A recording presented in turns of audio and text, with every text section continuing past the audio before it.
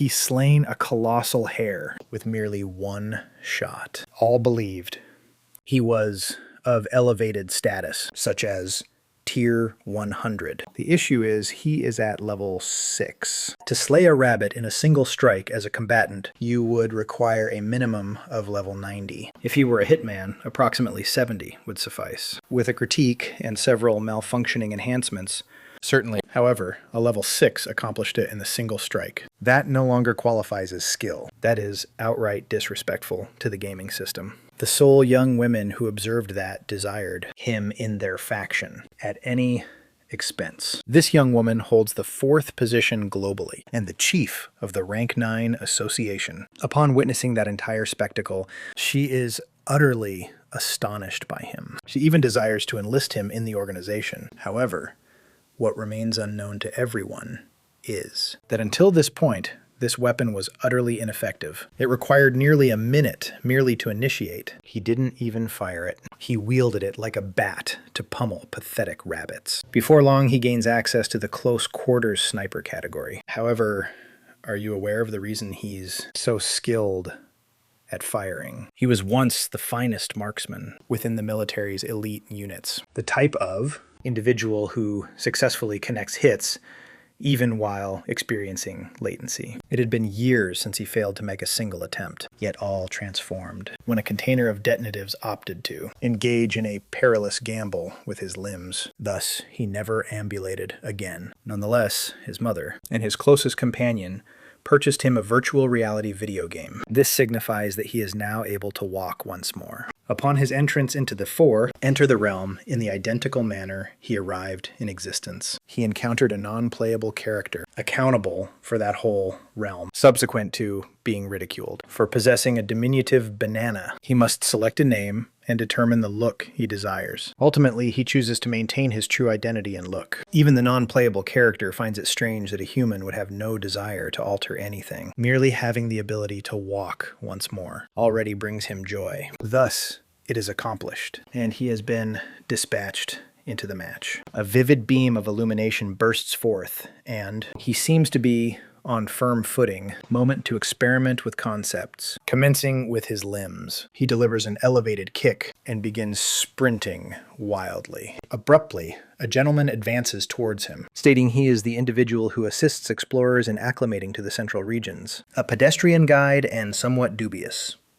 Therefore, he is also a non-playable character. He begins to elucidate stamina. Immediately following that, he inquires if the main character notices the young woman situated over yonder. And the directive from the NPC is for him to venture over there and touch her fruits. Excellent. The following instructional guide is on how to end up in prison. Naturally, the protagonist begins assaulting him, declaring that it's an offense. Upon his return to his feet, the man asserts that had he followed through, he would have been expelled from the city. This was the lesson he aimed to impart: trauma-informed education. Yet, what if he had indeed carried out the action suggested?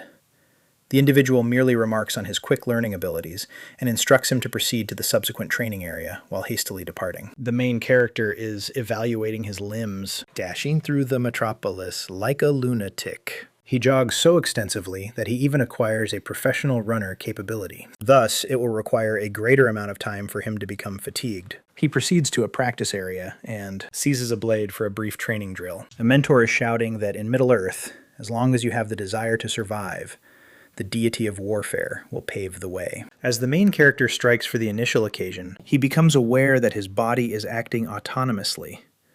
Thus, he comprehends that this is a combat support mechanism. Contemplating. That's rather peculiar. He chooses to strike utilizing his own expertise instead.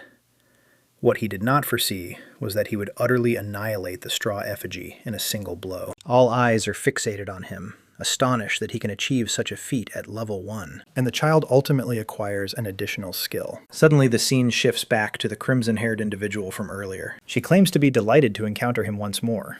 However, the main character feels it's merely been a single day. A variety of distinct armaments materialize in his vicinity.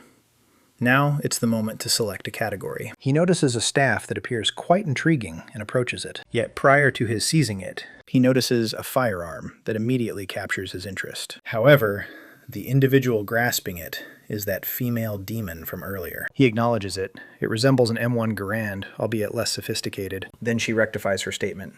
It's an ancient firearm, reminiscent of those from circa 1700. All. Excited, he requests to test it. She offers him gunpowder and ammunition. Rearming is exceptionally lifelike. Granule, sphere, accomplishing everything manually is incredibly time-consuming. He grumbles that it's cumbersome and sluggish, yet anyone positioned before it is bound to face a barrage of bullets. He discharges. The jolt arcs and the explosion disperses smoke in every direction. He misses from close proximity. She inquires if he overlooked the details. Muskets possess limited precision. Nevertheless, he makes another attempt. He replenishes for approximately a minute, grumbling about the duration it requires and questioning whether anyone would genuinely utilize that item.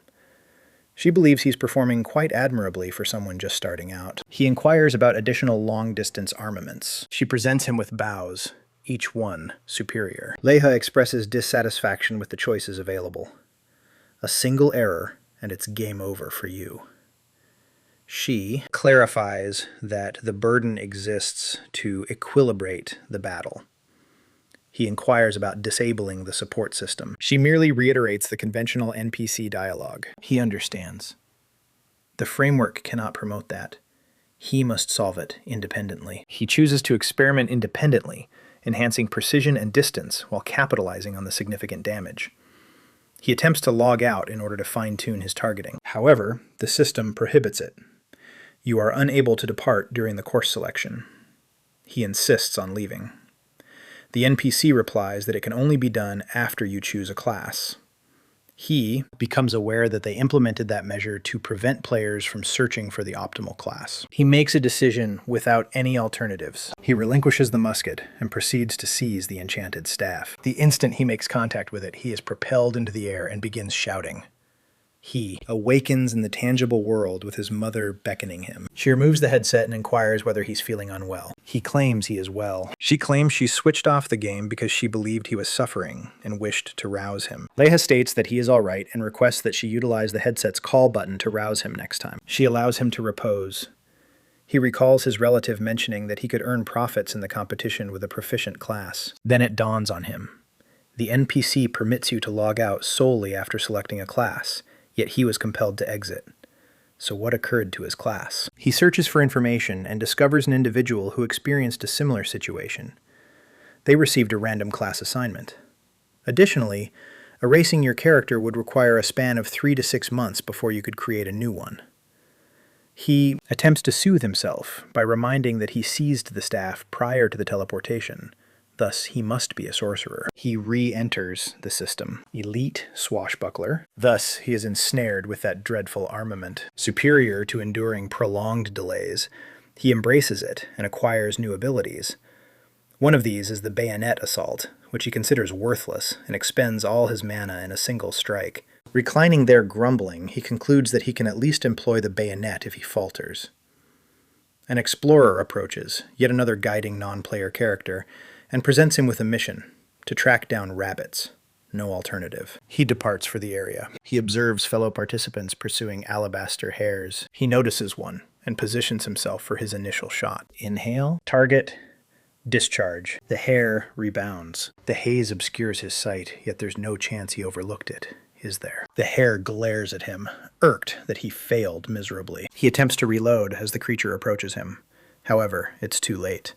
Before he can even pour in the powder, he is struck. No moment to replenish ammunition, and he might genuinely perish, thus. He acts on his instincts, fleeing.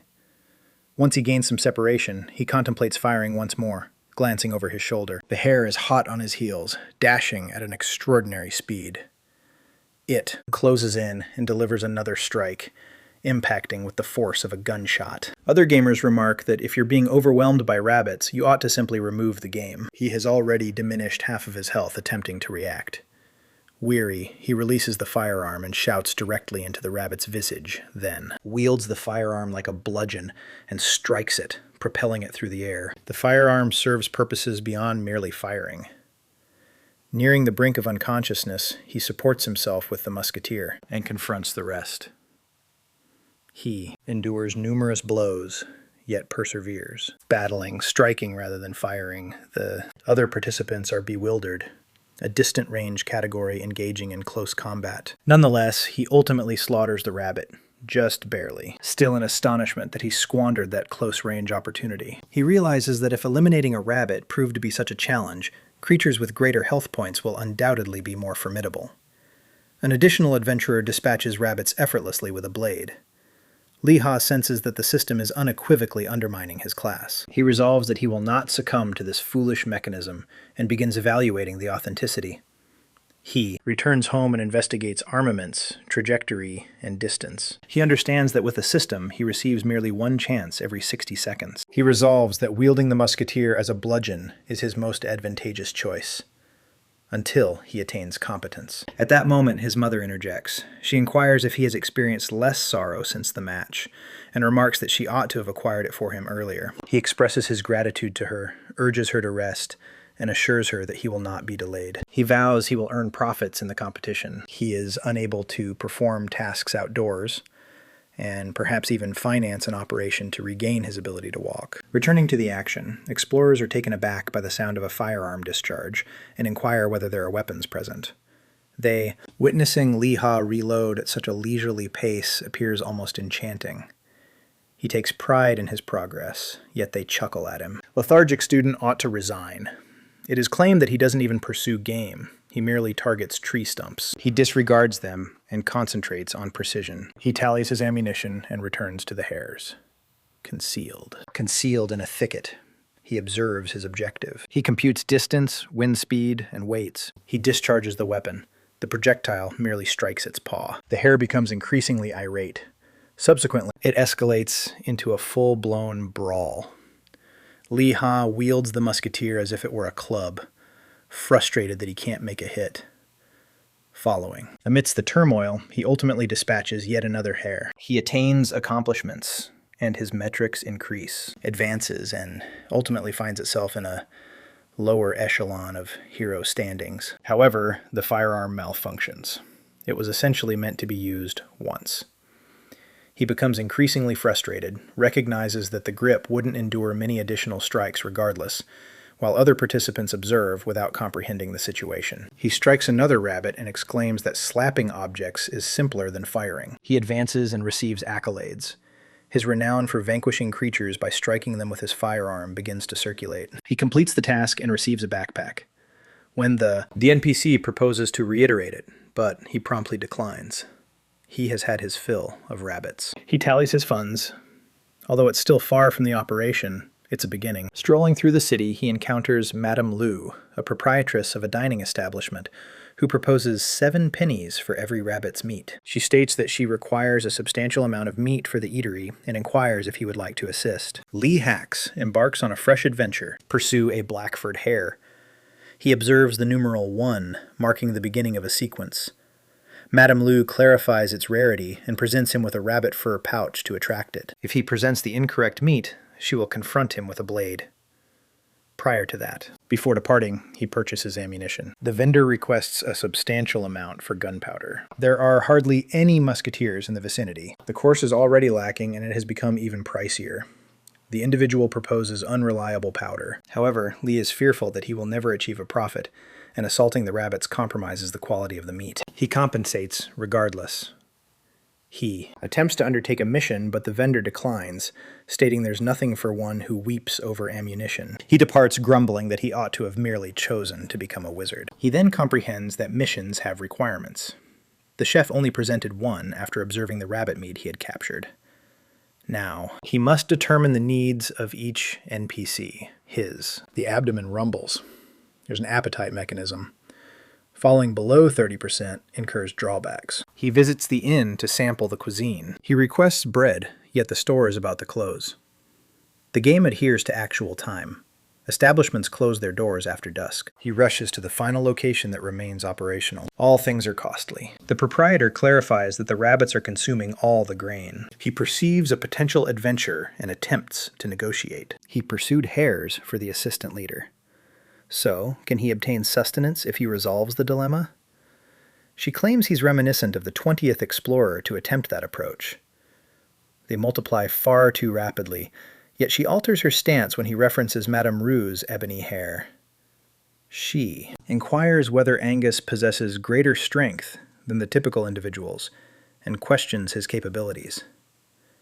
A person grappling with such a situation wouldn't be destitute enough to be soliciting for sustenance. Leha displays the foul-smelling bag that Rue presented to him. She trusts him and requests a favor: collect plants in the hare's domain. It's essentially a matter of survival, all for sustenance and a handful of currency. She claims that Angus likely induces heightened aggression among the other rabbits. He is referred to as Angus the Dark. His coat becomes ebony when he becomes irate. Leha claims he is capable of undertaking the quest, but he is famished and could potentially faint. A loaf of bread would be beneficial. Annie inquires whether he intends merely to dine and vanish. He assures her that he will indeed see it through. She delivers the loaf, but complicates matters. There is now a deadline.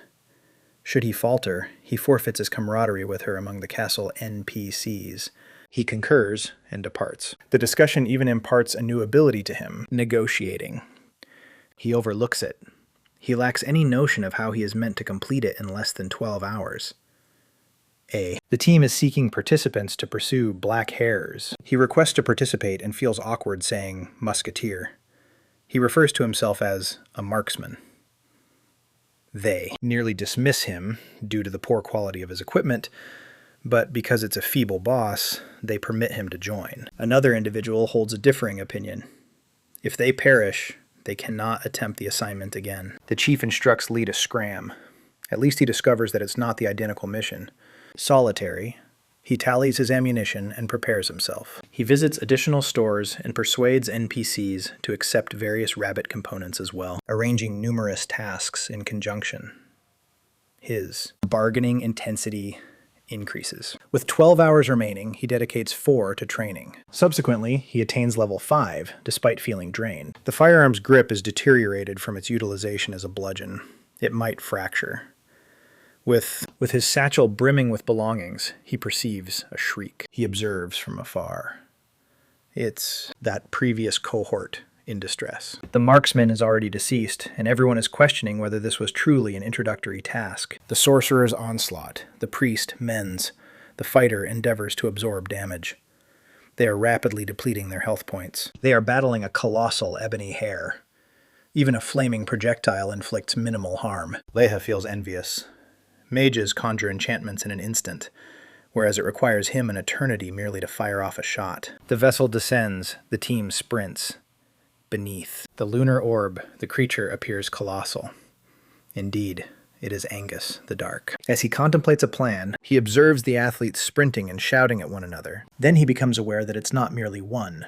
There are 2 enormous hares. He becomes frantic.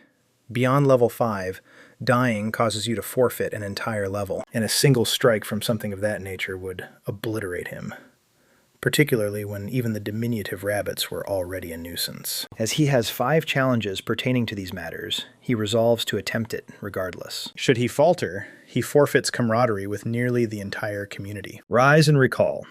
A firearm is designed to incapacitate an individual with a solitary discharge. As a skilled marksman, he has confidence that, particularly in a realm that mimics authenticity, he allocates all his points to agility. As soon as it surpasses 55, he prepares to fully commit. While the other explorers dash, he attracts the rabbits' focus towards. Grant them an opportunity to flee. His assault is elevated. He merely requires to connect with a single blow. Should he fail, it's the end for all. He burdens the firearm. However, 2 competitors dash directly towards him, with the hare trailing closely behind. He inquires about the reason for their return. The crimson. The sorcerer with flowing locks shouts at him to hasten and rescue them, or they will be lost. They utter so much nonsense that he genuinely contemplates taking drastic action against them.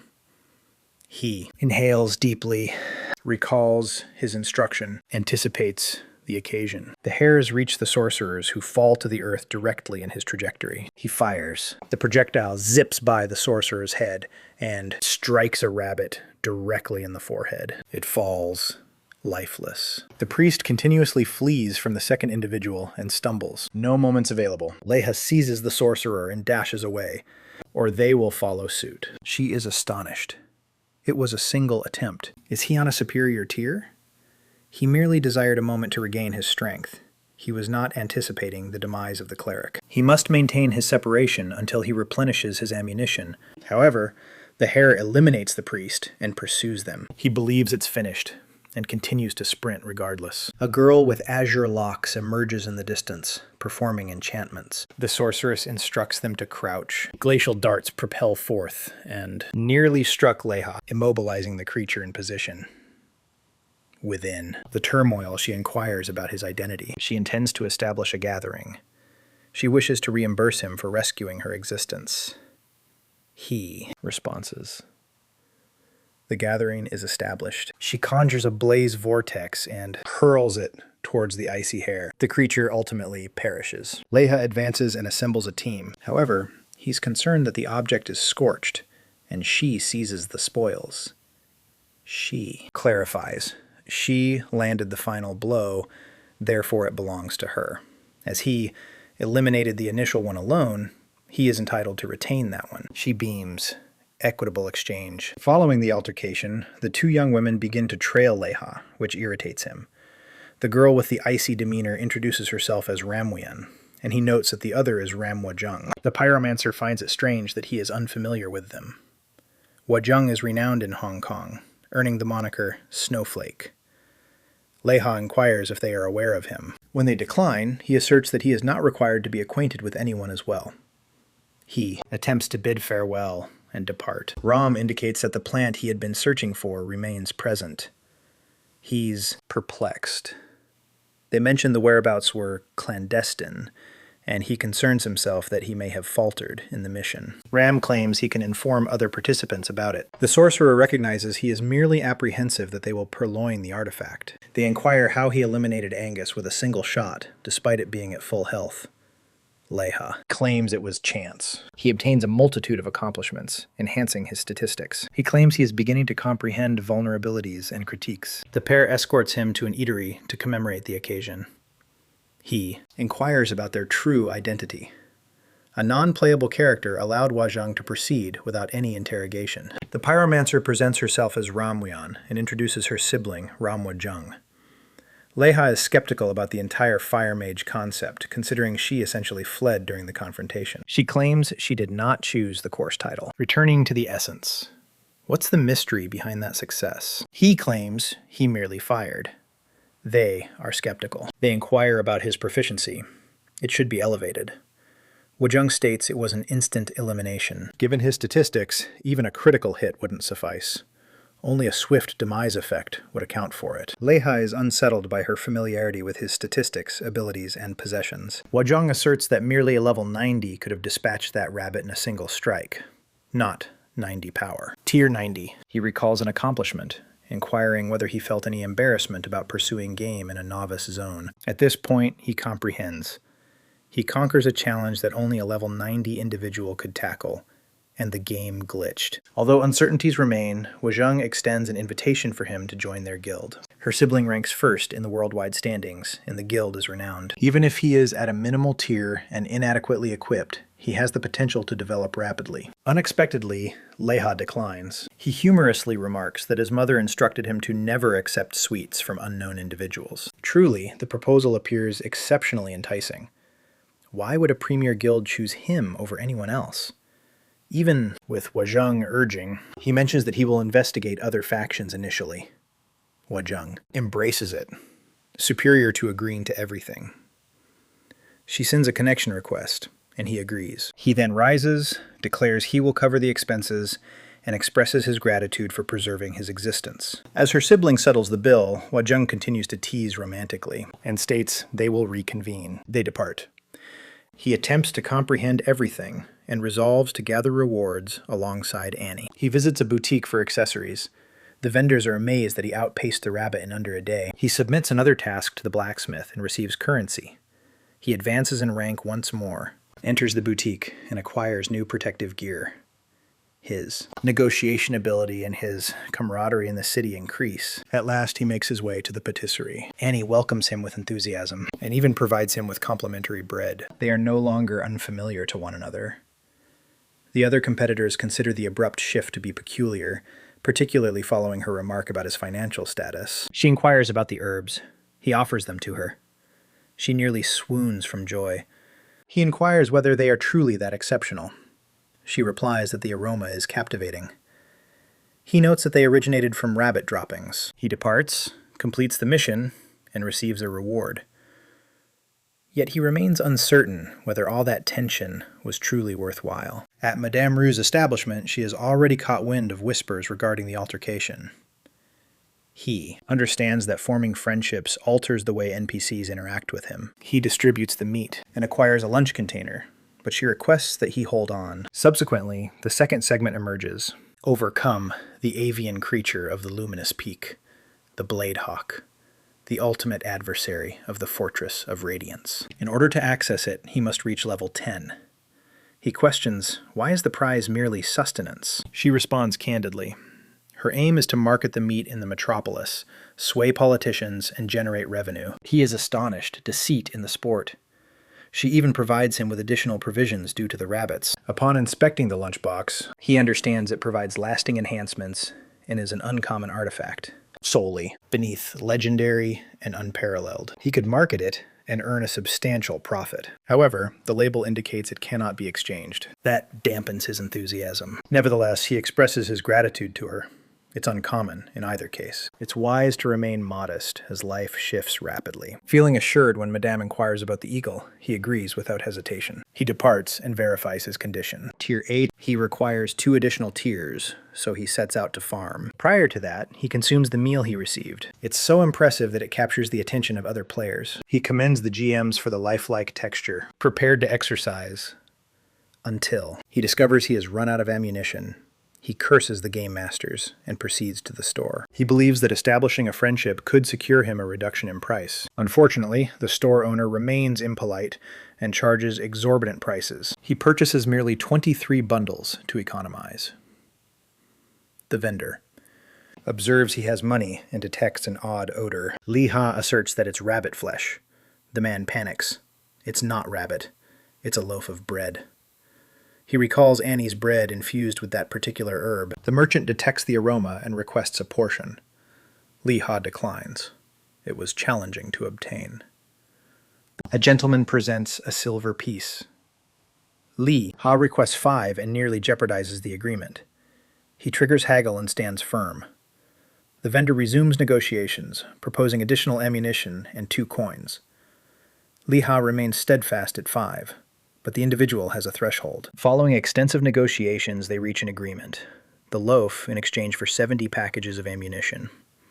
Lee-Ha additionally requests the contact information for the gunpowder vendor, and the shopkeeper consents. In reality, he rejoices.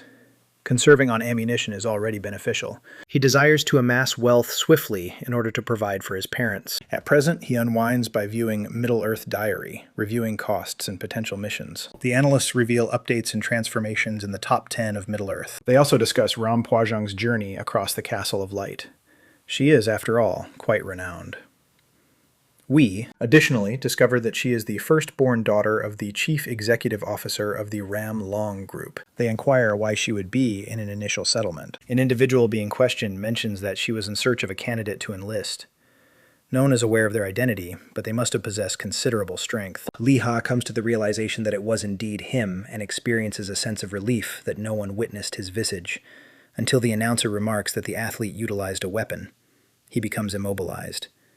He was the sole marksman present and tumbles from his seat. To exacerbate the situation, they shared a video of him conversing with the young women, clearly displaying his facial expressions. The remarks indicate he was feigning ignorance merely to capture their interest. He somewhat appreciates that theory, until individuals begin inquiring which fool participates in musketeer antics these days. He believes that becoming part of a guild would assist him in advancing his skills, yet it still seems excessively optimistic. He chooses to re-enter the game and grind. In the match, he submits Fox Pelt's subpar performance recompense and embarks on a new undertaking, pursue canines. He receives a complimentary repair voucher, which is excellent considering his firearm stock is compromised. He proceeds to the meadows, where there exists even a caution sign. He perches and anticipates a gathering. In that manner, he would have the opportunity to replenish his ammunition. Yet, no one appears. He opts to pursue solitary wolves and conserve ammunition until reaching level 10. He slithers through the turf and observes a cluster engaged in a struggle. The tank maintains threat, spellcasters launch assaults, and healers provide support. Envious, he resolves to take action. He discovers a wolf, readies his firearm, utilizing a technique he observed on television, and blazes. Immediate strike, the wolf collapses. Another one arrives with crimson eyes. He failed to perceive its origin. His firearm is nearly shattering, thus he must steer clear of being struck. He seizes ammunition. He requires a complete minute to replenish, which is challenging with the wolf so near. Nevertheless, he replenishes as swiftly as he is able and hardly possesses the opportunity to target. An unusual occurrence takes place. The wolf in proximity does not hurry him. He perceives that the creature is shifting, attempting to evade his trajectory. Shifting. Objectives are challenging. Weaving like that, he'd fail even at close range. He contemplates withdrawing, but he would forfeit the spoils from the initial wolf. Everything or nothing. He advances resolutely. He shouts loudly to capture its focus. It functions. The wolf lunges with rage. That was the strategy. With expected motion, Leho takes aim and grazes it. That's sufficient. The wolf collapses, oblivious to what has transpired. The cry imitated a gunfire and deceived the creature. He couldn't determine whether the wolf was clever for recognizing the ruse or foolish for being taken in by the ploy. Following the enhancement of his musket proficiency, he inspects the vicinity. Appears unobstructed. Until a massive silhouette materializes behind him. The individual inquires about how he accomplished that. It's yet another participant. A colossal figure accompanying a reptilian humanoid and a raven.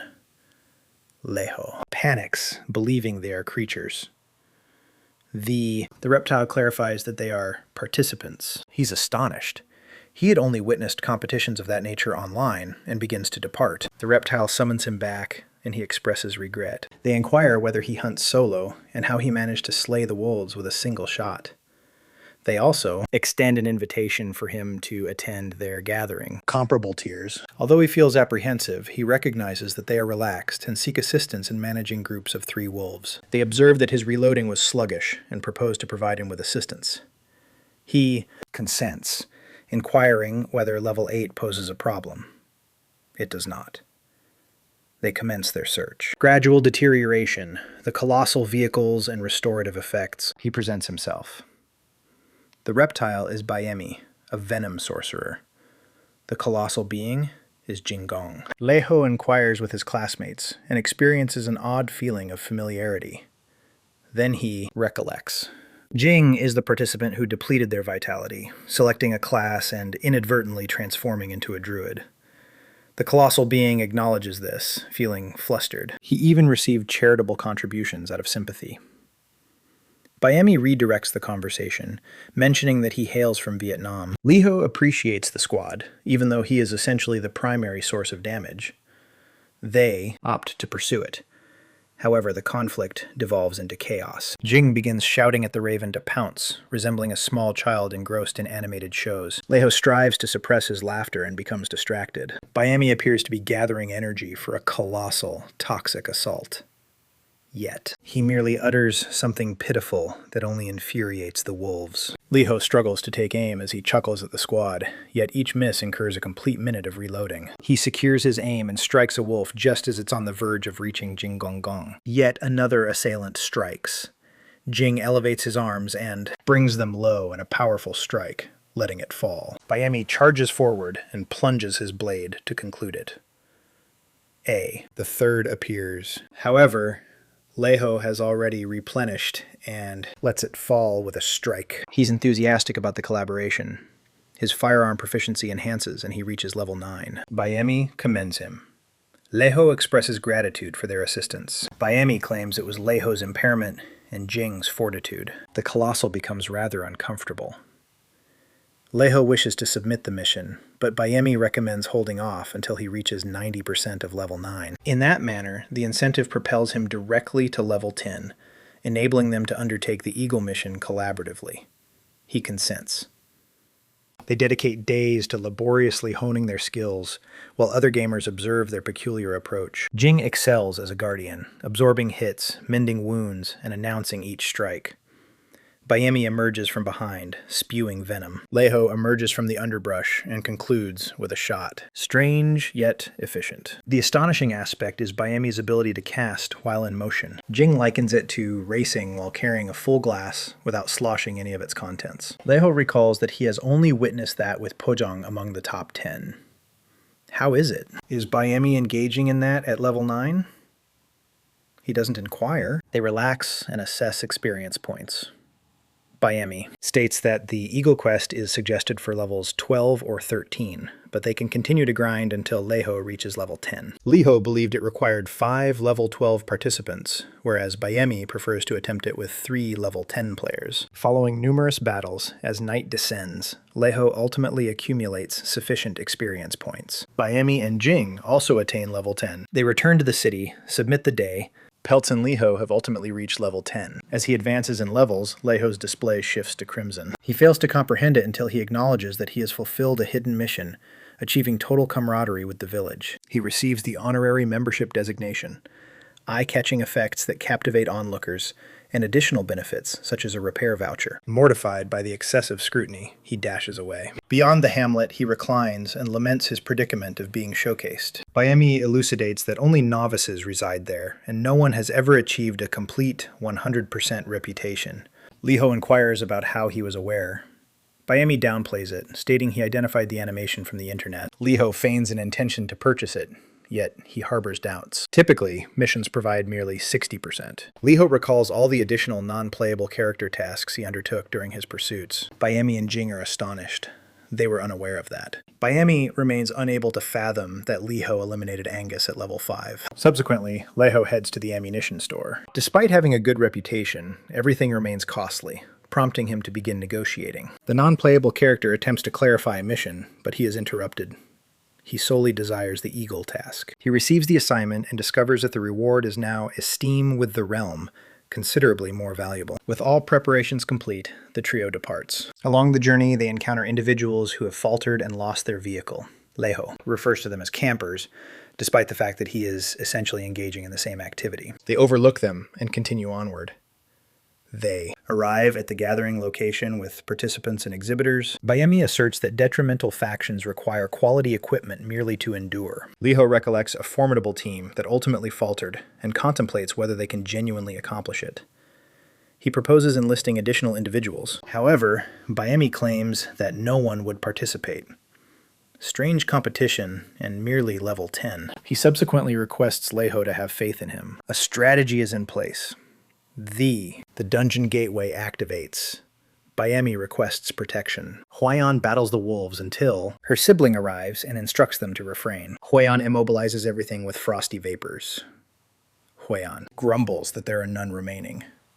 Her sibling advises her to conserve mana. Those don't even provide experience points. Huayan playfully mocks her, prompting you to immobilize everything merely to flaunt your abilities.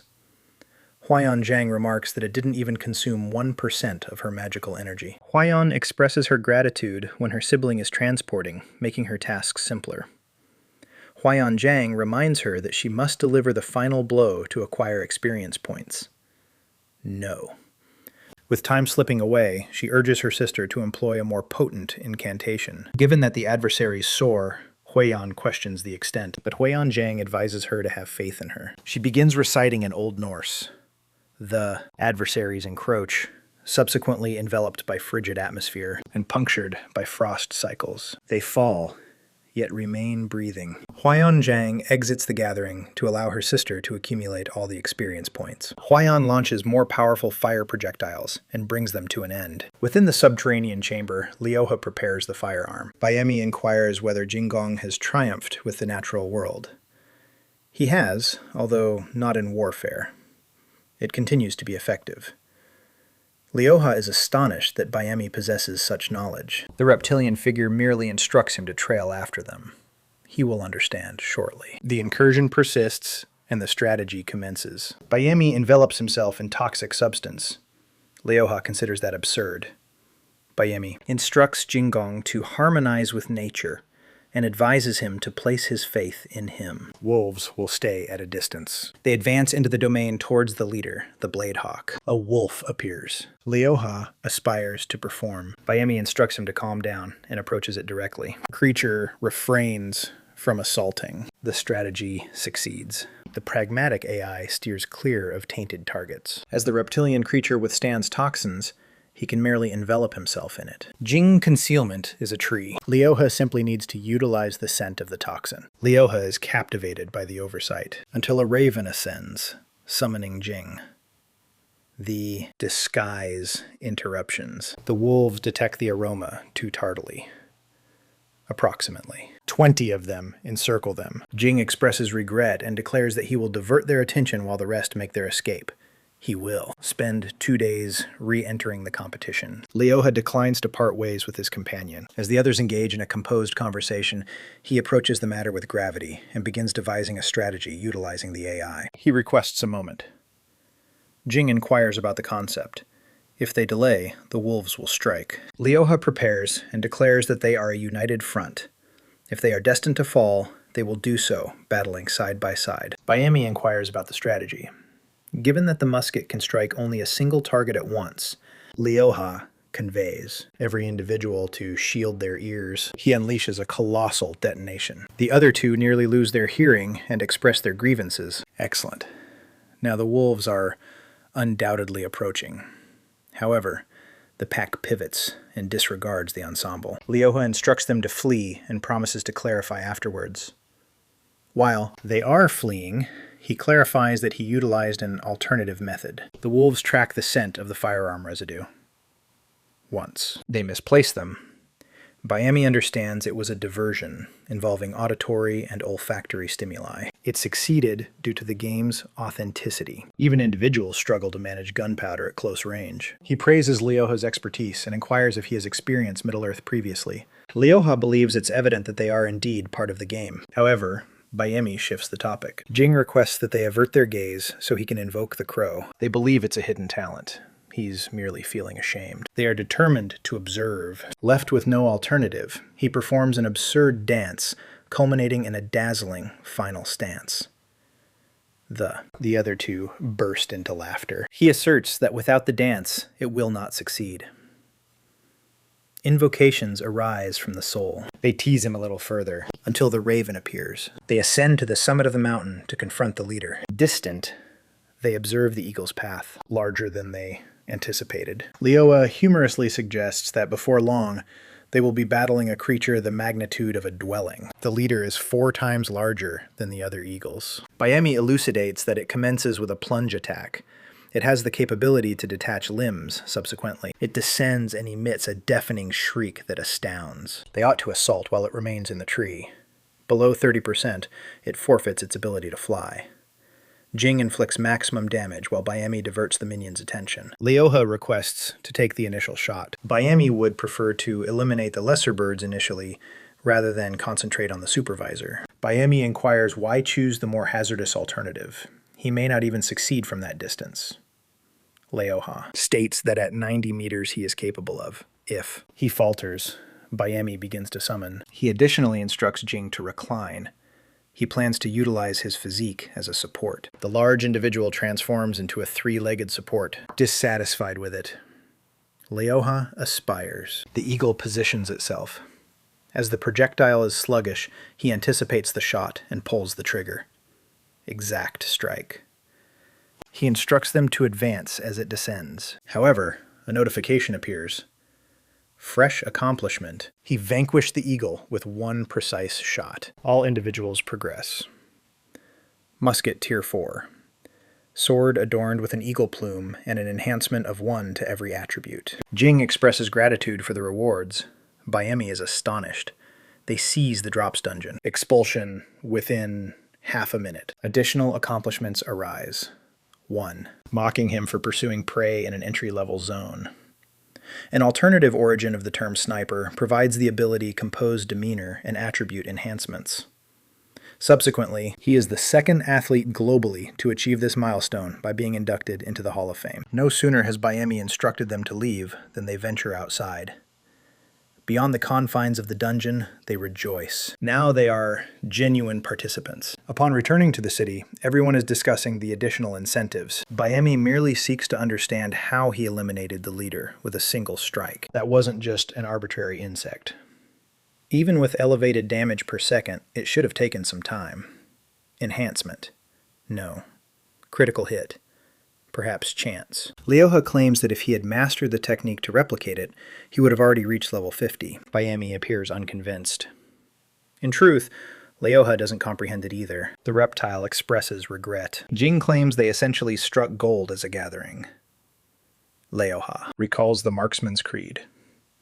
Always keep them unaware of your identity. He opts to maintain a subdued approach and delegates the mission to the deputy captain. He acquires acclaim within the nation, advances his status, and receives a correspondence from the esteemed Brown Musketeer Academy in the capital, renowned as the finest on the continent. The commander states he will acquire significantly more knowledge there regarding the adversary's vulnerabilities. Ryoha finds it strange that the vice captain is aware of his comprehension of monster vulnerabilities, until he recalls the accomplishment that disclosed it. Abruptly, the man embraces him firmly, expresses his gratitude, and urges him to aspire to greatness for the realm. Ryoha understands that it's due to his reputation being at its peak, yet it remains exceedingly uncomfortable. Even fellow participants find it peculiar. He inquires of his companions about their destination. Jingong is proceeding to the Emerald Forest to hone his skills as a druid. Bimi is making her way to the Tampa jungle. Ryoha is departing for the capital. Ales associations gathered for the time being. They bid farewell, vowing that they will reunite. By himself, he unveils his standing, multitude of accomplishments, impressive statistics, despite solely concentrating on agility. He is currently at level 12 with available points.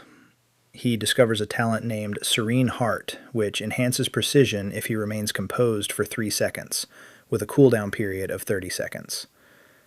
He expresses dissatisfaction with its brief duration, yet believes it will enhance over time. He proceeds to submit the assignment to Madame Rue. She acknowledges him, approaches far too intimately, and addresses him by his designation, she. Humorous inquiries about whether the meat is artificial arise. He assures that it is genuine. He presents the eagle meat. She verifies it and prepares the pledged lunchbox, expressing that her spouse was disappointed he hadn't had the opportunity to converse with him sooner. Subsequently, the spouse arrives, imposing and somewhat unsettling, gazing at Ryoha rather than the meat. He expresses his gratitude with an embrace that is both fervent and tight, declaring that only a genuine aficionado of meat could possibly be malevolent. He subsequently inquires whether Ryoha is interested in acquiring culinary skills. Ryoha believes that there isn't a culinary class, yet there are crafting abilities. As he is permitted to possess merely 2, perhaps it's beneficial to acquire knowledge of recipes that provide lasting enhancements. He affirms positively. Chef Geo Mifgar vows to instruct him. A dialogue box appears, inquiring if he wishes to train alongside the esteemed chef. He assents with assurance. He prepared meals in the military, so he should manage well. The training commences, and the chef completely annihilates the dishes he prepares. The cook exclaims with the fervor of a reality television presenter, declaring that not a single canine would consume that. Wishing he had never instructed him, he continues to tease him relentlessly. Ryoha refrains from firing at him solely to avoid a ban, so he suppresses his feelings. Following a series of tasks, it's time for yet another assessment. Driven to his limit, Ryoha menaces him. If he fails to grant him a passing grade, he will genuinely pull the trigger. By some stroke of luck, Geo grants his approval, and even attributes it to his remarkable educator. Utterly devastated, Ryoha exits the establishment, striving to resist the urge to return and eliminate the chef. Yet he does acquire the culinary expertise. Upon exiting, he observes a vigor reduction from his training, and encounters Madame Rue, who presents him with the anticipated lunchbox. She requests an additional favor. He expresses discontent regarding yet another mission, and states he will not agree until he understands its nature. Irritated, she places another lunchbox on the table, sending provisions and a note to her sibling in the metropolis. Experiencing failure would significantly diminish their camaraderie. Odd for a concluding mission. He inquires whether he will need to battle a creature. She claims it is more severe. Individuals, possibly even hired killers. Then she chuckles and remarks that she's jesting. A 30-day time frame. He believes he can arrive in 15 days. and he plans to visit the capital regardless due to the academy. He agrees. Rue remarks that the lunchbox possesses enchanting preservation. However, the flavor won't endure indefinitely, so ensure the delivery is executed flawlessly. He grabs both lunch containers and departs, but initially consumes his to enhance his attributes. He believes he would amass wealth if he were able to create items like that. Subsequently, he examines the details on the alternative one. Extraordinarily generous reward, distinctive item, and transferable. Instantly, he contemplates marketing it. In actuality, he verifies the costs. It would be invaluable, approximately 5% of the expense of the procedure that could restore his ability to walk. However, divesting it would tarnish his standing with the elite. He wavers. They are merely non-playable characters, coded information. Is it truly valuable? As he contemplates, his mother enters the chamber, inquiring if all is well. She inquires why he remains awake, and mentions that she has a significant dinner engagement the following day. Consequently, she will return home late, but she will prepare a meal in advance.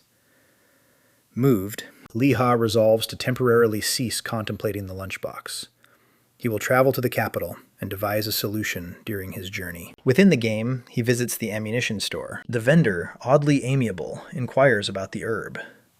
Lee Ha responds that he was unable to procure it. He additionally inquires about the vendor they discussed. The individual responds that he is expected to arrive shortly and extends an invitation for tea. As they sip their beverages, Lee Ha inquires about charts. They are priced at 5 gold for a premium item. At this moment, he understands why individuals simply capture screenshots. He declines for the time being. The vendor has arrived, Babu. He and Lee Ha interlock gazes. Lee Ha requests inexpensive ammunition. Babu consents. The store proprietor attempts to expel the child in order to discuss a loan. However, Babu reveals the costs indiscriminately. Projectiles for a single copper, and gunpowder for 4. Lee Ha becomes aware that he had previously been taken advantage of, and confronts the vendor regarding the 15 he previously utilized for payment. He begins to depart, instructing the individual to seek out the herb independently. The man implores and guarantees any recompense. Lee Ha requests a firearm. Not going to happen. Thus, he selects the costly map instead. The vendor pauses, yet upon learning it pertains to the plant, he consents. Lee Ha emerges victorious, equipped with ammunition. Subsequently, he establishes a bank account to facilitate purchases. He recalls his cousin Chijong and contacts him. He mentions that he has reached level 12, and they will have the opportunity to gather in the capital. Chijong is astonished that the Sword Eagle was defeated so swiftly, and vows to greet him appropriately. He inquires whether Lee Ha encountered Quijong. When Lee Ha agrees, Chijong becomes furious. Lee Ha quips, "What, are you part of her fan club?" No, he aims to bring her down. He claims his faction attempted to encircle her and was swiftly defeated, while she maintained a grin. They suffered losses in experience points and currency, and he endured sleepless nights for several days. Now, he seeks retribution. Lee Ha understands his cousin's dilemma, but it extends beyond that. Chijong mentions that her sibling is also undermining the financial stability of rural communities. Those two are so troublesome that the 5 largest factions in the realm united in opposition to them. Lee Ha comes to the conclusion that had he accepted the invitation, his own relative would likely assault him in reality. They conclude the conversation by stating they'll catch up later. He has concluded that many individuals often confuse the game with actual life. Perhaps it's wiser to steer clear of guilds for the time being.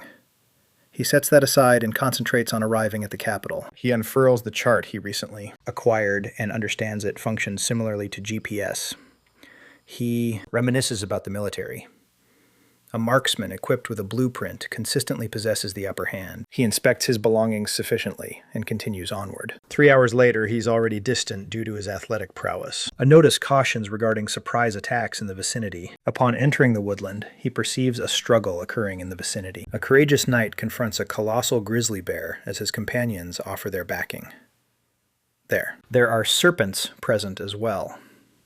The warrior employs a pair of shields embodying absolute protection. Additional participants rush in, some retreat while others seek plunder. A strike is beginning to take shape.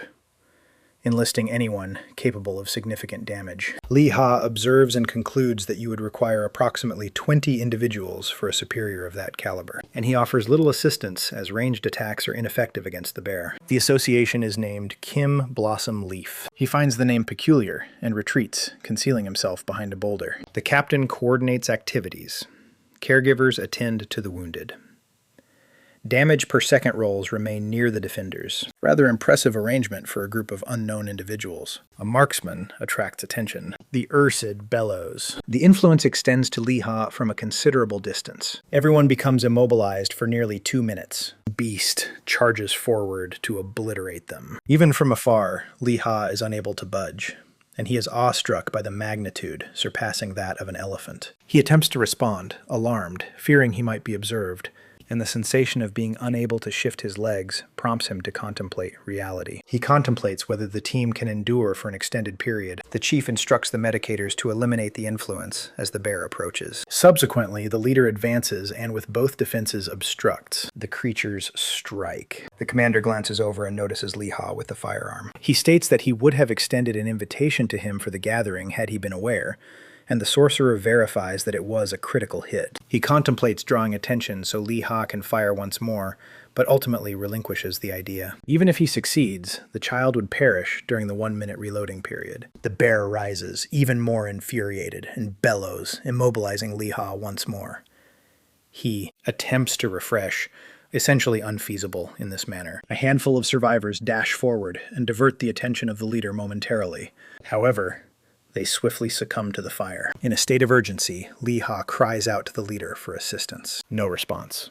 He has already departed. The bear completes eliminating everyone. Lee Ha inhales deeply and ultimately completes the reloading process. He targets the blazing beast. He discharges. Yet another portrait. The gunfire reverberates and draws the captain's notice from a distance. The team is astonished. 2 consecutive shots. They propose returning to assist and divide the plunder, yet the captain declines. Without his defenses, he would be the first to perish. The final participant falls. Only Lee Ha remains. Nonetheless, the captain chooses to assemble additional support and return at a later time. Perhaps even pilfer Lee Ha's treasures. Transition to the hamlet. He informs everyone about the events that transpired and enlists a group of participants. 30 minutes later, they arrive back at the location. The woodland is devastated, yet the bear has vanished. He suggests that the supervisor must have fled due to being low on health points and advises them to proceed with caution. 2 hours of searching yielded no results. After 3 hours, individuals begin to voice their grievances, assuming he fabricated the situation. The leader asserts. The devastation confirms the bear's presence. It is merely concealed, somewhere in pain. The participants consent to search a bit longer, but caution him that if they uncover nothing, his standing will be tarnished. He begins to perspire and contemplates whether the musketeer truly eliminated the leader by himself. Rewind to 4 hours prior. Lee Ha continues to struggle. The bear endured the gunshot to the head and is now even angrier, igniting everything in its vicinity. The immobilization subsides, and Lee Ha retreats to readjust. He notices the captain's squad fleeing and becomes irritated, yet compels himself to regain concentration. As he maneuvers, he replenishes his ammunition with each step, something he rehearsed. He positions the aim. 3 precision shots to the head should suffice. However, the bear is already near. A single swipe propels him into the air. The game conveys merely 20% of genuine discomfort, yet it still stings intensely. Diminished health points, hazy eyesight. He attempts to attune his ears for the creature, yet the bear advances without a sound. He concentrates. The forthcoming strike determines all. He recalls the marksman's creed and senses the adversary's existence. He evades and strikes it in the jaw. The bear sways backward, yet it remains upright after 3 strikes. Out of choices, Lee Ha employs a bayonet assault, a technique he previously deemed ineffective. He bursts in and thrusts the firearm into the bear's torso, ripping it further as he yanks it out. He takes another blow and collapses. Transition to him awakening, unaware of the events that transpired. Notifications appear.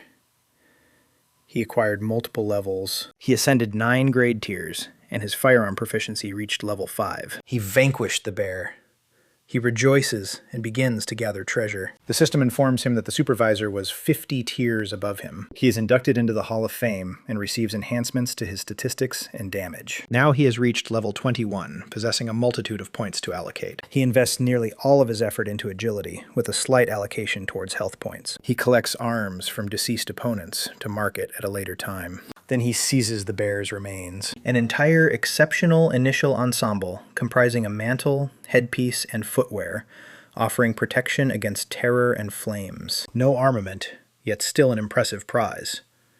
Given. The new collection surpasses everything he possessed. Lee-Ha outfits it and receives the resistances and attribute enhancements. It aligns flawlessly, suitably equipped now. He continues to progress. Transition to Captain Kim facing intense mockery. The footage of him fleeing became an internet sensation. In reality, he is as massive as his digital persona, and he even pounds his keyboard in frustration. Unaware that Lee-Ha was responsible for the bear's demise, he vows to track down the perpetrator. He harbors doubts about the main character, but believes there's no possibility he could have defeated the antagonist single-handedly. Nonetheless, he opts to investigate further. Re-entering the fray, Lee-Ha remains composed. With his fire immunity, he might even withstand Huayan's sorcery. He contemplates his relative, and how he may need to confront the sisters subsequently. He unfolds the map. Bai Amy and Jingong are distant, and the sisters journeyed to the Gamsabang realm. His abdomen rumbles. He is famished. He embarks on bear hunting expeditions. Since that time, he has reached level 23. He discovers one, assesses the breeze and range, and fires. Merely a scrape. Strangely, the bear remains unresponsive. The initial arrangement prevents other bears from assaulting him. On the second attempt, he lets it fall and gathers the spoils. At this rate, he'll reach level 30 prior to the city. Another bear observes, a pale cub. Incredibly adorable, and it clings to his garments. Lee-Ha comes to the realization that he may have taken his mother's life and is overcome with remorse. He is unable to fire it. Rather, he provides it with sustenance. The young bear is joyful.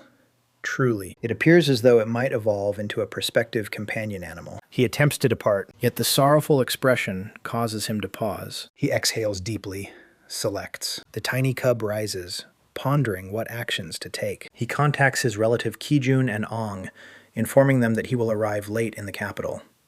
His relative advises him to exercise caution around bears, while completely neglecting his studies in favor of participating in raids. Lee-Ha inquires whether it is possible to have animals in the game. Kijunan assumes he is referring to a horse. He inquires about subduing untamed creatures. A relative asserts that it's nearly unfeasible without a taming class. Creatures perceive humans as adversaries. Nonetheless, the young one continues to cling to him. He inquires whether he can nurture a cub as he would an infant. Kijunan replies that cubs are uncommon, and they provide the same experience points as their adult counterparts. Thus, individuals consistently eliminate them initially. Lee-Ha feels disheartened, bids farewell, and assures his cousin that they will reunite in the metropolis. He glances at the cub resting on the earth and exhales deeply. If he abandons it there, another player will exploit it. Thus, he resolves to bring it along. Following day, during bear hunting, he attains level 24. He observes that the cub likewise accumulates experience points and matures. He continues gathering droplets for sale until a gilded serpent appears and strikes his limb and glides away. Toxin inflicts 50 harm every 10 seconds for a duration of 3 minutes. He endures, yet possesses scarcely any health points remaining. The cub discovers and eliminates the serpent. Lee-Ha embraces the bear. It then promptly begins to rip into the serpent, as if it possesses no compassion whatsoever. Subsequently, it expands at an excessively rapid pace. Soon, it transforms into a peak.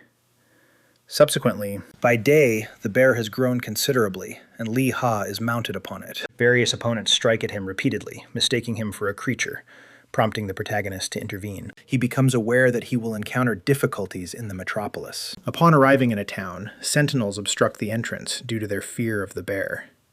Lee-Ha attempts to clarify that it is innocuous. Subsequently, the bear sinks its teeth into a nearby head, prompting everyone to flee. Finding no means of entry, he chooses to depart. He overhears inhabitants speculating on why an individual would mount a bear rather than a steed, and that provides him with an insight. He inquires whether it can operate swiftly. The bear departs abruptly. At present, the pair hastens toward the metropolis, steering clear of individuals. 48 hours later, they approach the beer inventory. Upon witnessing the fortress, he reflects on his lunch container, the institution, and the eventual reunion with his relative. Dismount the bear and proceed on foot to avoid attracting notice. However, moving at a leisurely pace proves unhelpful.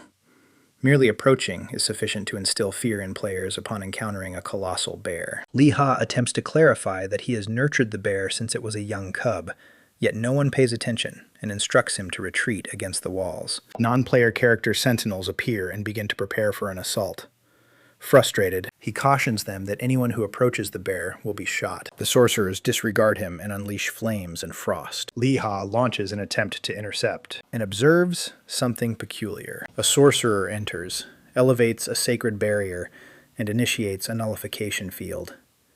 The projectile. And the incantations are condensed into a luminous orb and disappear. The burst of light momentarily dazzles everyone. As individuals regain their sight, a knight instructs Lee Ha to sheath his arms. No one is permitted to create disturbances in the ale inventory. They are sacred warriors. He claims it was a miscommunication and no one will face repercussions. However, if Lee Ha discharges another round, there will be no absolution. Lee Ha claims they initiated the assault. The knight consents. Yet the arrival of the bear incited turmoil. Nevertheless, he's allowing it to pass. The female sorceresses receive a caution. Aggressive sorcery is prohibited in the metropolis, yet they were endeavoring to safeguard the populace. The warrior scatters the assembly. Lee Ha departs feeling liberated alongside the bear, until they summon him once again. They request his presence to accompany them for a brief period. He believes it to be a trap. The chevalier presents himself as Sir Cindergaard. He vows on his word of honor that he shall not bring any harm to Lee Ha or the bear. Lee Ha consents, albeit perplexed. Cindergaard instructs Sir Dagram to escort him through the metropolis. Lacking any genuine options, he complies. While they stroll, Cindergaard becomes aware of a revelation. The sacred barrier intended to thwart any assault fractured under Lee Ha's strike. That vow grants Lee Ha an accomplishment, and additionally a 50-point reputation within the realm. Dagram halts intermittently and inquires about the bear. He mentions that he is aware Lee Ha holds an honorary status at the Castle of Lightguard, thus there's no need for such wariness. Cindergaard reappears and asserts that an individual of his caliber would never create issues. Lee Ha inquires about how they became aware of his status as an honorary guard member. Cindergaard explains that they are already cognizant of his commitment to the welfare of the realm. The main character comes to understand that it was his esteemed reputation that garnered the knight's confidence in him. Thus, he recounts the entire narrative, how he discovered and subdued the bear during his journey to the city, and how he triumphed over a multitude of bears, including a bear of suffering. Cindergaard understands that the bear is domesticated, yet he cannot permit it to roam near the ale inventory. Enormous bear would instigate widespread hysteria. A soldier asserts that bears should coexist with fellow bears, and recommends returning the cub to its natural habitat. Lee Ha is uncertain. You cannot truly distinguish a tamed bear from a feral one, and a player may choose to assault it. Nevertheless, with no alternative, he consents to free the bear without delay. The small fellow appears perplexed. Prior to departing, Dagram inquires about his name. What is Lee Ha's role as the musketeer? The two knights unfurl celestial wings and ascend, declaring they will always remember that name, even if it sounds somewhat amusing. They vanish into the heavens, leaving the main character envious of their absurd charisma. Lee Ha escorts the bear beyond the city limits. They traverse until dusk. The bear embraces him. Lee Ha suggests it would be wiser if they separate. He recollects their moments shared. Brief, yet he became emotionally invested and begins to stroll away, leaving the bear disheartened. Unexpectedly, the bear nips at his hand, alarming him. What could be the reason? The bear begins to lap at the injury, and subsequently it radiates brilliantly. A remarkable accomplishment surfaces. Soul bond established. He will always remember that bear. Lee has achieved the status of the third participant in the game to accomplish this feat. He receives enhancements and gains entry into the Hall of Fame. The bear weeps. Lee Ha vows he will always remember him. He implores the bear not to be pursued, but at that magnitude, it is likely to become the one doing the pursuing. They bid farewell. Lee Ha experiences a strange sensation. He didn't even feel this way when he parted from Bayemi. He absent-mindedly nudges a stone. The stone strikes a wolf that cries out and lunges forward. Prior to launching its assault, a novel ability manifests. He has the ability to invoke the spirit of the bear at any time he desires. Regardless of its demise, the invocation is at 50% of his tier. However, it has the potential to become more robust. In the interim, the bear integrates with the other bears and swiftly evolves into a figure resembling a leader. Lee Ha returns to the metropolis and arrives in the morning. Allstock is filled to capacity. He ponders how he is meant to locate his relative. Thus he refers to it as the capital, his relative clarifies, as it is the place where everyone congregates when they lack other pursuits, resulting in a constant throng. Lee Ha inquires about his location. Chijung mentions he is at the southern entrance and has been waiting indefinitely.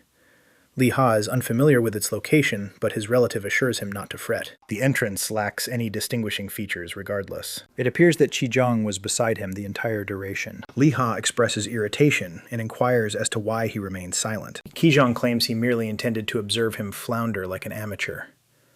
After reprimanding him, Lee Ha perceives something. His relative is significantly better equipped than he anticipated. Chijung claims it's typical for an elite player to utilize that. He observes the primary individual's bear ensemble and inquires whether he purchased it or pilfered the loot. Lee Ha asserts he isn't some slacker. He acquired it through hunting. His cousin doubts that he could have become that powerful in such a short time. Subsequently, another participant arrives and presents himself, a crimson-haired sorcerer, Haiyan. He claims to have heard much regarding Lee Ha. As per Chijung, Lee Ha was an actual marksman and possesses significant potential. Chijung feels somewhat bashful. Lee Ha experiences a sense of pride. His cousin is a decent individual. He merely lacks the expression of it. Another person arrives and identifies the scene. He commends him. Defeating the bear leader at that stage is remarkable. The individual with the key presents himself as Sosuke. They inquire if he is Japanese. He is not. He merely derived the name from a rather evident character. Chijung inquires concerning the supervisor. Sosuke clarifies that it gained notoriety due to a video showcasing a tank panicking and retreating. It was Captain Kim. Sosuke observes something when he gazes at Lee Ha's collection, yet he remains silent. Subsequently, Chijung presents an additional participant, Tile. He states that he contacted everyone to assist Lee Ha in advancing her skills. Upon inquiring about Lee Ha's level of 25, the entire assembly comes to a standstill. They murmur to Chijung that he was meant to be a novice. Chijung inquires if it's accurate. Lee Ha verifies it. He engaged in some hunting since their previous encounter, Haishin calculates. If he eliminated the Sword Eagle, he ought to be approximately level 12. It is illogical that he advanced over 10 tiers. He requests Lee Ha's contact information, indicating that they will be spending considerable time together. The remainder of the team requests it as well. Haishin concludes the matter, as they have additional responsibilities to attend to, and Chijung refers to him as the guild leader. They bid farewell and create a gateway, leaving the relatives behind. Chijung feels envious as teleportation surpasses walking. He instructs Lee Hikes to disclose all the details and assures him that he will treat him to a snack. They are in an inn. Chijung is astounded by his cousin's talent and the achievement of defeating a formidable field boss. He believes it's feasible at his caliber. Elevated musket damage combined with critical hits on vulnerable areas. He discusses the botched bear raid. The team lacked cohesion, leading to a complete breakdown. He recalls the captain dashing away and abandoning the bear, which was fixated on the other participants. However, that allowed Lee Hai the opportunity to focus on his aim without being the focal point. Thus, indeed, considering the musket's impact and the bear being nearly lifeless, Chijung confesses it. His relative truly did eliminate the leader. He is astonished and recalls a marksman in the faction who was unable to strike a target until he activated the auto-aim feature once more. They discuss variety, and Chijung questions, if the musket has a range of merely 40 meters, how did Li Haishe manage to slay the bear from such a distance with a single shot? Li Hakes rectifies him, stating it wasn't a single shot, but rather 3. He concluded it with a bayonet assault when he depleted his ammunition. Chijung is baffled by how the bear remained upright after that. Then Li Hikes drops a revelation. He's been pursuing his quarry the entire time without any target assistance. Why? To master the fundamentals of gameplay. With aim assistance, your precision is limited to 50%. In its absence, it entirely depends on your actual targeting skills. When he claims that all 3 shots were direct hits to the head, Chijong becomes frustrated that he didn't mention it earlier.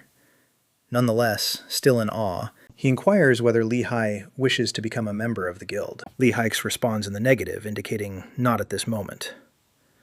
Chijong continues to persist. His clan ranks among the most formidable on the server, which is the reason he acquainted Li Haix with the elite members. The renowned leader frequently appears on television, ranked 8th in Korea and 40th globally. One incantation from him effortlessly eliminates foes. Li Haishi remains unfazed. He has already encountered Yang, who holds the 9th position globally. He inquires about his relative's position. Clumsily, Chijong confesses, among the top 100 in Korea. Master Templar K. He begins boasting. Li Haish has to restrain himself from taking action against him. A global rank of 500 isn't particularly impressive. Among 100 million participants, indeed it is. He is 2 tiers away from reaching 200. Furthermore, the level limit is considerably greater than it initially appeared. Li Haishe was astonished. Chijong mentions that after their meal, he will take him on a tour of the capital prior to heading to the academy. Upon returning to the guild, Tile bids farewell and departs for a quest. Departing, leaving Sasuke and Heian by themselves. Heian wishes to converse confidentially and inquires if anyone is observing. Sasuke employs his ocular abilities and verifies the absence of anyone. Heian praises him. Few individuals manage to evade his scrutiny. They examine an image of Li Haix. Despite the varying equipment, it's clearly him. Level 25, verified. They wrap up with concealed statistics. He's not a novice. Heian inquires whether he was able to witness his accomplishments. He was not. Heian charges the Ram sorceresses with employing the musketeer against the guild. He remains unconvinced. Trapped. Sasuke states he is uncertain whether they are aware that Kei and Lee are relatives, or if they are attempting to extract information from them. The auburn-haired woman refers to him as a fool. Those were merely rhetorical inquiries. What irritates him is his inability to anticipate the witch's subsequent action. Sasuke claims he was able to view the child's designation. Which one? Intrepid. It provides an offensive advantage.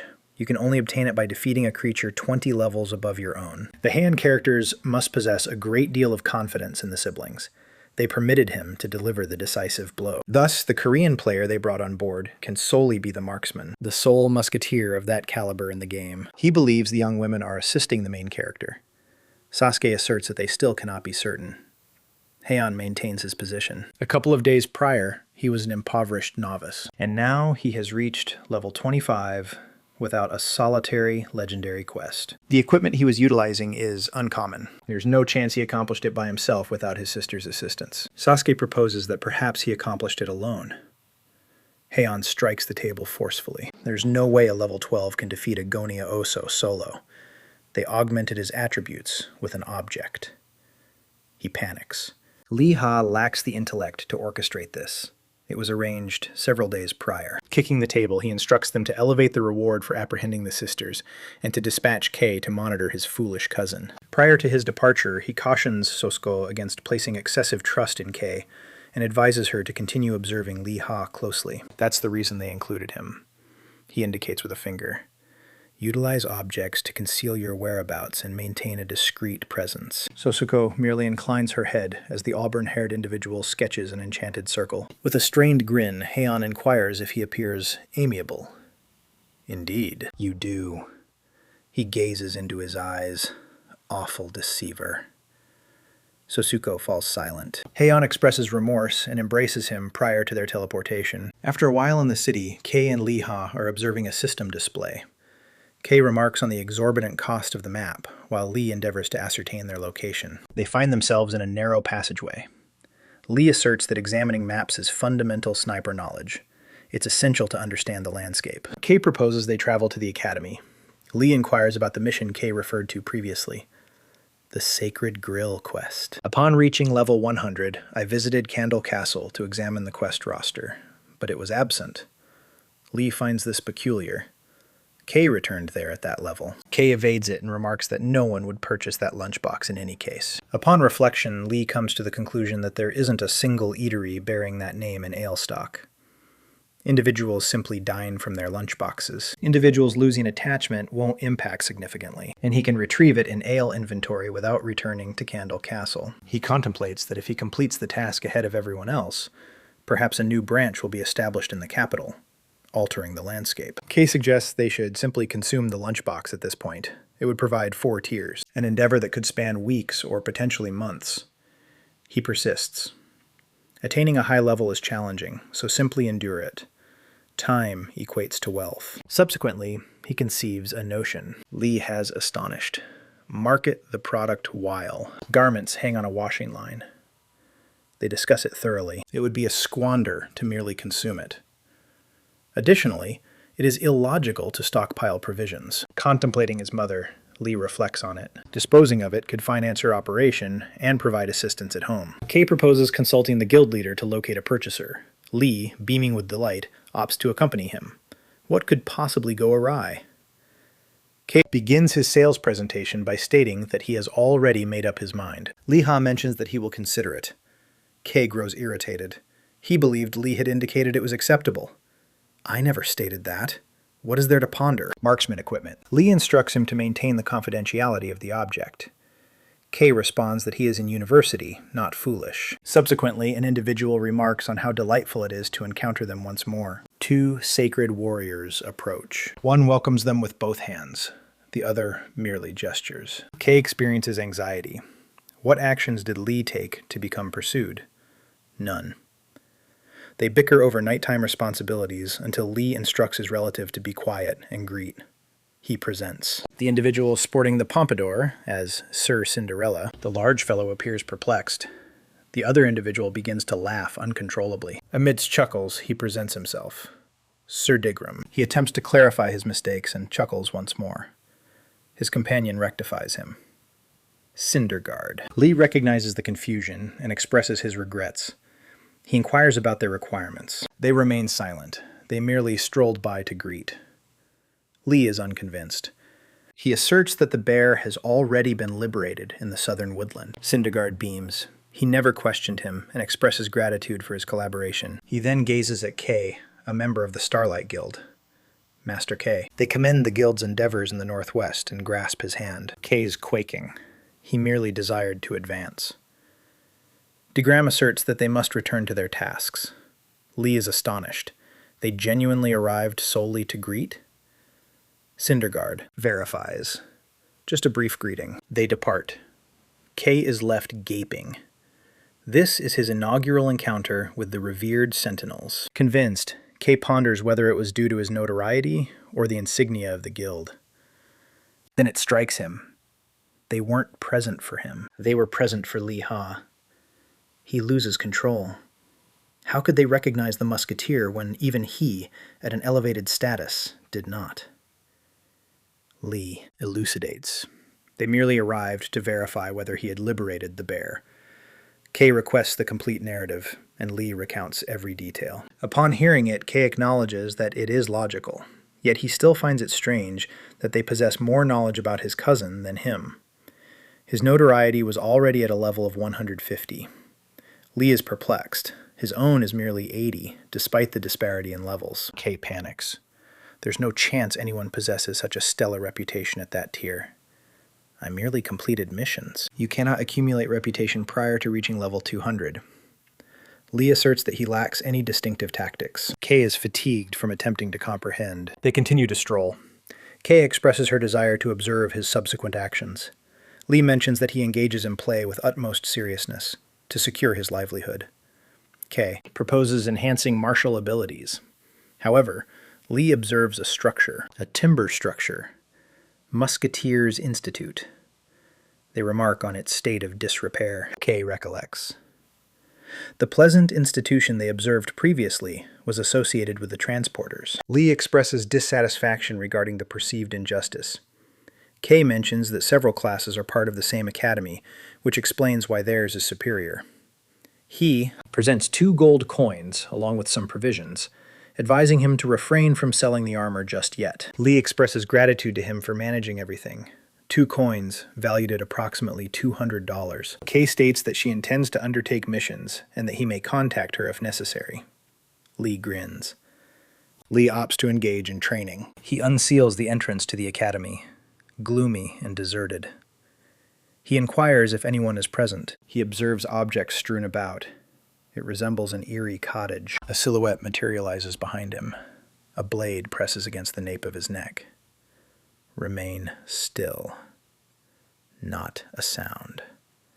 Comply with my instructions, and you will continue to draw breath. Lee understands that this isn't just an ordinary musketeer. He had no inkling of his presence. The man with the beard instructs him to articulate his words while remaining still. Lee elevates his arms, presents himself, and declares he is a musketeer. Who dispatched you? Nobody. The man's gaze brightens upon receiving news of the endorsement letter from Geet, the commander of the Candle Castle Sentinels. Take 3 cautious steps ahead. Proceed slowly, where you might find yourself enjoying tea with Her Majesty, Queen Elizabeth II. Lee is captivated. An ideal distance. Beyond reach, yet still within his view. The individual was skilled, placing the letter on the floor as instructed. Lee mentions the firearm is devoid of ammunition, and inquires if he may handle the shotgun. Refrain from considering it. Retrace 3 paces. He humorously suggests that Lee will face consequences if he disregards advice. The unfamiliar individual kneels, retrieves the missive, and remarks that with such a demeanor he must certainly be an alien. Additionally, a musketeer as well. The man with the beard references Lee's accomplishments. Lee comes to the conclusion that this must be a non-playable character. With a bearded cap in place and adorned with scars, the man instructs him to trail behind. Before long, they find themselves in a chamber. The firearm belonging to the man with the beard rests upon the surface. Lee inquires why it is only the 2 of them present in the institution. The gentleman exclaims, "Be quiet and take a seat." Lee complies without delay. It evokes memories of a sergeant from his history far too intensely. He resolves to approach it as a military institution. The individual remarks that Geet is boastful. He peruses the correspondence brimming with commendation and encouraging discourse. Wasn't aware Geet possessed such extensive writing skills. Lee expresses gratitude towards him. The individual wrinkles it and discards it. Compliments are futile. Resting against the table, he articulates that morals hold no significance for a musketeer. Merely proficiency does. Concur. Morality merely conserves time. Do you concur due to those mediocre accomplishments? No. The man thumps his foot, irritated. Excellent. This will be straightforward. He instructs Lee to rise and passes him the firearm to assess his accuracy. As they walk, Lee thinks, muskets don't even have sights. Weird way to teach. He wonders why it feels like a test. Anyone can join the academy after reaching level 10. Suddenly, an alert appears. Admission examination. Failure signifies denial. He becomes anxious. He is unaware of the examination or the incentive. Are you really going to give up so soon, timid one? He declines and acquiesces. Within the training arena, there exist objectives and straw mannequins. He becomes thrilled. It's peculiar. You can develop skills up to level 200, yet you may still face rejection at this point. Nevertheless, it is logical. An ineffective marksman endangers the entire unit. He believes it's an exercise to cultivate adaptability, rather than succumbing to stress. Grasping the firearm correctly, Lee contemplates resuming the mission, but ultimately relinquishes it. He's not giving up. Resolute, he confronts the arena. The whiskered gentleman chuckles. His anxious expression is amusing and advises him. Should he falter, he will never return there again. The breeze gusts. Lee assesses the distance to the objective to be approximately 40 meters, a typical range for him. The assessor presents 3 examinations: pace, precision, or infiltration. Failure results in finality. Assistance may be solicited in advance. Lee believes that velocity and precision are evident, yet he fails to grasp penetration. He opts for precision, which is his forte. The man with a beard smiles broadly. This is going to be enjoyable. Lee elevates his hand. In what manner? Numerous individuals have departed? The man appears bewildered. Merely 2. Lee is astonished by the game's support features. Merely a pair. Additionally, how many attempted? The gentleman straightens his cap. I cannot recall weakness and ineptitude, yet there are over 1,000. Lee becomes increasingly anxious. 10 million participants, and merely 2 succeeded. The assessor begins to traverse the expanse, moving beyond the objectives. Lee assumes that the mannequin beside him is the intended target. It is not. He continues to stride further until he approaches a stony barrier. According to Lee's assessment, 55 meters. Still manageable. However, there is no objective. The gentleman indicates, trapped within the wall, a diminutive azure plume. It once adorned his headgear. Lee is drenched in a chilling perspiration. He now understands why scarcely anyone succeeds. In reality, he fired further, but at significantly larger targets, attempting to maintain a composed demeanor. It's astonishing that anyone could achieve that. The man with facial hair is already positioned behind him, seated on a bench. You may proceed. Lee inhales deeply. He cannot retreat. There exists but a single path. He engages the sync transition. An alert materializes, and luminescence encircles Lee's headgear. He instructs it to elevate the range to its highest setting. An additional communication, with precision assured at 50%. He believes it now relies on his perceptions. Fresh alert, precision configured to the utmost level. The system cautions that the alteration could influence the gaming experience, excluding the hazards. Indeed, illumination cascade over his physique, evaluating his perceptions.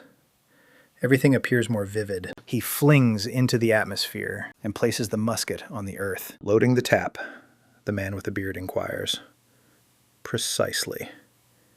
The elderly gentleman remarks that if this were an assessment of pace, he would have already been unsuccessful. Lee adopts his shooting position, 55 meters away from a minute target. You can scarcely distinguish the plume. He steadies himself. He is capable of it. He envisions it as a mark 250 meters distant. The assessor observes. The child is determined and fearless. Lee steadies his target. The plume becomes increasingly distinct. Lucid mindset. The environment surrounding him vanishes. Solely the objective holds significance. His. Digit compresses the trigger. The projectile pierces the atmosphere. The gusts swirl around him. Lee suspends his respiration. He struck it. The projectile impales the plume and even fragments the wall behind it. He rejoices internally. The assessors are astonished. Great strike. Lee's astonished that the man can perceive such a distance. He can hardly discern it himself. You won't verify it. There's no opportunity. The elderly gentleman adjusts his cap, grinning even as he refers to him as bothersome. Alerts emerge. He succeeded in the examination. Among the leading 3, numerous rewards in addition to 40 reputation points and a significant boost in agility. He's exhilarated. At last, comprehending the reason behind the concealed reward. Stop hesitating and come inside already, the grouch remarks.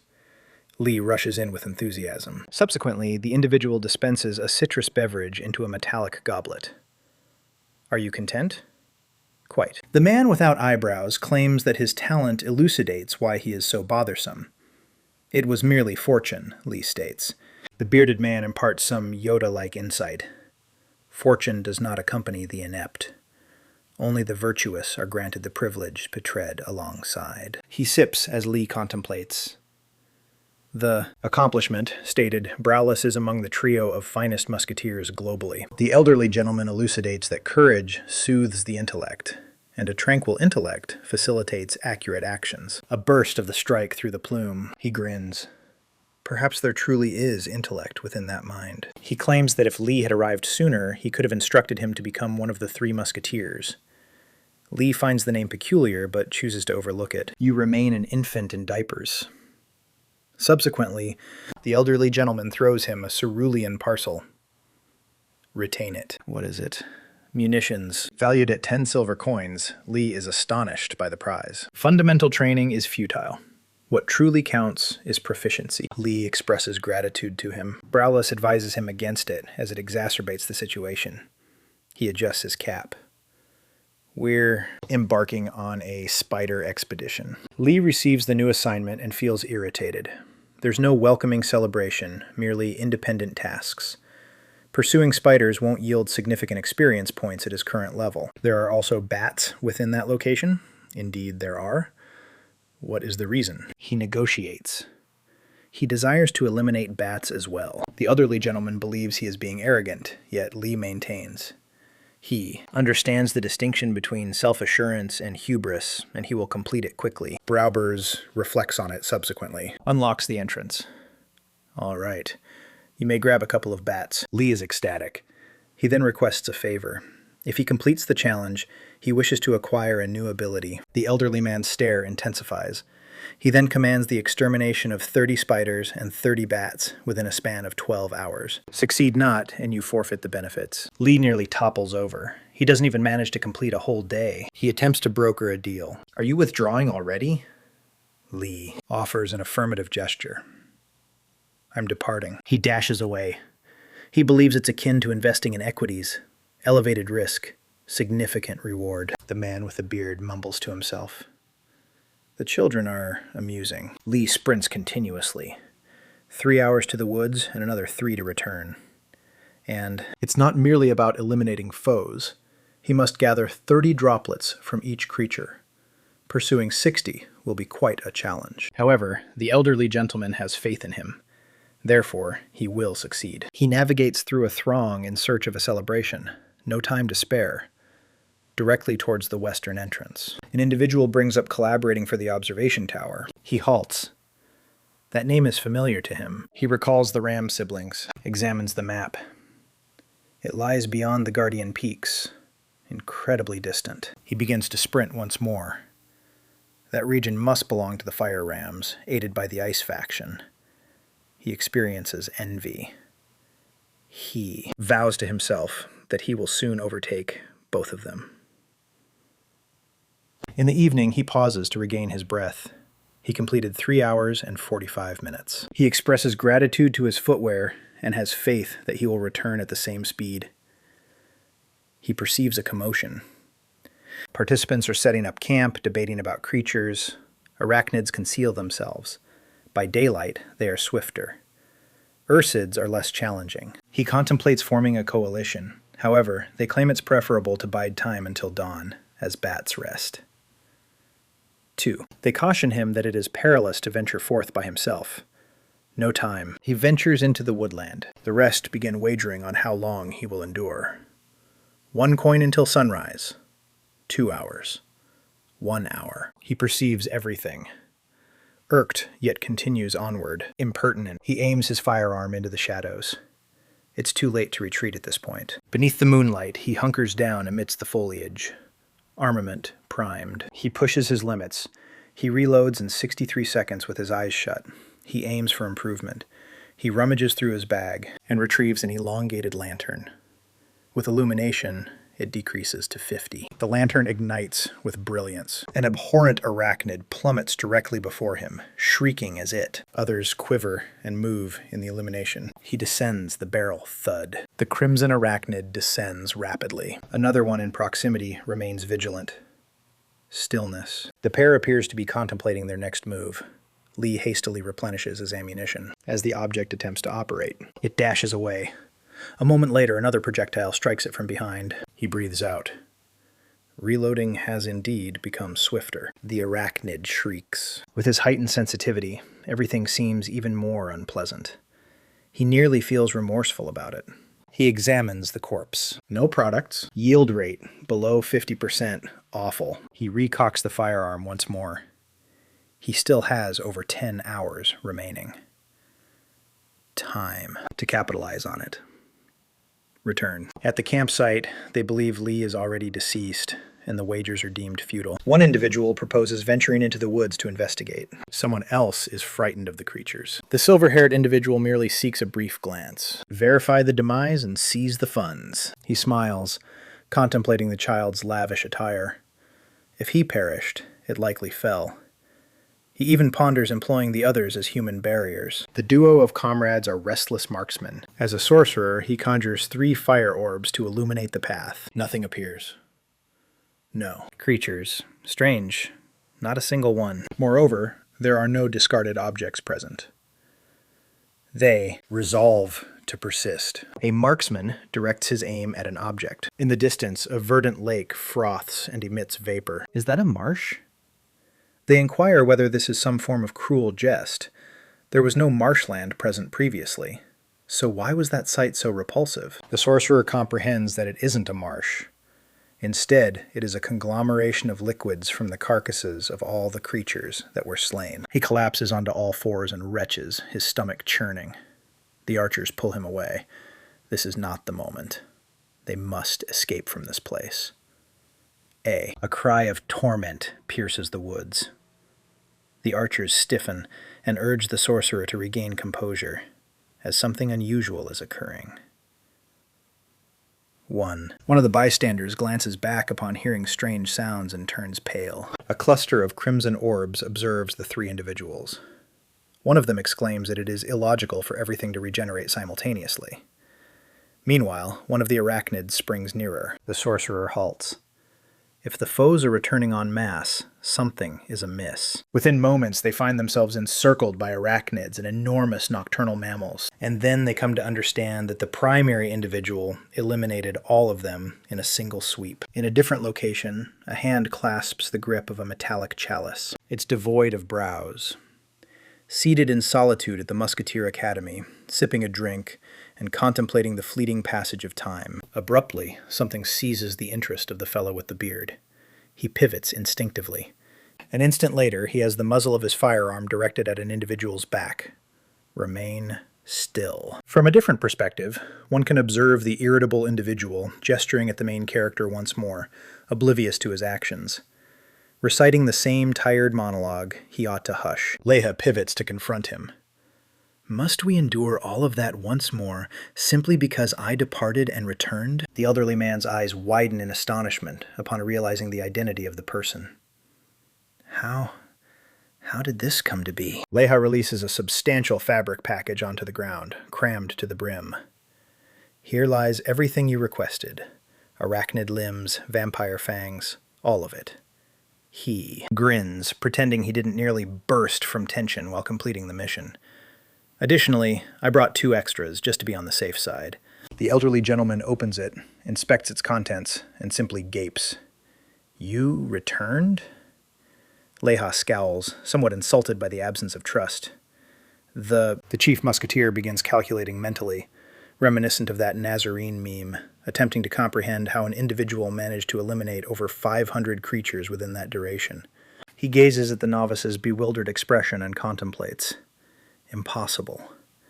To achieve that, he would have needed to fire more than 500 times without pausing for a breath. Endeavoring. To conceal his psychological collapse, he merely mumbles, "Remarkable." A system alert appears. Leha examines it. Task accomplished. Furthermore, he received an additional reward for exceeding expectations.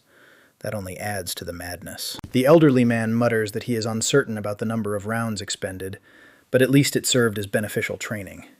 He then flings Leah's silver piece. An additional alert accompanies it, a novel ability. Eagerly, Leha unseals the notification and begins perusing its contents. He can now replenish his firearms with a 30-second decrease.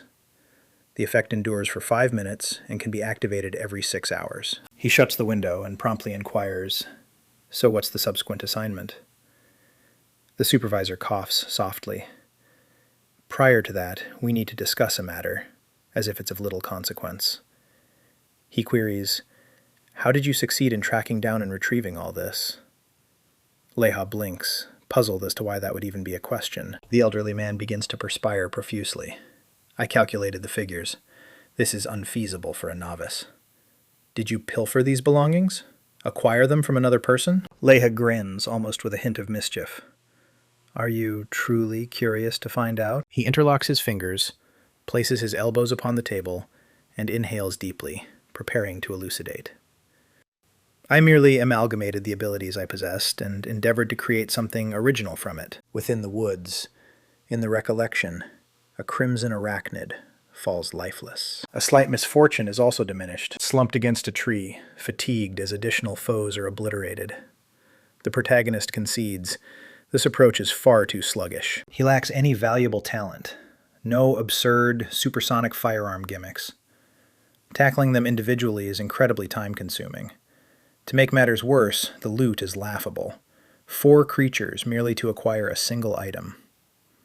He assesses what he possesses. Serene intellect, thrusting weapon impact, and heavy ordnance. Ultimately, it's still focused on a single objective at a time. He could attempt to arrange groups of adversaries, certainly, but he isn't even aware of how many foes the projectile can penetrate. What? What he requires is straightforward. An area of effect assault, and there must be an ingenious method to extricate himself from this predicament. He becomes aware that he is in a glade where 5 roots intersect, ideal for something with area of effect damage. He recalls his frost sorceress companion and experiences a faint pang of envy. Spellcasters likely possess numerous assaults of that nature. A swordsman? At least at his rank, nothing. However, there was one impressive aspect during that time. He recalls the eagle pursuit, the powdery haze. It wasn't a talent, yet it proved effective. It even caused wolves to flee. He believes that when you lack a talent, you create one. With this nearly antagonist, grin, Misa manner, he resolves to attempt it at least a single time. He begins to prepare something with his hands. Glancing about should be effective, and he takes care to verify. No other participants in proximity. Draped in his crimson cloak, he situates himself beside a severed tree stump and leans his armament against it, as if he's on the verge of unleashing an absurdly grand scheme. He breathes out forcefully and pounds his foot against the turf, employing that as leverage to propel himself ahead, aiming for the objective. A colossal crimson arachnid, entirely equipped with appendages. I'll begin with you. A keen limb ascends, poised to sever. Lihak monitors the progression consistently. The arachnid sways, and it glides beneath the blow on its knees just in the nick of time. He springs up in a leap and pivots into a whirl, initiating a bayonet strike. The end of the firearm crashes into the crowd's torso. Arachnid liquid splatters in all directions. The bayonet becomes ensnared, embedded within the exoskeleton. The spider emits a dreadful wail. Internally, he nearly rejoices. Indeed, shout louder, and he dashes along the woodland trails, pulling the howling spider as if it's a peculiar horn. The great woodland stirs to life. Abruptly, crimson arachnids are scuttling in from all angles, accompanied by enormous bats, irate due to being disturbed from their slumber. Lihak executes a bold maneuver, blasts the horn, and showers vibrant green fluid all around. That vivid hue is bound to attract everyone's attention, and indeed it does. The creatures pursue him at a sprint, and the commotion rouses even more creatures, who amalgamate with the horde. And the marksman bolts away, fleeing for his survival with a portion of the woodland trailing him. We observe the entire woodland pursuing the child, ravenous and frantic, while he has only one thought. If I stumble, it's over. There are far too many creatures right on my tail. A spider springs and narrowly avoids his head. Lihak evades by a whisker. They are already gaining ground. A wave of anxiety washes over him as he attempts to extend his pace, yet he senses it. At this rate, he's doomed. He clenches his jaw and compels himself to concentrate. All right, there remains a path forward. He engages rapid footwear. That mission is excessively crucial to neglect. And then he perceives it. He is approaching the location. The identical severed tree. He clasps the tool firmly with both hands.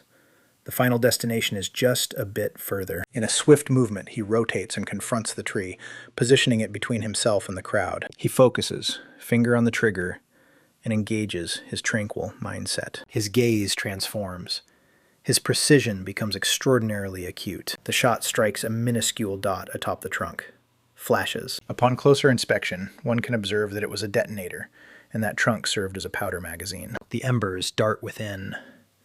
An instant thereafter, a tremendous detonation engulfs the meadow. Arachnids and chiropterans are annihilated by the inferno. From above, a chasm tears apart the earth, ablaze. Pillars of dark smoke ascend into the nocturnal heavens. Lihak retreats, cautiously protecting his visage from the haze and the odor of charred flesh. With a smirk on his countenance, he offers a lopsided smile. Anticipated it.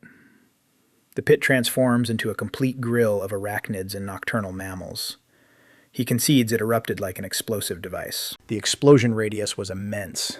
This resembles an M18 Claymore more closely. He tousles his hair, feeling a sense of relief that he concealed additional explosives in several crucial locations and narrowly escaped being ensnared in the explosion. Clutches his armament firmly and inhales. Valuable. He exclaims, rejoicing, I accomplished it. Conclusion of the recollection. We find ourselves once again in Brawless's chamber. The man with the beard gazes at him, somewhat in astonishment. So, all you managed to create was an explosive device. Lihak merely shrugs. Indeed. He begins elucidating the concept of a claymore mine. It wasn't flawless, it was ad-libbed, yet it functioned in essentially the same manner. Fortunately, he possessed sufficient ammunition and equipment to strike the objectives. Brawless murmurs deliberately. Claymore. As if the child has merely discovered fire. He raises the mug to his mouth once more, gazing at the tiny vessel of orange juice gleam. You are truly remarkable. He places the mug on the surface, beaming from ear to ear. An quite intriguing novice. Positioned before the table laden with items, Lihak expresses his gratitude to him, rather uncomfortably. Brawless lifts a hand. Before you express your gratitude, consider this. Lihak appears puzzled as he inquires what that indicates about his performance. Whether it was genuinely an action befitting a musketeer. The bearded individual brings it to his attention. This mission was intended to enhance your marksmanship. Lihak acknowledges. I understand, and I practiced my shooting extensively at the beginning. Brawless squints. Perhaps you did, but don't attempt to outsmart me. Lihak gulps. Understood. I'll exercise more caution. Brawless rises from the table and straightens his plumed hat. You have yet to respond to my inquiry. Lihak falls silent for a brief moment as he reiterates the question. What is the function of a musketeer? The child retorts in an attempt to appear witty. All right, but what do you imply by role? Allow me to provide you with an illustration. Brawless folds his arms. Recall that event from 20 years ago? When the metropolis was besieged by creatures? The second conflict. Lihak acknowledges it. He retrieves the mythology he perused on Middle-earth's site. A coalition of realms opposing a horde of beasts. Prominent leaders on each front. Ultimately, it is inconsequential whom you confront. The result invariably lies with those who wield superior command. A musketeer is merely one component of the entire ensemble. Lihak appears composed. In a conflict of this nature, the musketeer's function is to act as a marksman. Brawless lifts an eyebrow. And what makes you believe that? A tedious clarification emerges. Structure of the human military. Lihak encapsulates it. From a human perspective, should a general fall, another steps in without delay. The battle continues unabated. However, creatures of that nature typically lack such organization. Therefore, the most effective approach is clear. Eliminate their leaders. It fosters uncertainty, disarray, and a void of authority. We seize the opportunity and strike with full intensity. Brawless falls silent, his gaze half closed in contemplation. He speaks softly, almost under his breath. That is the reason I was able to establish the Musketeer Institution. Lihak blinks, bewildered. What? Brawless pivots, seizing his jacket. Don't fret over it. It holds no significance. A quest alert appears in Lihak's platform. Based on what I'm observing, Brawless states, there's nothing further I can impart to you. However, he continues, I have one additional item for you, in addition to the new mission. The objective states to defeat a leader to acquire rapport with Bra and renown in the realm. However, unexpectedly, the goals shift. Lihak becomes motionless. What are you implying? The fresh circumstances emerge, absolutely absurd. He is unable to progress beyond level 30. He cannot be vanquished. Moreover, he cannot engage in group hunting. He panics. That is utterly illogical. You hand it to me and then alter it immediately afterward. To make matters worse, he's at level 25. Defeating a level 30 boss alone is typically a team endeavor. As Lehak experiences anxiety, Brawlus simply sips his orange juice, completely composed. Lehak contemplates his breaking point. Does this guy despise me? Brawlus gazes at him as if he can see right into his soul. While Lehak is nearly resigning himself to this mission as a fatal undertaking, the elderly man advises him not to worry so excessively. Lehak ceases. Brawlus continues onward. Tranquil. This is straightforward to resolve with precision marksmanship. You simply need to strike the adversary directly in the forehead. It was intended to soothe him. However, Lehak becomes increasingly panicked. Simple? That's a death wish. Yet a sensation within him urges him to agree. He takes a deep breath and steadies his tone. Very well. I concur. Brawlus bursts into a smile and emits a jovial ho-ho-ho, reminiscent of Santa. Assumes a valiant stance. Now, proceed. Fulfill your objective. Lehak bursts through the entrance, sprinting away. Much like myself, you and all others. Brawlus is eager to witness how this concludes. As Lehak at least feels a sense of comfort knowing that the mission isn't constrained by a deadline. I can't help but ponder the number of hours this youngster has spent in the actual world without having a wash. He halts, gasping for air. I should reach level 29 before I begin. His thoughts drift back to Brawlus. He established the academy. That accomplishment concerning future musketeers. Who exactly is this individual? Lehak activates the system display and chooses to consult the other confident, tech-savvy individual he is acquainted with. His relative, Kaishong. He dispatches a communication. Nada. Dispatches another. Nil. Strange. Perhaps his preferred tank is out seeking prey. He accesses his list of acquaintances. All members of the guild are situated in Tanyu Gorge, wherever that may be. Kaish is likely with Sosuke Tail and Hyen. Lehak believes that pursuing game collectively is truly the primary motivation for becoming a member of a guild. Then he observes something astonishing. The two Ram sisters are present in the same location as well. You must be joking. Chop, an area blanketed with stones, essentially in an arid region. An alert appears. The Ram siblings are fleeing. An arm extends forward. They are delving further into Tanyu Gorge. I require assistance. Envelop them both immediately. The crimson-haired sorcerer announces that the allied faction is en route, and instructs Sosuke to dispatch units to intercept their departure. The ninja disappears without a trace. The commander instructs the healers to enhance the designated tanks. We are on it.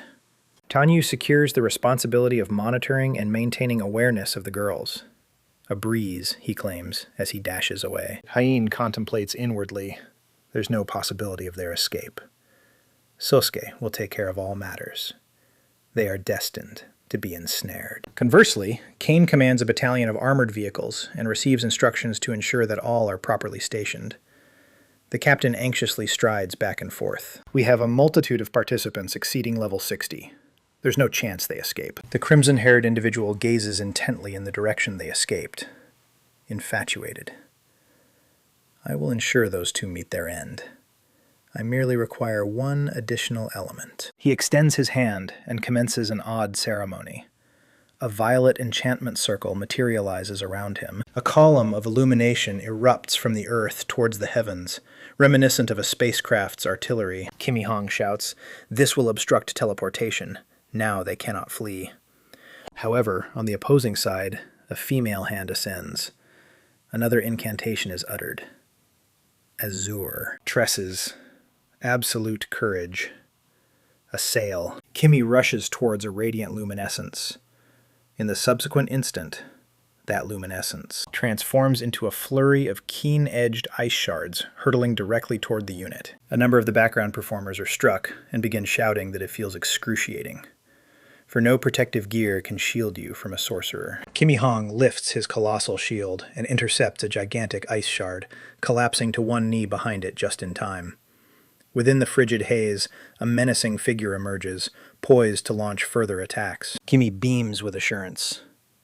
It has been some time since we last encountered one another. The Ice Ram's sibling emerges completely, confronting the tank that is adored by all. The commander of the knights announces that the adversaries are 70 meters away, and instructs the armored vehicles to maintain their separation. Hui Jing, in the meantime, conjures an ice lance incantation and governs. Lances descend upon each of them. The Chevalier commands the assembly to adopt a protective arrangement and instructs them to withstand the assaults for as long as feasible. Issue: the enchanted onslaught will prevent any knight from advancing. However, at that moment, unexpectedly, everything the ice transforms into flames of sorcery. The commander of the knights is still attempting to comprehend the situation, but Hui Jing arrives, making it clear who initiated it. He becomes irate because they have already incurred numerous setbacks. However, he instructs the formation to revert to its original state and cautions everyone to steer clear of sustaining injuries, all the while claiming it's acceptable because they endured hardship, yet successfully trapped them. Nonetheless, the individual remains vigilant, as, appearances notwithstanding, the blue-haired contender holds the 9th position globally. He dashes in, aware of her capricious nature. However, just as it appears they've succeeded, a frozen barrier blocks the route. Upon witnessing that, the knight snaps and shouts that he will not be deterred by that.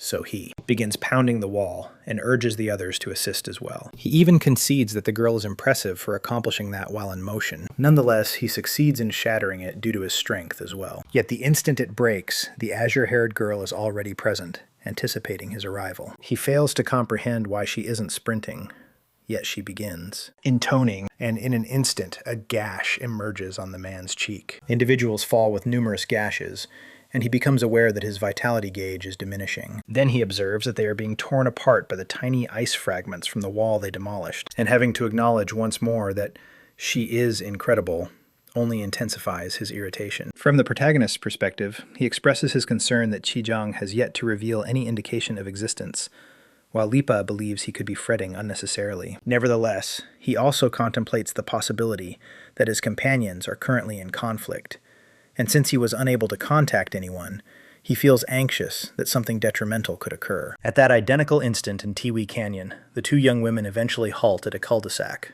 Thus, an individual expresses that they are at last able to converse and inquires why the pair continues to flee. The individual recalls that the auburn-haired woman contributed a significant number of donations to Dale Castle. However, Lipa believes his shoe collapsed.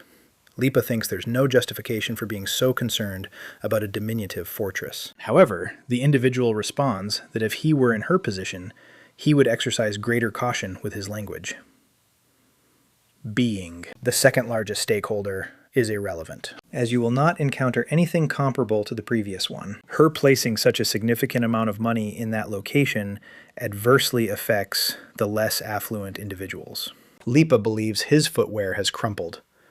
Ravines also possess the essence of conflict funds. Nevertheless, the individual reiterates that it is inequitable for them to utilize actual currency rather than in-game currency to gain advantages within the game. He believes the pair are ostentatious. However, Lipa believes he fails to comprehend, as she perceives it as a capital outlay. Without beating around the bush, the auburn-haired woman requests a reasonable sum for the castle privileges.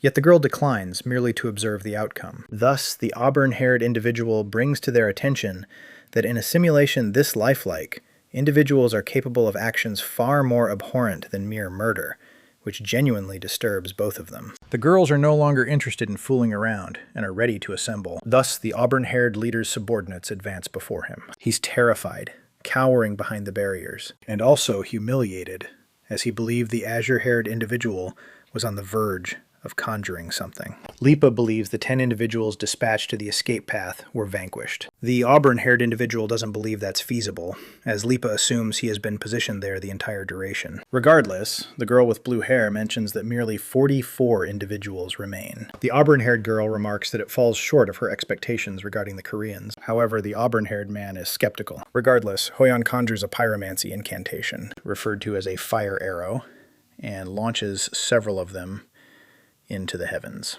The auburn-haired woman contemplates the reason behind her actions. He has already obstructed teleportation, thus no one should be able to arrive. Sasuke's team was likewise monitoring the alternate path, leading him to conclude that it would be impossible for anyone to defeat a level 200 dark ninja. The man reiterates that the women ought to simply embrace the proposal. However, he also believes it would be beneficial to allow them to experience what he intends to inflict upon them.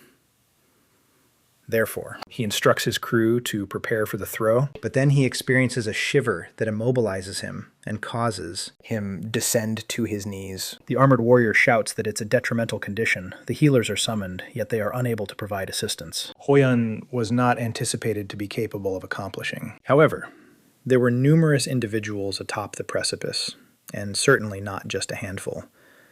It appeared to be an entire battalion. The individual identifies the banner at the pinnacle as belonging to the Golden Dragon Guilds, yet he is puzzled about their presence. Hoyan's faction and the Golden Dragon had clashed in the past, but it seems the three Chinese guilds opted to collaborate.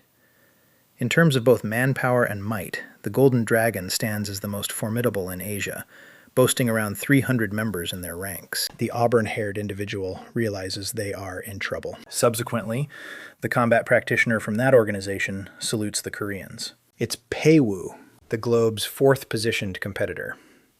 Immediately, the auburn-haired individual turns ashen with terror. All his colleagues begin to murmur as well. Appearances. As if the incendiary projectiles were a distress beacon, and while Hoyan arrived with capital, Peiwu entered with influence. Yet, given that both parties have something to benefit, one might refer to it as a coalition. The auburn-haired individual must act swiftly to avoid jeopardizing the entire situation. He inquires of Peiwu what he is doing there, appearing rather foolish. However, the combat practitioner asserts that he is present to safeguard the two young women.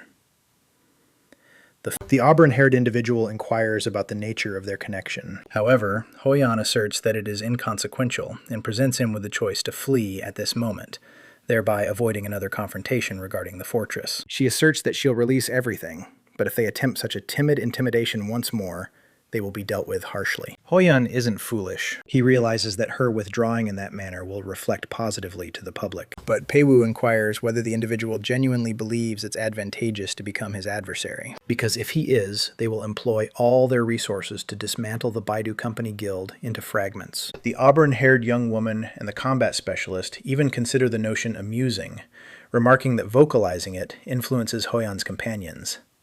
Peiwu places the individual in a difficult position to respond. Thus, he suppresses his resentment and is on the verge of accepting the proposal. Suddenly, from seemingly nowhere, an individual creates a dramatic commotion upon their removal. All gaze upward toward its origin. It's a demise notification, yet the crimson glow is unusual. Hoyan suspects it's yet another ploy devised by the auburn-haired girl, however. Judging by her expression, he understands that she is completely unaware of the situation. Peiwu instructs the girls to focus. He endeavors to convey to Hoyan that he is present, but as she doesn't fully comprehend, she inquires if he refers to the berserker. The berserker named Igor holds the position of the third most powerful ranker. He had found it peculiar not encountering anyone in the locations where he had been pursuing his hunts, but now it all became clear. Regardless, in his monstrous guise, he employs a technique known as Great Cross. Below, Peiwu becomes anxious as they are unable to halt the metamorphosis. However, since this turn of events benefits Hoyan, he swiftly commands all his allies to launch a coordinated assault, as they intend to eliminate the girls and subsequently flee. Once more, the protagonist becomes distressed as his correspondence went unanswered. He intended to inquire about the brown vest, but thinks it might be wiser to determine if the NPCs can assist. Leia makes her way to an inn, contemplating that the non-player characters present could possess some valuable information. As soon as he enters, they are indeed chattering about the chaos occurring in Tiwi. They discuss the clash among all the top competitors, the loss of 200 lives, and the involvement of numerous guilds. As they continually obstructed Igor's progress in his quest for advancement, he pursued the Golden Dragons, inadvertently ensnaring the Koreans in the crossfire. Fortunately, the protagonist notices that Chijong remains signed in, yet he is genuinely anxious. The issue is that immediately afterward, Sasuke disconnects, and unexpectedly, several others also log off. Consequently, the protagonist resolves to sign off as well and inquire in person. As he exits his virtual reality platform, he contacts his companion and inquires about his well-being.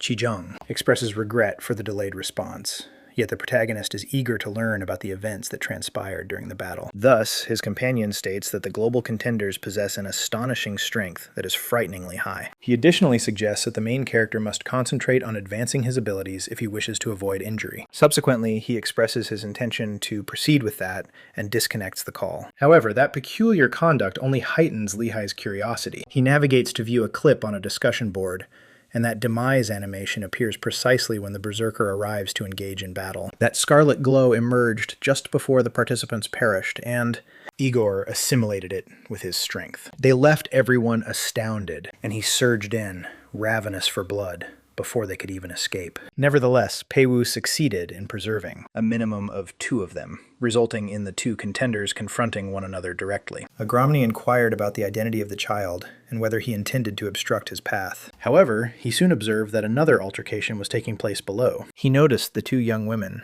and understood that this was the focal point of the martial artist's attention.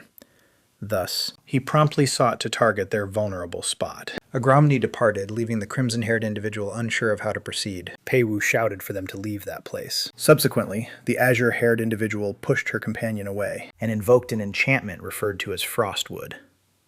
Massive crystalline trees ascended toward the berserker, but he became extremely angry and evaded it, accelerating.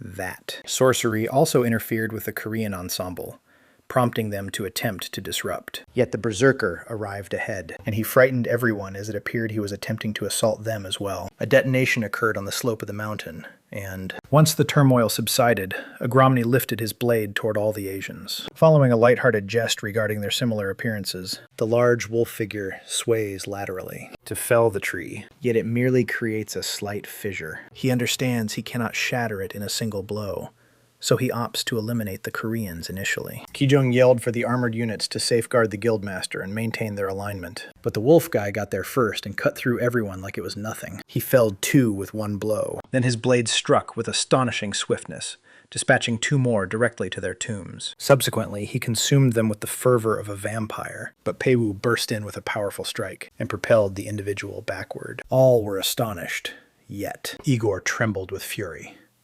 Nonetheless, the martial artist lifted his arms, as if summoning him to engage in combat, and the wolf fellow displayed an exceedingly enthusiastic smile. Subsequently, they commenced exchanging strikes directly. The 3rd and 4th positions in the standings were progressing at such a rapid pace that one couldn't even discern the events unfolding.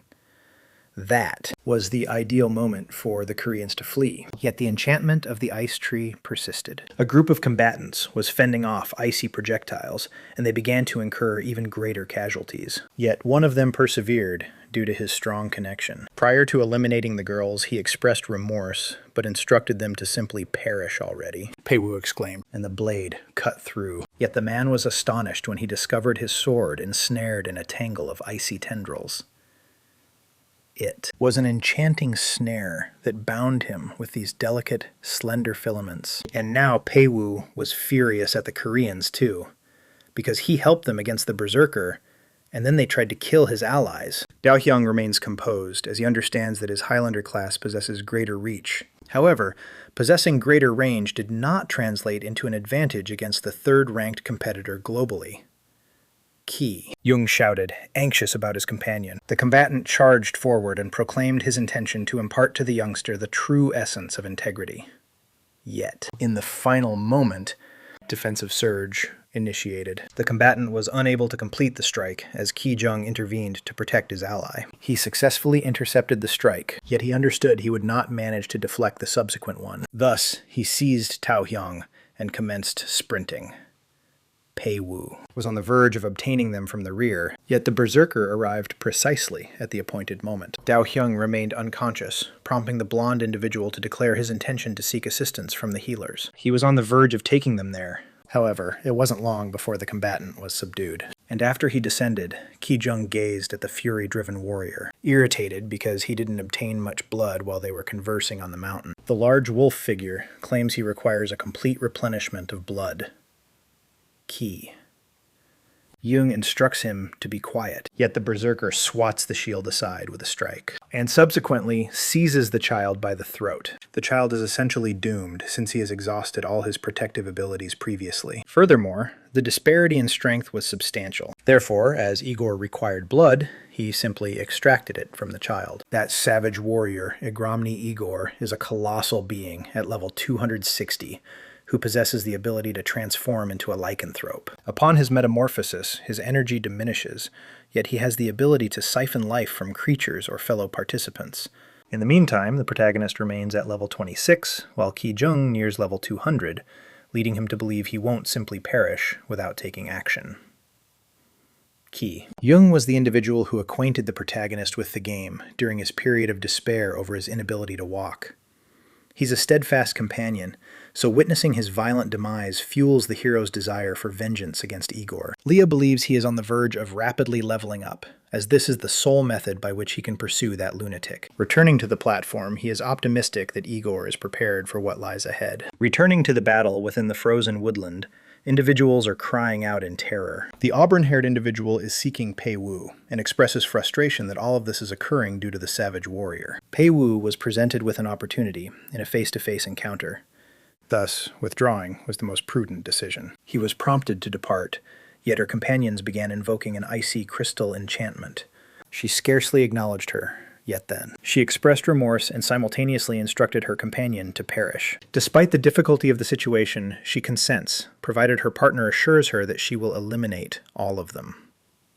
That soothes the azure-haired girl, easing her anxieties about proceeding with it. The lycanthrope perceives the sound trailing behind him and instantly becomes energized to battle. The issue is, the azure-haired girl has essentially completed the audition process. He alone understands that if that enchantment activates, everyone will perish. However, the auburn-haired individual claims it is already past the point. Therefore, the method by which one unleashes the energy and it disseminates through the atmosphere, chilling and eliminating all the participants as if it were effortless.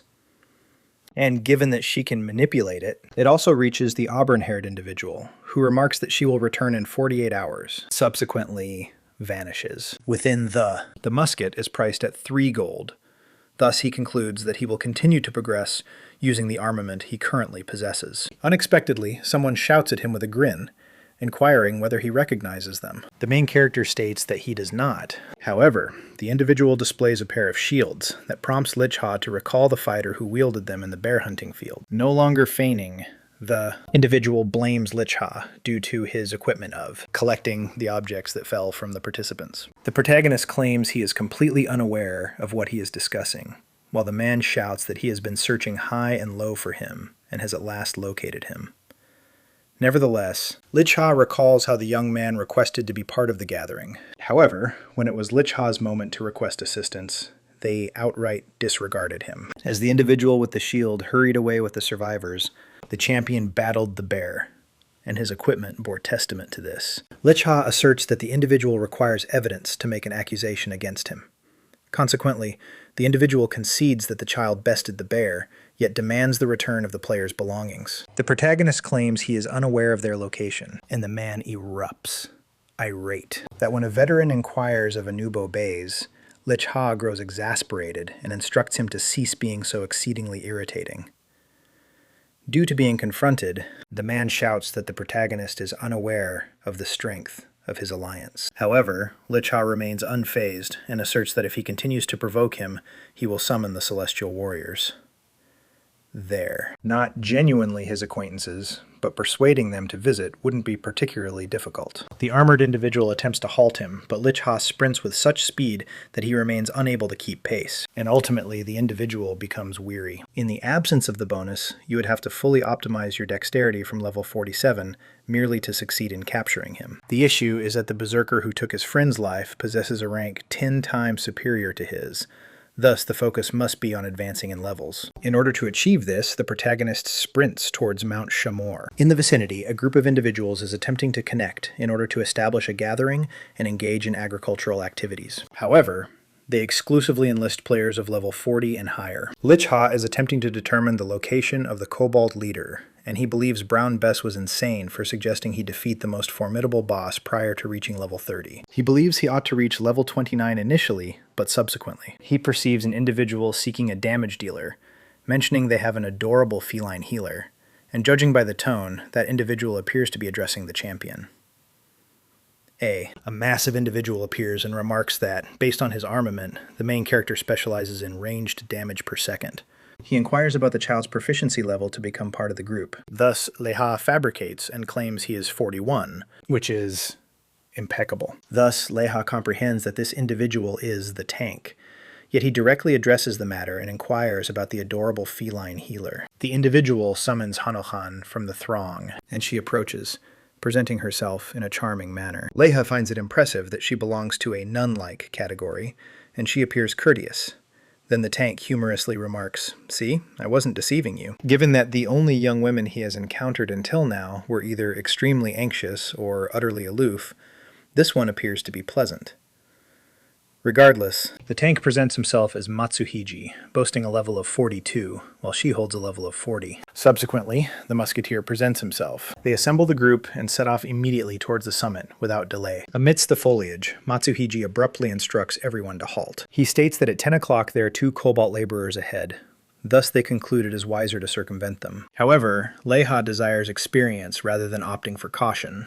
Thus, he inquires whether it might be more advantageous to engage in collaboration prior to ascending the mountain. The issue is that it requires too much time for him to clarify, so he simply reclines and claims he can fire from approximately 50 meters distant. Regrettably, the firearm's distance is less than that of a bow, but expressing that might be somewhat impolite, prompting Matsuhiji to offer an apology. That is one of the factors contributing to the lack of popularity of musketeers. The protector claims he will support the team, yet the champion remains unfazed by the lack of recognition. He simply squeezes the trigger, astonishing all. He expresses his regrets as the blast was extraordinarily deafening. However, Matsuhiji is indifferent, and inquires of the nun whether she has ever witnessed anything comparable. The main character decisively eliminated a kobold laborer with 1 shot. Thus, Matsuhiji inquires whether the child is genuinely at level 41. He essentially exposes him for his falsehood.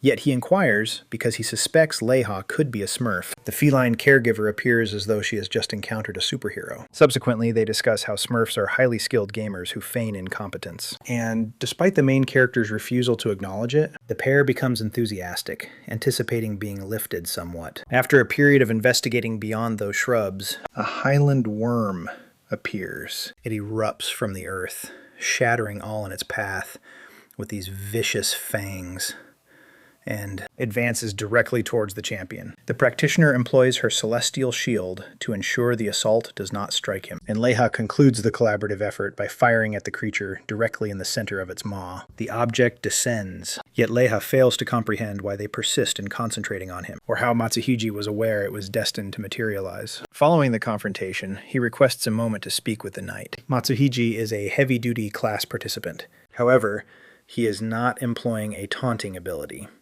Typically, taunting may prove ineffective. Matsuhiji exclaims that he isn't that sort of person. Thus, the main character inquires as to why he did not utilize his abilities. It appears that the child lacks numerous classroom abilities, and knights are not solely defensive units.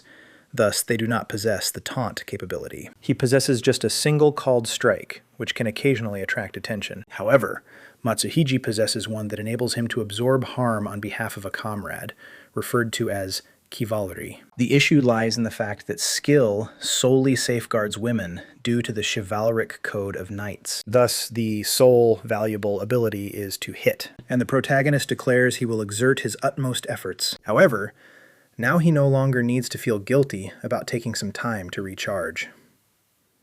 After strolling a little further, the collective arrives at a vast community consisting of no fewer than 100 dwellings. It is often asserted that the larger the assembly, the more susceptible it becomes to disintegration when deprived of its guide. Within the cavern lies an ancient mine that functions as both a repository and a breeding ground. It's an excellent location for tracking, yet a dreadful environment for firing.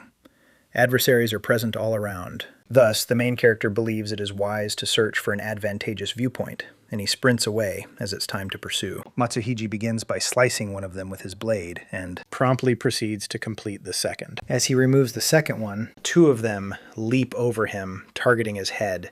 Yet the healer invokes a safeguarding incantation that enhances the knight's shield. Thus, he succeeds in pushing both of them away, and shouts for the champion to target the one on the right. However, the lead individual deduces that he won't even have to. As soon as the 2 creatures leaped, and the warrior was poised to unleash his blow on one of them, the hero shot pierced directly through both of them. Leha effectively accomplishes 2 objectives with a single effort.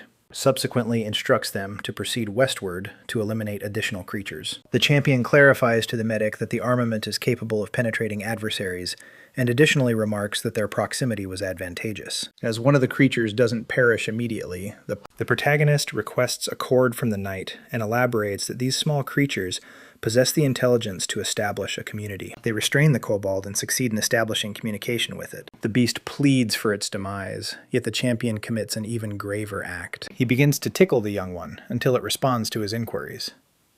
It functions as it inflicts agony, yet you are unable to faint or perish from it. He inquires about the location of the supervisor, yet the creature merely continues to echo the identical phrase. Consequently, he seizes his firearm and claims he can simply question another creature if this one proves uncooperative. Frankly, the supervisor wouldn't appear unless an extraordinary event was taking place. Thus, Lee is curious about what that entails.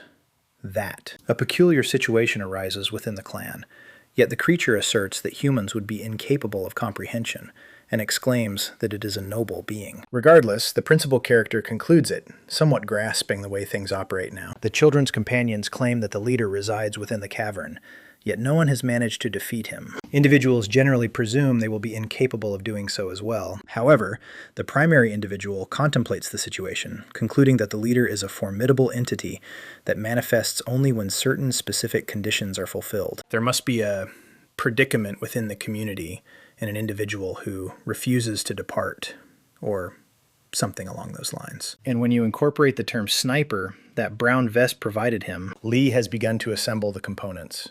He inquires whether the other two have ever ventured far into the tribe's domain, and expresses his desire to enter it at least once. There are numerous individuals in the clan, so for the three of them, it's more prudent to simply forage along the periphery. Thus, an excellent suggestion would be to enlist a few additional individuals, but Lee still desires to continue pursuing their hunt while they await. Subsequent to a period of combat, he reaches tier 27. His companions are astonished. The healer declares her intention to confront the leader now, and when she remarks that the lead character is exceptionally powerful, he remains entirely unaware of how to withdraw from it. Abruptly, the knight observes a few participants approaching the clan. He can discern that a group of them belongs to the same faction, due to an emblem on their cloaks. However, the primary individual identifies the insignia from the armored figure and comes to the conclusion that he's in trouble. The instant the man observes him and signals for his friend Hyunam to arrive and educate him on a lesson. The hood, in addition to the footwear and overcoat, constitutes the Agony Bear ensemble. Therefore, should they defeat him, he will relinquish the belongings, and the shield bearer claims he intends to distribute them to his companions. Yet Lee remains incredulous that such a multitude of individuals gathered solely to eliminate him. Hyundam appears to be the pinnacle, and although Kim may be feeble, the others are at level 40 or greater. Kim shouts at the pair to surrender the champion, claiming he's a robber. He warns that if they perish, the child will outright pilfer their belongings right before their eyes. Thus, prior to the situation deteriorating further, he urges them to collaborate. The child's companions do not perceive him as that type of individual. However, Lee remains reluctant to involve them in difficulties. He simply expresses his gratitude for everything and inquires what they wish him to do next. Kim demands all that he possesses, or else Hyunam threatens to eliminate him repeatedly until he returns to level 5. The disorder metric is a demerit you receive when you assault another participant outside of player versus player interactions. As it increases, your standing diminishes. Thus, the primary individual believes it is preferable to instigate them initially. He refers to them as timid marauders, and thus everyone converges to encircle the central figure. His associates doubt that he will genuinely engage in combat, yet the knight anticipates the worst and seizes the girl to flee. While they race off, Lee Ha informs them that he will reconnect with them later. Hyundam becomes enraged that Lee Ha is behaving as if he's the top dog. Thus, Kushner is designated as an adversary, and the system cautions that turmoil does not escalate when they strike at him initially. At this point, the protagonist believes he can engage in battle without any apprehension. They launch the initial assault, and the sinister sorcerer conjured a creature using necromantic sorcery. It was a colossal bony steed that shrieked and stirred up a whirlwind. It's the identical sensation the protagonist experienced earlier, a phenomenon known as dread. Thus, the sorcerer asserts that a novice of minimal skill won't even be capable of moving. Hyunam believes that if he seizes the man's possessions and presents them to his higher-ups, he will receive a promotion. Hyunam instructs the others to charge at him, but to refrain from eliminating him just yet, as he wishes to assault him first. Suddenly solidifies and that the champion derides them due to he employs the exact manual dexterity, which reduces cooldown duration, and begins to sprint. The marksmen swiftly attempt to release their arrows. However, the main character shoots first. Hyunnam shouts for the armored vehicles to safeguard him. He believed the youngster was a novice, yet he just defeated 2 level 50 opponents. Even Hyunnam was unable to accomplish that, so he instructs everyone to pursue him so the champion cannot escape. Kim was another companion falls to the end of him. However, he asserts that if anything goes awry, they will hold him accountable. Subsequently, he advises Kim to accompany him as well. The dilemma arises when the champion ventures into Kobold land, yet Hyunnam remains indifferent. From atop the peak, the champion's companions consider him eccentric, but in a positive light. They intended to assist, but it appears that he does not require it. Additionally, there was little they could accomplish regardless. However, with what he had concocted, the knight proclaimed that he could eliminate them all. The individual clarified that he possessed a means to employ should she find herself in peril. For the time being, they were uninvolved in the child's predicament, yet they deemed it wise to accompany him. When another kobold appears, one of the subordinates grumbles about how irritating it is that they continuously emerge. He asserts that when they capture the protagonist, he will deeply rue the day. They are. No one appreciated the supervisor's directives, even with the assurance of rewards. However, the supervisor himself was attentive to all that was being said. Hyunnam inquires whether they have an issue adhering to his directives, and remarks that the new generation is feeble. He subsequently inquires whether he is correct or mistaken. However, merely listening to the champion infuriates him. He's weary of the continuous acquiescence to the veteran's demands. Thus, he delivers a precise strike. A projectile strikes the elderly gentleman squarely in the leg. He howls in agony, yet he manages to notice the champion perched in a tree. Li Hul faltered by failing to conclude the battle with a solitary strike. A notification from the Sunrise Guild appears. Thus, the protagonist discovers their name and considers it worthless. Once more, the shield bearers assemble in front of the elder, while the damage inflictors position themselves at the forefront. However, they are becoming exasperated as Hyunnam continues to issue commands from concealment. The protagonist shouts that anyone who makes the initial move will be shot, and utilizes that moment to devise a plan for escape. The accurate hand isn't prepared just yet, and there are few kobolds nearby to take refuge behind. Subsequently, through sheer fortune, a bell unexpectedly chimes, and a colossal foot emerges directly beside them. It's the tribal chief creature, Haijut Han, the very entity they had been seeking. Yet the main character is unable to comprehend that they belong to the same species. Every kobold within the clan becomes 10% more powerful merely by being in proximity to the leader. He enters a fury and affects all with a sense of dread. Libby withstands, owing to the Torment Bear ensemble, and merely becomes slightly unsettled. However, Haijunaim is considerably more frightened, particularly when the manager inquires if he is the adversary. The elderly gentleman implores the manager to pay attention, and it appears that the creature is able to speak. Haijunaim asserts that they are merely pursuing an individual, and they will depart if he permits them to do so. However, Haijut Han inquires who eliminated the creatures back there, and he is aware it wasn't the gunman. Their injuries weren't caused by projectiles, and as humans are perpetually deceitful, he declares that he will no longer disregard them, and cleaves one of them in two. The kobolds initiate their assault, prompting the players to eliminate the more vulnerable members. A shield wielder claims he intends to employ provocation, yet is halted the instant he attempts. Haijut Han effortlessly eliminated a level 50 tank in a single strike. Panic ensues among everyone, and Haijut Han urges Kim to take action, as he possesses 2 shields. Thus, Kim activates his elevated defense and lunges forward, brimming with self-assurance. However, in the subsequent moment, the creature departs, leaving the man with merely a remnant. He cries out in agony and collapses to his knees, which provides the supervisor the opportunity to eliminate him. Even the protagonist was taken by surprise.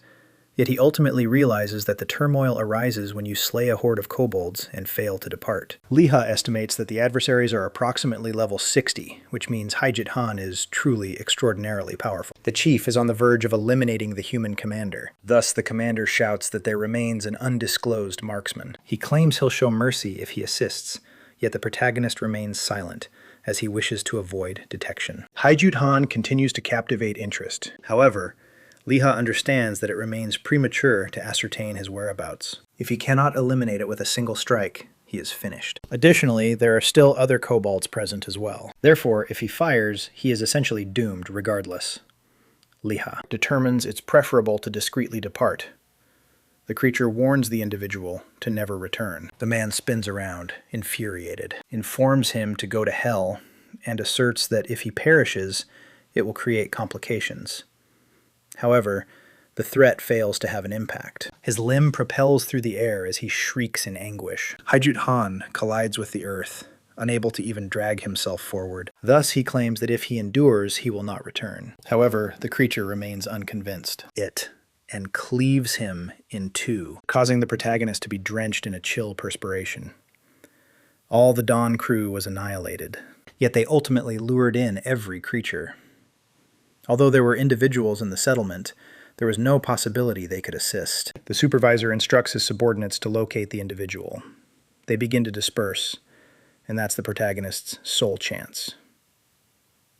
Haijut Han operates on an entirely different plane compared to the rest.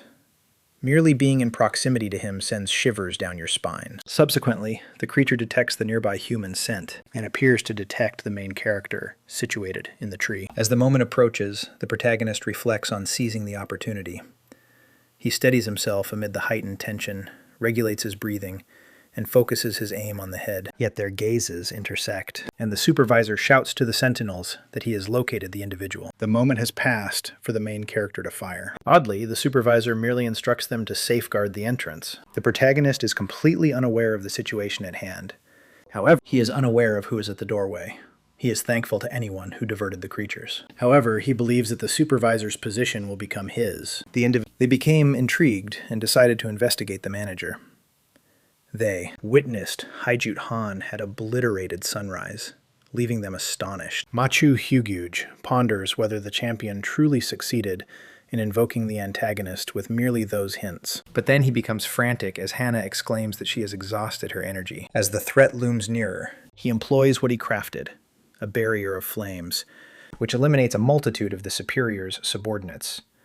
He then seizes the girl, asserting that they merely need to flee a bit further. Machu Hyuguj exclaims that they are nearly at their destination, seizing the young woman's hand, and triggers his ultimate incantation, Revert. Just as they are on the verge of vanishing, the creature is struck and falls to its knees. Thus, the two of them escape without fully comprehending what just transpired. Several moments prior, the champion had arrived at the kobold's lookout. Due to pyromancy, he was able to assess the range. The breeze was minimal, and the distance was merely 150 meters. The issue was that the creature continually distanced itself, yet even at 180 meters, it remained within reach. Thus, the main character unleashed all his firepower upon the antagonist. As he fired, the projectile struck the creature directly in the skull. It struck the earth, and all the kobolds hurried over to assist their leader. The protagonist advances 4 tiers from the defeat, and he shouts, exulting, like, "Now that's exactly what I mean." As a result of his victory over the chief, the kobolds experience a 50% reduction in power for 1 hour. The majority of them are at level 20, and all the spoils are abandoned. Additionally, the main character earns a commendation for vanquishing a creature from the infernal conflict, as well as another for accomplishing it with a solitary strike. His agility increases, and he secures a place in the Hall of Fame. However, the narrative appears somewhat grave. It appears that starting from that tier, participants struggle to defeat a boss. However, he believes that the leading global competitors could likely eliminate one of these with ease as well. Absent the just demise and PvP expert accolades, it would have been unfeasible. Lehigh utilized 20 points from the PvP accomplishments in agility prior to firing. It's now the moment to pursue. Eventually, the child attains level 32. It was seamless as the kobolds had been diminished. Regardless, he ceases his pursuit and acknowledges that he possesses 35 points to allocate. He is uncertain about how to distribute them, and it seems as though situations are becoming increasingly intricate. Musketeers do not solely engage from a distance. They also confront adversaries in close proximity at times. Nevertheless, as he ought to concentrate on marksmanship, he allocates 30 points to agility, believing he will manage well if he continues that way until reaching level 63. And he believes that in the near future he will be able to overtake the berserker. It's time to return to Alestock. The child must either submit or dispose of his belongings, and he grumbles that the benefits are rather uninspiring. One of them is essentially an invitation to the magnificent inauguration of the sacred grill. But truthfully, that's quite typical for a feudal territory. Meanwhile, a crimson-haired girl begins to express her dissatisfaction, as her sibling has yet to come in search of her. She received the identical correspondence as before, leading her to believe that either they drew a void ticket, or the victor was once more the same individual. As he is in the area, the protagonist opts to examine his belongings. He would. Occupied with the pursuit, he scarcely paid attention. Amidst all that surrounds him, he discovers a legendary safeguarding band that generates a protective shield. It impedes adversarial forces and assimilates assaults akin to an additional existence. Yet, he possesses a necklace made of bones, gifted by the superior, who is Crescent Spear. What the main character can truly utilize is the amulet, which provides beneficial effects such as a 10% critical hit chance. He desired the ensemble reward, yet he acknowledges his current situation and resolves to progress to the subsequent stage, completing the mission. Upon reaching the entrance, the protagonist believes that his institution possesses the most dilapidated structure of all. He frequently expresses dissatisfaction regarding it and proclaims his return. Yet gunfire erupts from within. Lemmy seizes his armament immediately. It appears that there is an unauthorized individual engaging in a confrontation and on the verge of creating a disturbance. Another gunshot rings out, and then the man begins howling in agony. He declares his intention to depart, yet vows to seek retribution, for the other individual is no longer a champion of valor. It appears that the individual who discharged those 3 bullets was Elder Brown, and the velocity completely astonished Lemmy. Subsequently, the elderly gentleman acknowledges Lemmy. However, Lemmy can solely ponder how it required him 20 seconds to discharge 3 shots. That was ridiculously swift, with just 1 firearm, and then he simply returned the firearm to its place on the wall. Lemmy concludes that if the initial round is preloaded, it requires 10 seconds, whereas if it isn't, just 7 seconds. However, not even a self-loading firearm can fire that swiftly. Only bolt-action rifles possess that capability. Therefore, if the protagonist could replicate the mechanism of such a rifle, he would emerge as the most formidable individual in this feudal realm. The wall-mounted display featuring 3 arms evokes memories of the 3 musketeers. Brown expresses regret for the unpleasant spectacle. He mentions that the sacred warriors visited recently, proclaiming that Hydruic Cosmina had vanished. Thus, Lemmy asserts that he looked after him, which compels Brown to commend him, resulting in the successful fulfillment of the concealed potential assignment. He had surpassed all anticipations. Thus he achieves complete familiarity with the elderly gentleman. Now Brown believes it's a futile endeavor to dispatch the child to gather bear entrails, and despite the fact that Lemmy is essentially a skilled flatterer, the elderly gentleman asserts that there are matters of greater significance. Prior to that, the child inquires about the musket's swift discharge. However, Brown asserts that if Lemmy perceives it as rapid, he will resume referring to him as Kid. Lemmy attempts to elucidate it through enchantment, but the elderly gentleman exclaims, "Magic my foot." So it must be something within the firearm. A brief silence follows his statement, and Lemmy believes there must be a hint within the dialogue. Recalling the accomplishment of the 3 musketeers, he inquires whether the dark firearm is connected to the originators. The elderly gentleman pounds the table inquiring if the child is aware of anything regarding that. Lemmy succeeds in striking the keyword and mentions Bess, Brown, and Elizabeth. That is the origin of the institution's title. Due to those 3, it was previously bustling with newcomers, individuals queued to fire at the shooting range. Yet, those 2 companions were distinct from the rest. Thus, the protagonist inquires about their location. He is informed they vanished amidst the conflict.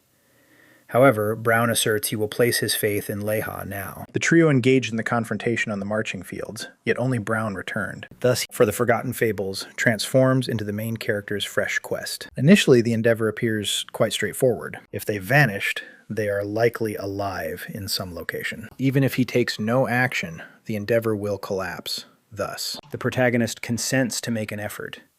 He inquires whether he might search for the two originators, since it is preferable to surrendering. The man then remarks that Elizabeth would have considered Leha quite impressive, and in the conflict of the advancing meadows, the absent pair ventured out to seek the prime locations for photography, as Brown departed with the Phoebeal Minute Coalition. It's challenging, since those are the sole hints available to the protagonist. 2 decades in Middle-earth is an unfamiliar existence, yet the crucial aspect is that 2 individuals successfully accomplished the quest.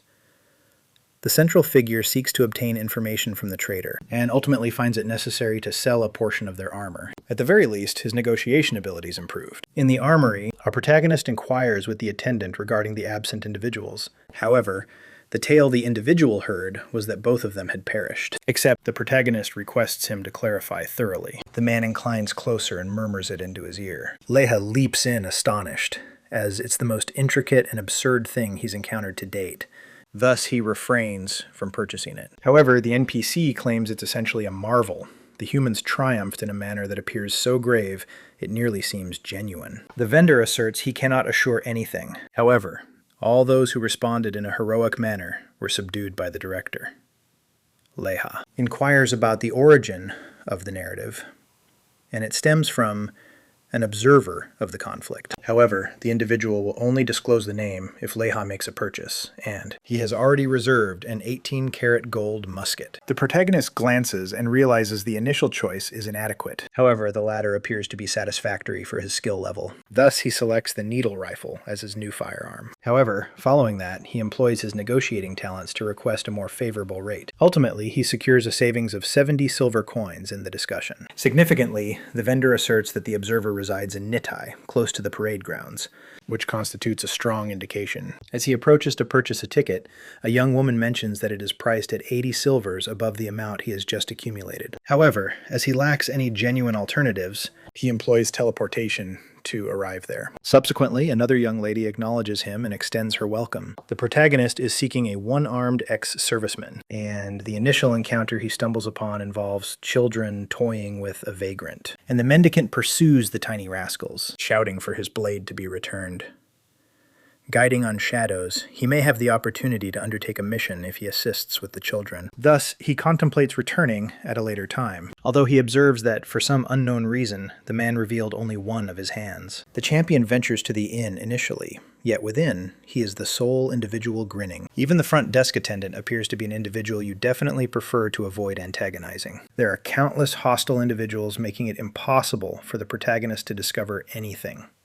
He travels through the city inquiring about Lepanto, yet nothing substantial emerges, indicating that he must explore without any concrete details. All he is aware of is that Lepanto was an individual who wielded a rapier, the very same person who propagated the tale that the musketeers had betrayed humanity. As per the arms dealer, the pair ventured to the fiend's encampment.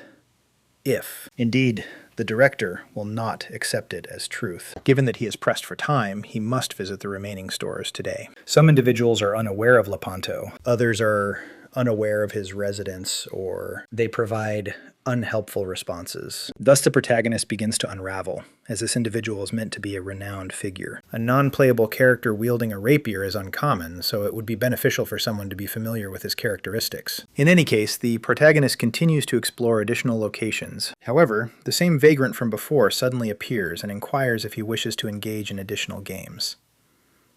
Lena indicates perhaps another occasion, yet the man won't let it go. Then the child recognizes that although his faucet is at half capacity, failed to observe this disengaged NPC approaching. The protagonist contemplates momentarily and inquires about the man's absent left limb, and even in the absence of the man responding, he comprehends he has discovered Lepanto.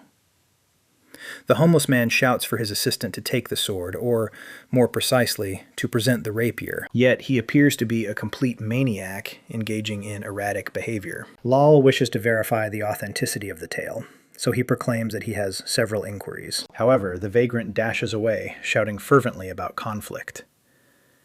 The protagonist struggles to keep pace, while the vagabond is significantly quicker, indicating that he is anything but ordinary. Thus, to prevent his escape, Lal exclaims that it pertains to the musketeers. Lepanto ultimately takes notice, but advises the protagonist to flee, for if he remains motionless, Lord Brown is poised to fire upon him. Clearly, the protagonist is completely unaware of what that signifies, yet the vagrant continues to dash. Additionally, discussing Elizabeth, he certainly possesses some knowledge, but then he unexpectedly begins to weep, pleading with Brown not to forsake them.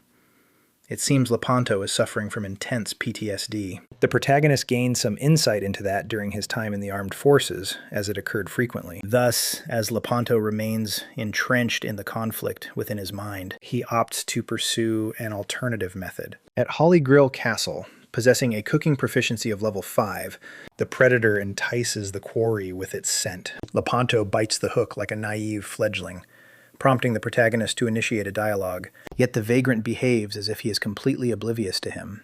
He appears, discussing how he has adversaries everywhere that they must confront. He also mentions that his attendant is an excellent chef and that they must prepare for combat. Laha participates, stating that it's perilous and they'll require Brown and Elizabeth.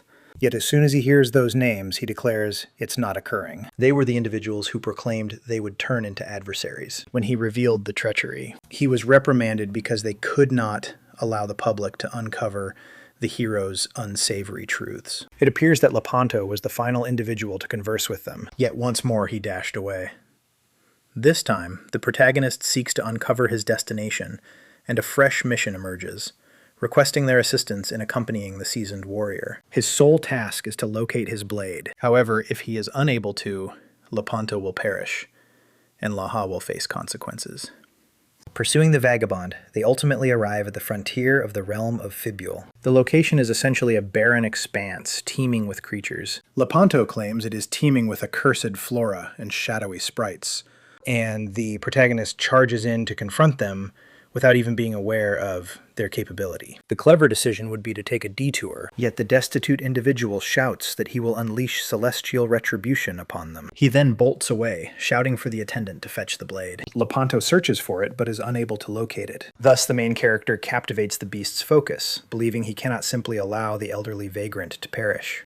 However, it merely creates a conventional opening in its abdomen. The protagonist's abilities are insufficient, and, despite the increasing number of creatures advancing towards him, he seizes the elderly man and dashes away. Upon recharging the firearm, he concentrates on the diminutive versions. He brings one down, then pierces another with the bayonet edge.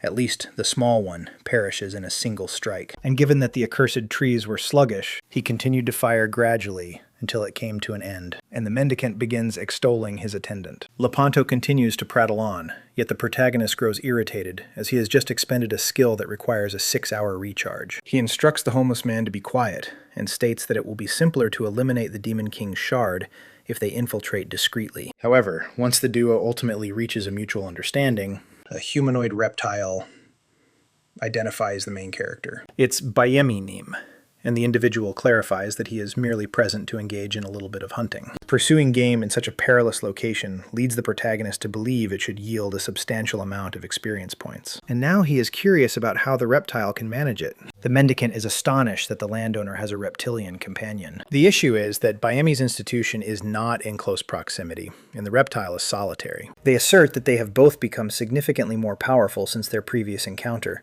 and Bayemi identifies Lihei's equipment. Thus, the protagonist is curious about how he acquired that knowledge. Liha proposes that they create a group. The reptile claims he is occupied. However, due to his inquisitive nature, he consents to accompany. Lepanto exclaims that his forces are expanding.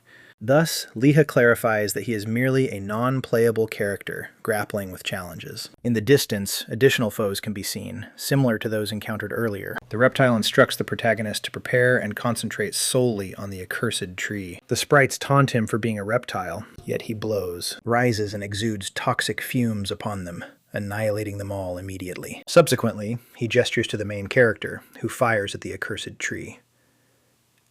Simultaneously, Bayemi employs his venomous saliva, inflicting numerous perforations on the adversary, and they dismantle it. Lihei comes to understand that the venomous saliva strikes with greater force than his own fire, and is genuinely astonished. Following the battle, they take a moment to recuperate while their abilities recharge, but Bayemi is unable to remain stationary. Given that the protagonist reached level 33 there, it's evident that the region is not intended for individuals below level 40. Thus, the protagonist inquires about the lizard's rank, to which it responds that it has reached level 51. Lihei is unable to comprehend it. However, Bayemi asserts that leveling is merely about understanding where and how to pursue. Initially, they must complete the mission. Yet Lepanto shouts that his companions are interred there, and that he commanded the vanguard in the conflict. He swiftly departs, believing his armament is close at hand. The protagonist believes the vagrant has regained his recollection. However, the issue lies in the fact that there are numerous undead creatures ahead. Regardless, it appears that he is aware of his actions. Therefore, the journey should be nearing its conclusion. Lepanto declares. He can observe the blade concealed in the identical encampment from which the two departed. Bayemi excels by inquiring whether this pertains to a musketeer-class mission, and Lepanto begins to panic, as he is uncertain whether it is occurring at this moment or if it has already taken place. The incessant ramblings of the mendicant are driving them insane. However, the earth begins to radiate a violet hue, and a ghoul emerges from the ground. That's precisely why they preferred him not to shout. Lepanto fires upon the initial revenant, then states he will manage the skeletons while his companion addresses the remainder, and he additionally offers the reptile a piece of advice, emphasizing the importance of severing their limbs. The undead pursues the protagonist, and he begins to panic because he's depleted his ammunition, but he rushes in with a bayonet assault as he cannot afford to fail. Ultimately, the young man defeats the final opponent, and the reptile completes his portion as well. The issue arises when a team arrives claiming they have successfully located the gecko, and once more their emblem is derived from the Dawn-Sun Association. The reptile advises the main character to flee while there remains an opportunity. However, he must bring the NPC along, and he also owes money to those individuals. Regardless, Bayemi asserts that they will not exit this situation without conflict. Thus, they divided responsibilities. The members of the guild are indifferent due to the turmoil metric, and one of them is struck by gunfire right away, which sends everyone into a frenzy, as it was the supervisor. Bayemi expels poison across numerous limbs, and then a level 60 individual enters wielding a blade, and the protagonist becomes anxious because he cannot establish distance with the vagrant present. One of them attempts to pursue the gunman, therefore. The champion employs the bayonet strike, yet the man is more powerful than the creatures. Another individual arrives to assist the vagrant as well, and it appears that the main character did not succeed in the objective, but then Lepanto emerges from the haze inquiring about their identity. Lihei shouts that they are adversaries, and when a hairless man leaps in to bring him down, the vagrant responds with a straightforward action known as coup draw. Everyone begins to panic, attempting to remove the beggar initially, but Lepanto claims that those assaults are trivial in comparison to the fiendish legion, and he dispatches numerous adversaries directly to their demise, employing various combat methods. Even without his sword, he eliminates them all in one swift blow. Thus, even Lihei cannot fathom that he is merely a quest non-playable character. Nonetheless, the individual bows down, expressing gratitude to our champion. He indicates that in the absence of his assistance, he would have perished like a despised madman, devoid of recollections, and regarding his rapier, he would have permanently mislaid it, as all he needed to do was invoke it. The task of accompanying the military veteran has been accomplished. Thus, Lihei's standing in the realm rises. And what Lihei sought to ascertain, Lepanto now clarifies as alteration of recollection. The cause of him being struck by that enchantment was due to them, and the individual who executed it was the military consultant sorcerer Rotsak, the present archmage of the realm of Fibiel. Nevertheless, the combat documentation is housed in the royal archives, yet only the monarch has the ability to perceive them.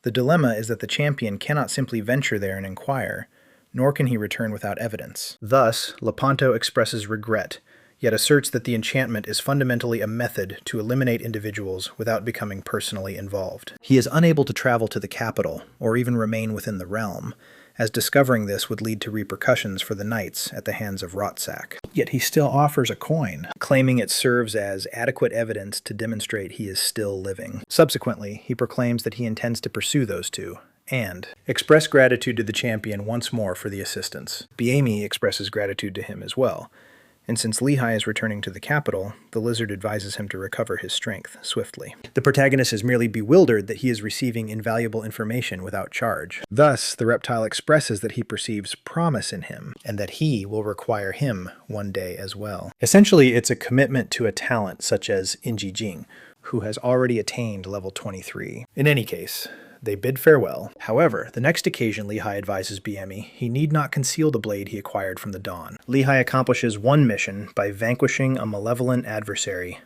and another for prevailing against a more formidable opponent. He garnered 22 points. However, the true test was poised to commence at this moment. Lehigh composes himself, considering he will attempt first, but as he opens the door, he narrowly escapes being shot. Brown is skeptical of everything, and asserts that the so-called hero needs to substantiate that claim of treachery. The initial action taken by Lehigh is to pass the coin, and the elderly gentleman comes to the realization that Lepanto endures. It is claimed to be a monitoring currency that recognizes the proprietor through mana, averts accidental harm to allies, and assists with assignments. And this one is the possession of a chevalier from the 3rd unit. However, Brown revisits the protagonist's narrative and inquires whether Rotsack was responsible for everything. He begins assembling several items and inquires whether the child is available that evening to take a stroll. Thus, the mission Lost Legends transforms into Lehigh assisting the elderly gentleman in gaining access to the royal records. However, if he is unable to execute it successfully and emerge unscathed, he will still experience a 50% reduction in recognition throughout the entire realm. The protagonist advises the elderly man to venture forth solo, as he lacks the authorization to gain entry. However, if they concealed matters from Brown, then even he remains unaware. The sole alternative is to select an individual he confides in to retrieve the documents. Thus, the protagonist consents to make an attempt. No. Brown is received at the fortress and enters under the pretext that he aims to engage in commerce with the Enchanted Enterprise alongside his aide. Lehigh was cautioned to exclusively access the West Wing following passage through the East Wing, since a single misstep can lead to your demise. They must also vacate the vicinity by 9 o'clock and convene. Consequently, the pair proceeds towards a luminous gem. The elderly gentleman claims they possess but a single opportunity, and it begins to radiate with even greater brilliance. Subsequently, the indication is provided, and Lehigh conceals itself behind a vase. Immediately, the chief scribe Clark appears, delighted to reunite with a former associate once more. Bypassing the pleasantries, Clark inquires about Brown's presence, as he wouldn't have even acknowledged anyone else. The elderly gentleman claims he merely arrived for a visit. Clark is content, but cautions that the assailant must not handle anything. He also mentions that the visit appears unusual because Brown is not a significant individual. He's extremely wary. He believes the elderly gentleman has someone concealed behind a vase, but then he feels embarrassed when he discovers nothing and shifts the topic, stating that it's genuinely quite pleasant to be the chief scribe. Amidst the discussion, Lehigh successfully dashes towards the staircase, just as they had intended. The issue is that the staircase is incessant and begins to twist until the protagonist finds themselves in this enchanting realm. He can sense the ground, yet he believes the elderly gentleman ought to have cautioned him, as he is completely unaware of how he is meant to locate the documents within a mere 2 hours. Among the shelves, just one area is radiant, and it features continental charts and habitation documents. Lehigh deduces that the radiance is a clear indication and begins to sift through the volumes. The initial one he unseals is a continental chart of areas that were surveyed and documented. It enumerates creature categories and tiers, resembling a tactical manual. The entire content was authored by an individual named Fernand, who undoubtedly embodies the sovereign of explorers. But then he discovers a document titled Expedition Strategy for an Uncharted Landmass, which transforms into a quest to return the individual to the realm. Considering the rewards, it appears to be a series of quests that can solely be acquired in the archives, and it commences when you venture into that unfamiliar continent. In the narrative, it mentions that the monarch disregarded Fernand's concept and only showed concern when he vanished. With half an hour remaining, the protagonist ultimately discovers the military documents. Lepanto referenced. There existed a procedure known as fragment disintegration, where they intended to eliminate the commander initially. However, as he must concentrate on an alternative task, he utilizes the director's mirror to document it and review it afterward. Suddenly, a gateway begins to materialize in the library, and Lehi learns they are set to examine the World War II segment, due to Archmage Ratzak's spontaneous request. Ratzak requested them to verify if anything was absent, due to an unforeseen individual gaining access to the palace. The junior staff member considers it absurd, yet proceeds to examine the initial volumes on the Great War, and when he does, he howls. He indicates that certain documents were disorganized, and it pertains to the segment of the conflict in the parade grounds. Additionally, they can perceive the noise of a door being opened. Through a stroke of luck, the main character reaches the staircase and returns from the regal repository unscathed. Yet he can already perceive a multitude of individuals searching for the tiny pilferer. The sentinels are instructed to pursue any individuals they find dubious. Thus, the main character deduces that the most efficient path is the briefest one. The complication arises, however, close to the barrier. He encounters a knight. Sir Cindergaard becomes exceedingly irritated. However, they then identify one another. Consequently, they acknowledge one another, and an individual exclaims felicitations to the sacred warrior. A sorcerer asserts that the main character must be an interloper, and he genuinely is. Thus, he must feign ignorance. The knight, in the meantime, asserts that individuals cannot simply be detained without evidence. Furthermore, he recollects that he was the one who vanquished the Cobalt leader. Clark continues to assert that he is the most dubious individual. Yet, Sir Cindergaard asserts that it is unjust to blame his companion in such a manner. Our protagonist is on the verge of experiencing love, and the scribe acknowledges he requires evidence. Thus, he inquires whether he is unfamiliar with Brown. The protagonist responds that any musketeer is acquainted with him. However, given that there are no alternative options available, they depart. Ultimately, Lee Hayes expresses his gratitude for the assistance, and Sir Cindergaard also expresses his gratitude for his assistance. In any case, regarding their presence, the elderly gentleman arrives, stating that he has come to see someone alongside his pupil. Brown also expresses gratitude to the royal sentinels, and the main character requests to be pardoned. Then all bid farewell. In the interim, the elderly gentleman was unable to encounter Ratzak. However, Lee Hayes can at least claim that his role was completed. Upon returning home, the main character lacked the opportunity to examine the Royal Archives documentation. Thus, he prepared to discuss it with his superior. At 9 o'clock, a sentry observed the pair approaching the Demon King's troops, and when he shouted, he was fired upon. The following day, at 8 a.m., a faction that pursued them found their extremities tangled. At 10 o'clock, they launched an assault on a battalion, and once more, no one returned unscathed. As per the documentation, the pair collaborated with the fiends, and it is only at this moment that the Lepanto segment commences. At 11 o'clock in the evening, the pair arrived at the 67th Regiment, gathered provisions, and fled alongside a shadowy elf. However, prior to their departure, they cautioned everyone to be vigilant of Ratzak. The protagonist suspected the Archmage was suspicious for concealing information. Yet, currently, it appears that there is additional information too. Another observer stated that Ms. Elizabeth was expecting. Thus, the elderly gentleman struck the table forcefully. He considers it absurd.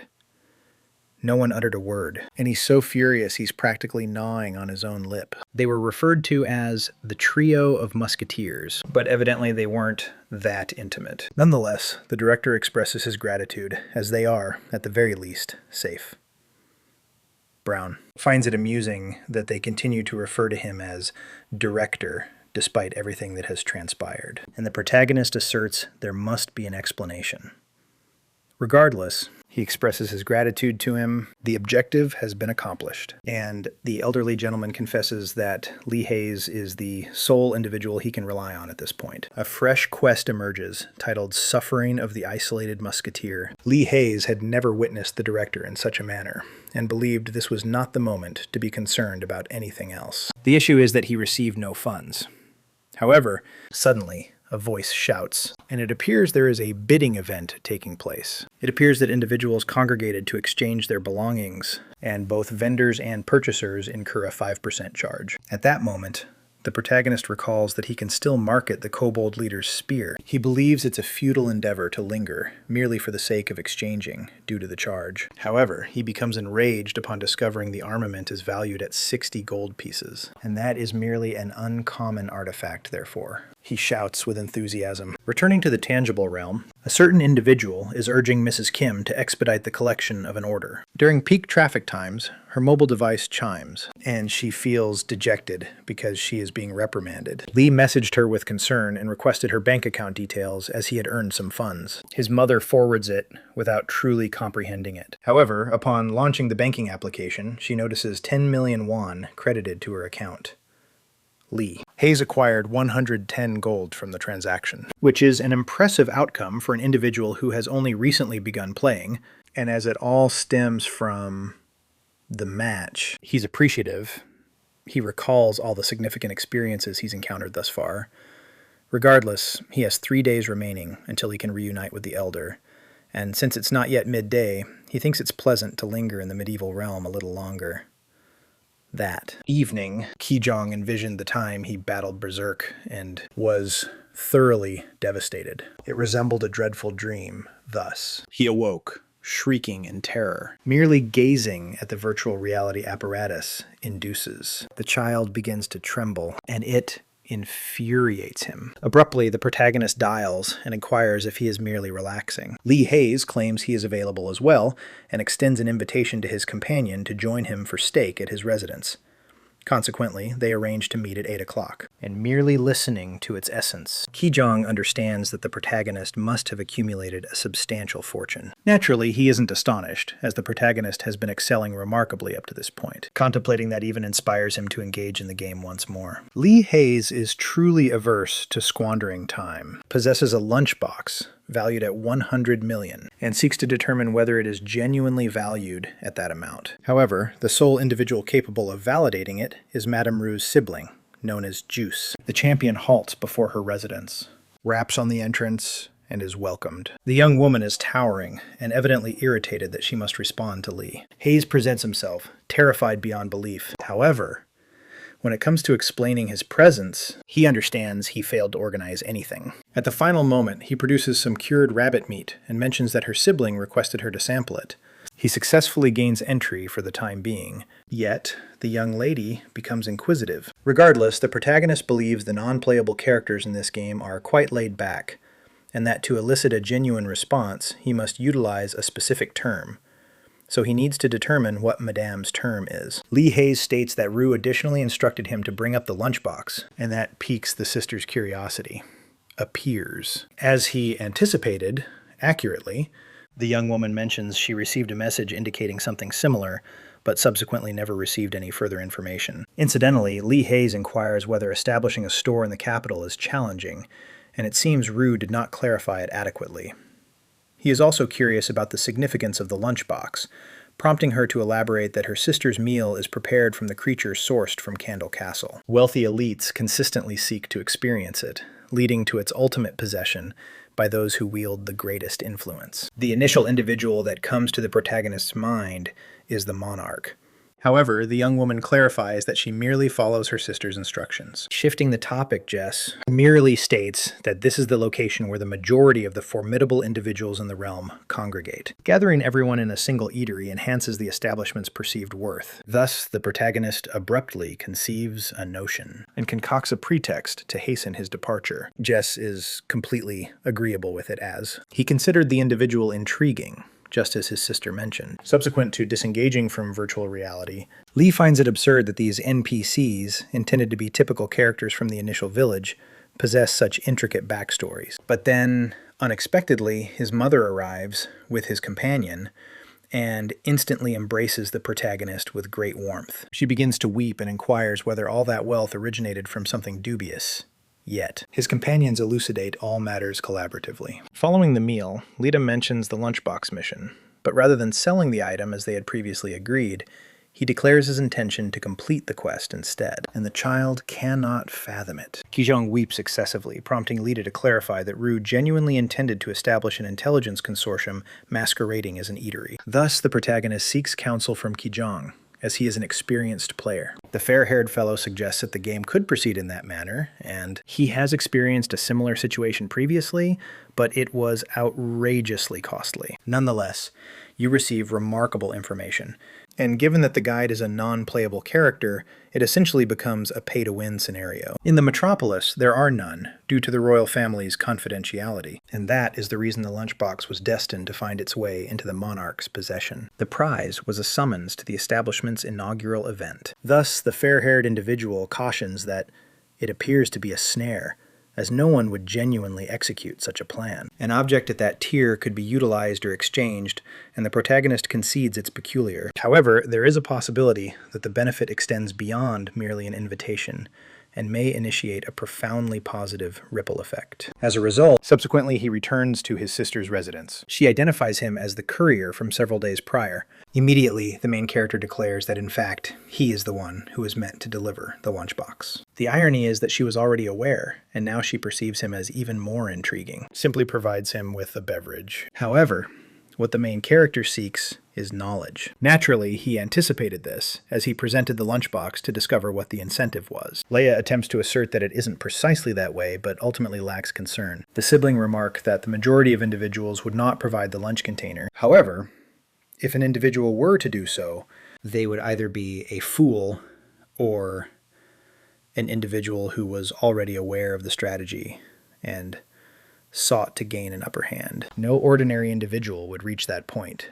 Thus, the endeavor is intended for individuals seeking gains that extend beyond mere financial wealth. The issue lies in the fact that regardless of who provided the lunchbox, the sibling also urged their demise. The instant he is assaulted, the hero narrowly evades a metal javelin. He shouts, inquiring about the reason, while the girl praises Leia's resilience. However, prior to the main character being able to fire, a group of assassins swiftly infiltrates the residence in an attempt to eliminate Leia. At the very least, he replenished the musket prior, allowing him to hit one of them. Another javelin is launched, but Leia delivers a strike directly to the assassin's abdomen. He then bellows for everyone to halt, or he will discharge his firearm at the woman and seize the lunch container. Yet despite the danger, the girl simply chuckles, remarking that Leia is disrespectful towards women. Our protagonist asserts that the sacred knights will arrive due to the commotion, yet subtly suggests they have been compromised. He merely states that anyone intending to create unrest in the capital must strategize ahead of time, and that his sibling would have awarded the child a 10, but she merely grants him an 8. In fact, it merely clarifies that it was entirely an examination. Consequently, she reduces the rating to a 5, declaring that it's finished. For a brief instance, the protagonist contemplates merely extending his hand for a shake and leaving it at that, but ultimately opts to seize the reins. Thus, he maintains the firearm aimed at her due to a sense of treachery. And due to the examination, he insists on recompense from the impending guild chief. Subsequently, the young woman begins to chuckle incessantly at his audacity for an individual aspiring to be a leader. That was the reply that finalized the mission. Thus, Just consents to provide our protagonist with valuable insights.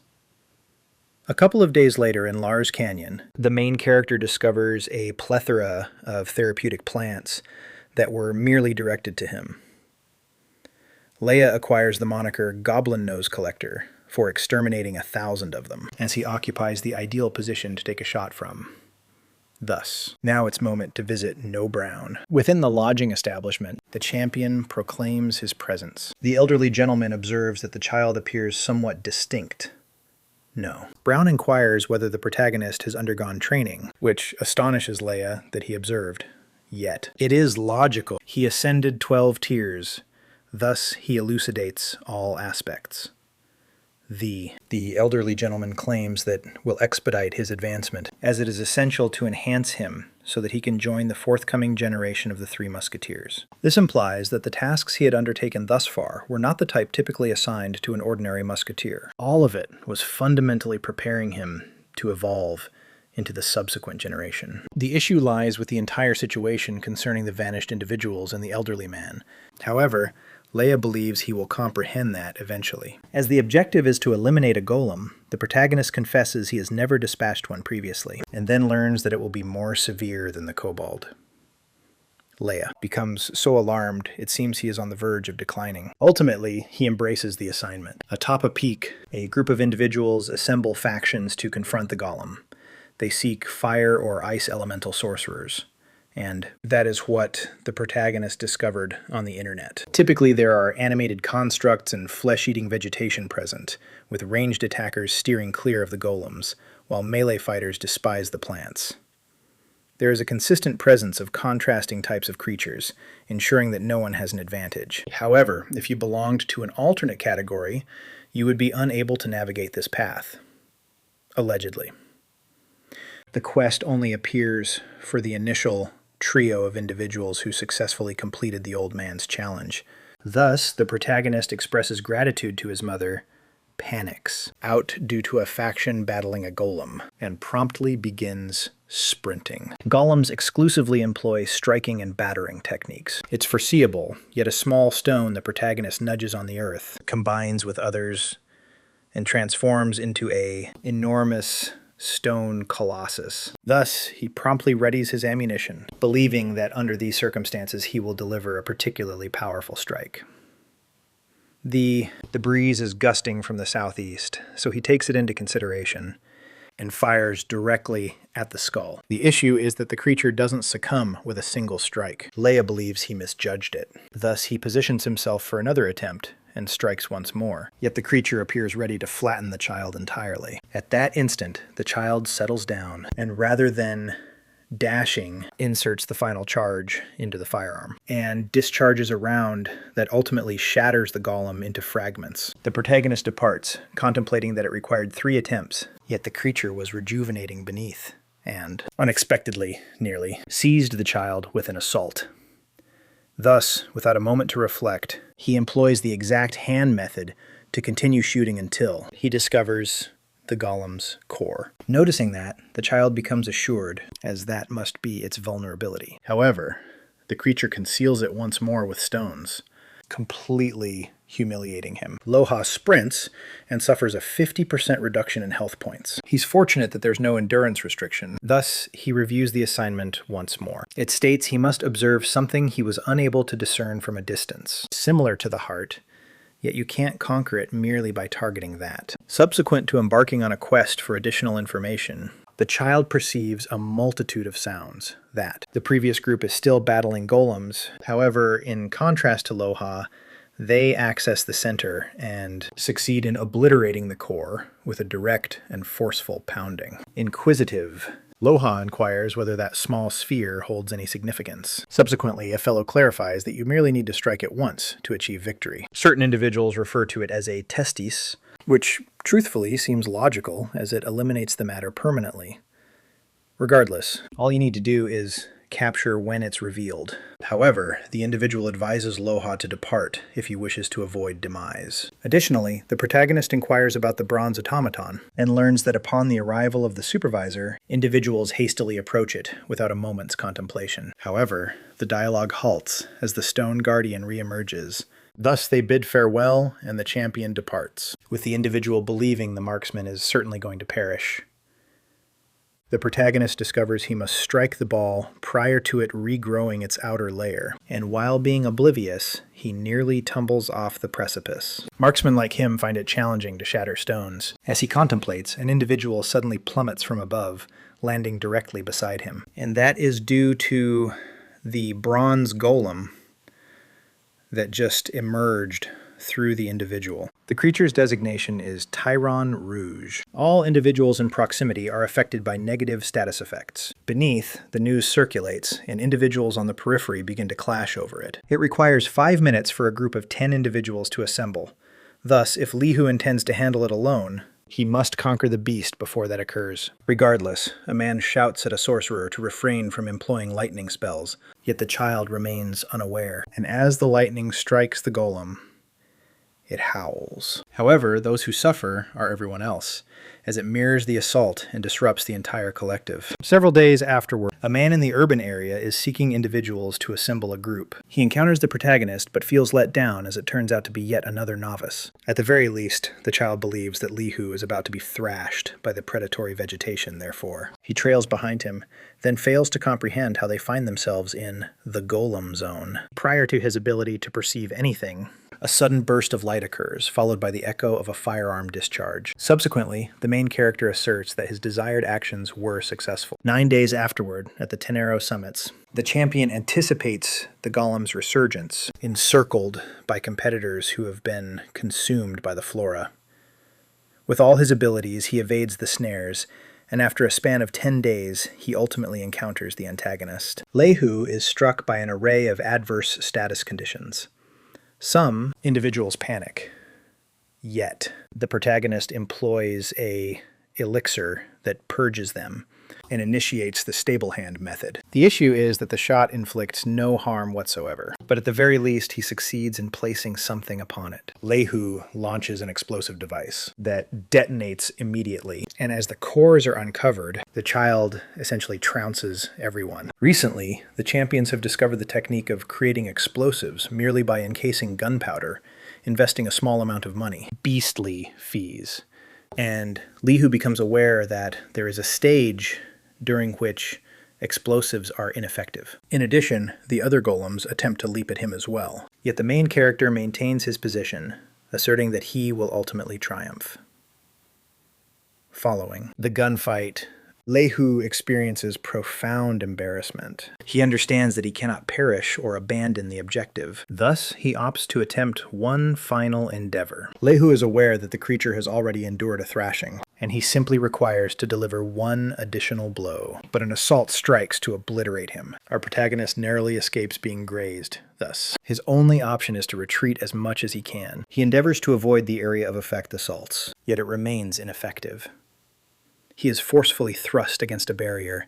His health points decrease significantly as the creature approaches, yet its essence is laid bare, therefore. The main character employs the energy shield. That circular obstacle will prevent anyone from approaching within 3 meters. Thus, Lehu seizes the opportunity to take one final shot at the diminutive sphere, and that day marked the inaugural occasion a firearm was discharged in a medieval realm. The most astonished is the vulture that arrived to devour the hero's remains. However, merely witnessing it brings joy, as it has the potential to generate some profit. Returning to the observation tower, Lehu descends into the midst of a group of participants, shows no concern, and shouts in triumph, reveling in the task he accomplished. He successfully eliminated the golem single-handedly because the cask endured a shotgun explosion. Regardless, Lehu must sign out at the workshop to have the musket mended.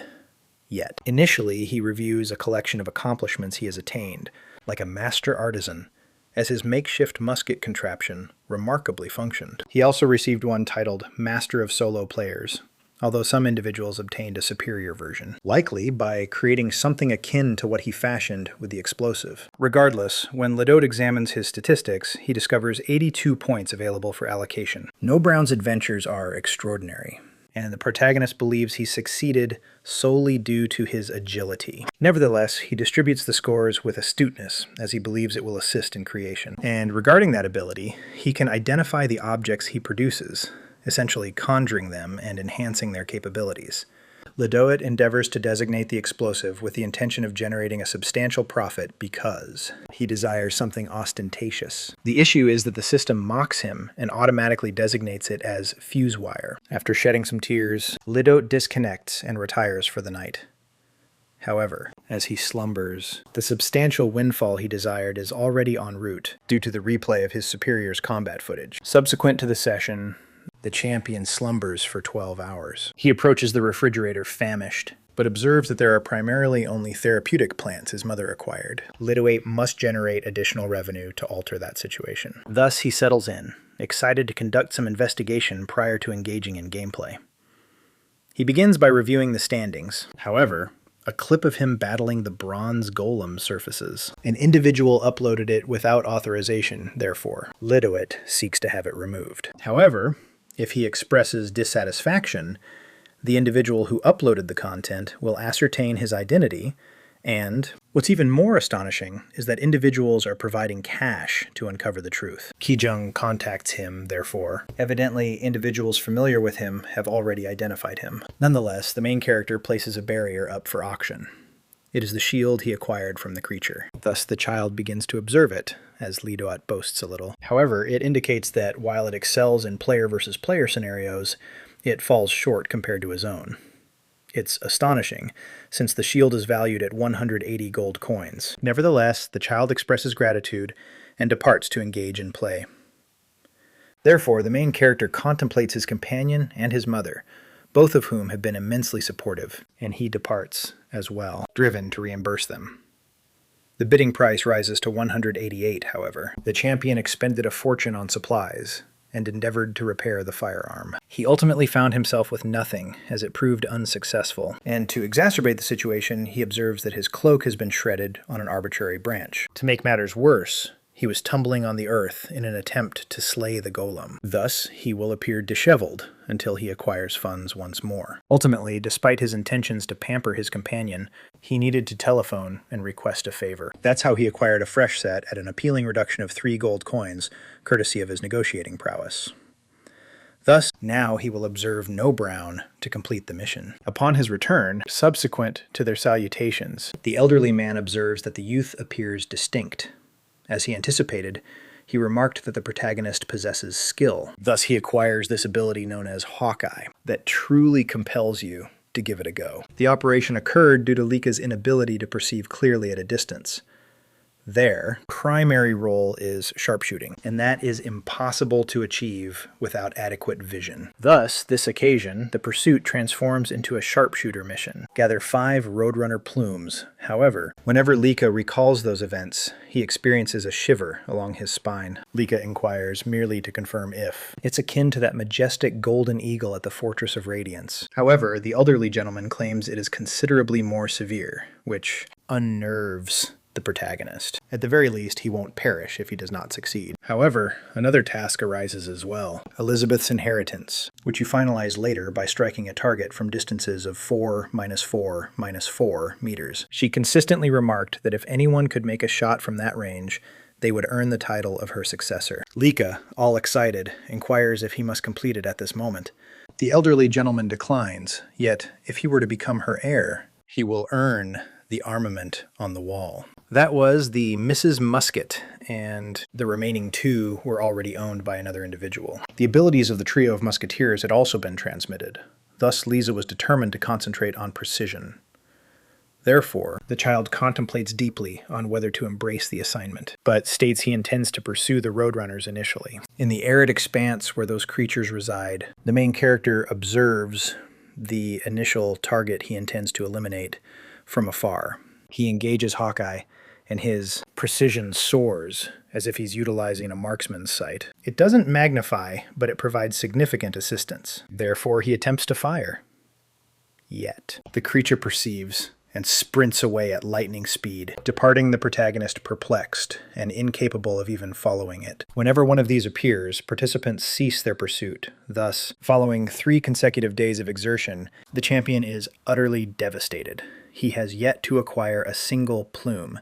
Once more, the avian creatures won't permit him to approach. Lee Hack virtually implores, but then unexpectedly he perceives something unusual in the noise of their sprinting. He perceives it now solely because the expanse of the desert is so vast. However, the Roadrunner possesses a design.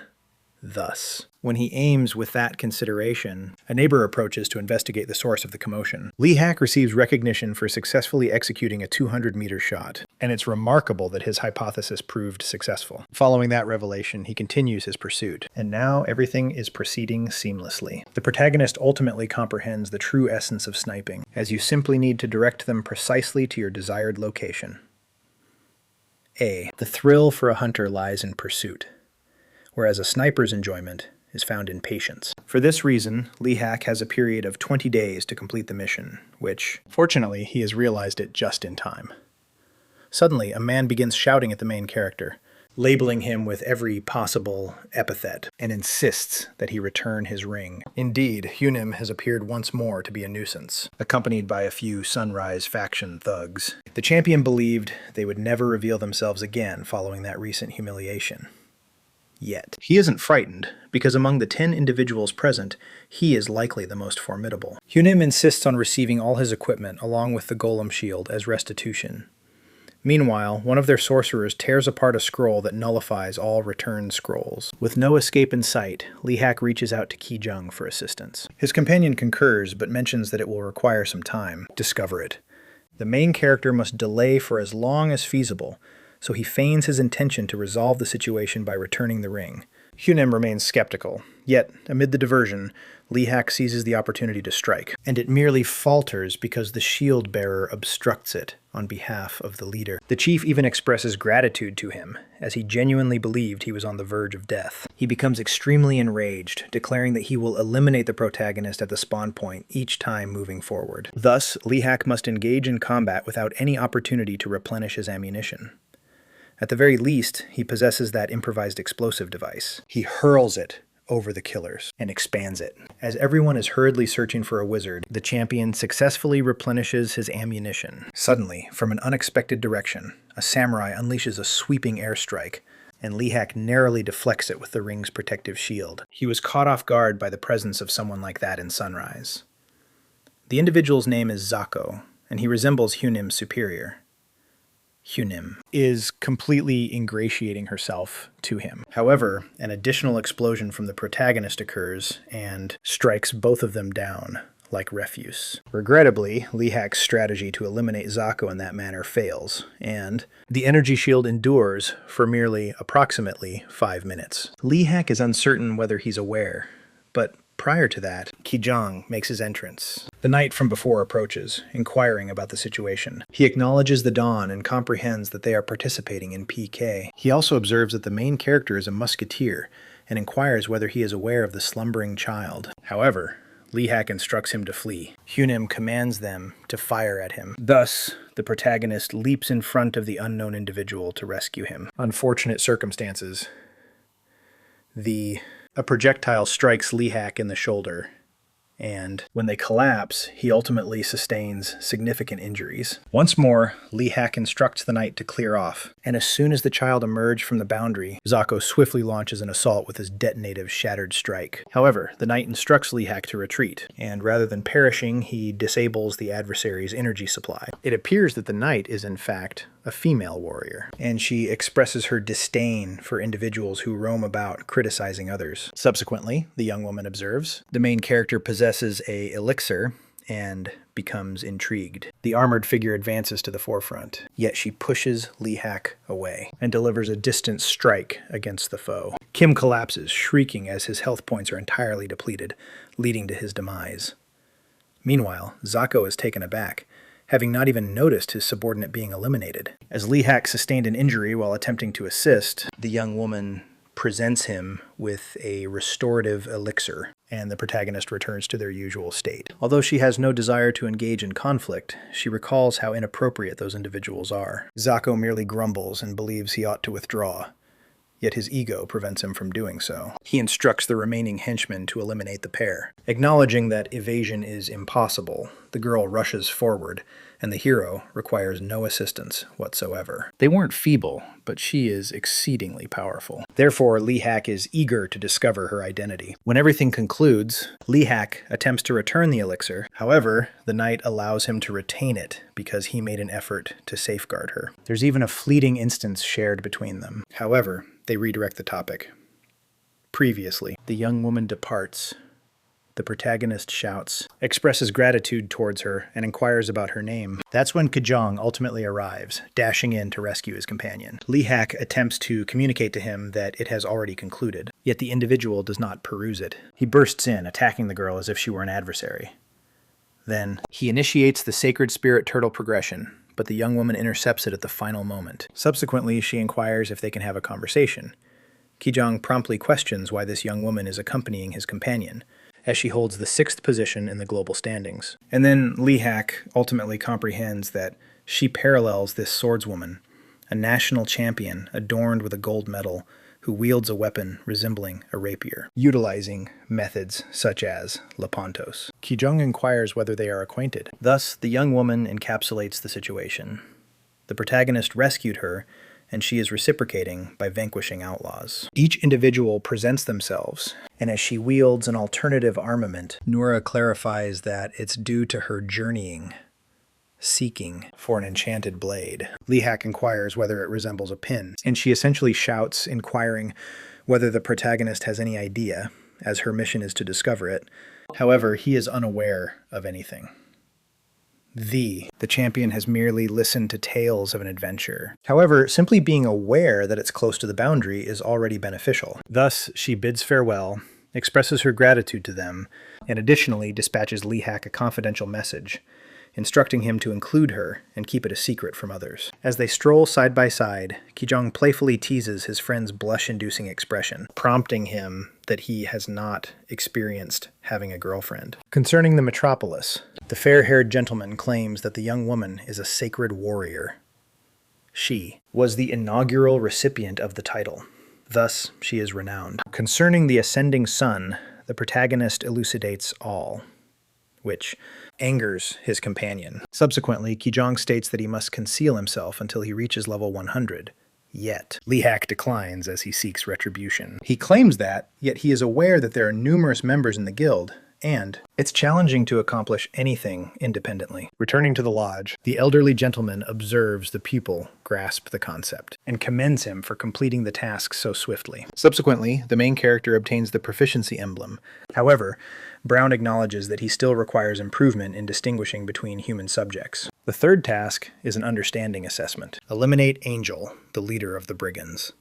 The Marauders are located in the southeastern region, and the elderly gentleman presents Lihak with a wanted notice. Thus, he is aware of the man's appearance. Nonetheless, the main character asserts that if he eliminates the antagonist, another individual will simply assume his position. The elderly gentleman suggests that the Marauders could disperse. However, he remains indifferent, since you only discover the outcome afterward, much like tossing a coin. Thus, the hero's uncertainties dissipate. He states that he is departing, intensely contemplating that counsel, and becomes energized to eliminate Angel, who is in a wasteland that's ideal for intercepting a projectile. Several days later, in the arid landscape, Angel requests his associates for a few beers. Everyone indulges until they can no longer continue, surrounded by women, excluding the sentinels who continue to fulfill their duties. Presently, Lihak perceives the likelihood of being apprehended as minimal. He employed the marking technique the initial time he encountered the supervisor, and he is limited to employing it on 3 subjects simultaneously. That's how he discerned their location subsequently, strolling for 10 hours. In the meantime, he observed a trend in the pathways they had been following for 17 days. However, there exist enchanted circles within the stronghold. It's unfeasible to revert using a teleportation scroll, yet striking them at the gathering is his sole opportunity if he postpones until Angel arrives. Once he regains his composure, Angel begins conversing prior to vomiting. Thus, with all arrangements established, the champion discharges and the man falls. However, the sentinels are shouting that the apparition is lifeless, which makes no sense at all. Everyone begins to search for a formidable presence in the vicinity, someone with exceptional tracking abilities, and the genuine leader instructs them to enhance the enchantment. Despite the passage of 17 days, Lihak remained oblivious to the fact that Angel was merely a frail young child. Everyone sets out to apprehend the primary individual, and he bolts away, convinced that he's completely doomed. In the absence of alternative options, he launches an explosive directly into the assembly. He successfully evades them. However, Angel remains determined to seek retribution against whoever was responsible. Returning to the metropolis, Lihak finds it outrageous that the image was fabricated from the outset. When he proceeded to utilize the emblem, they noticed one another. So now it's merely a question of time before he is discovered. Even within the metropolis, the villains unexpectedly appear and commence igniting everything in flames. Angel instructs the city leader to inform on who has just arrived. However, as the individual is oblivious to anything, Angel commands his henchmen to eliminate everyone. Those marauders have previously withstood numerous assassination efforts. Thus, he was a step in advance. A detonation occurs in a narrow passageway and leads him to believe the champion is present.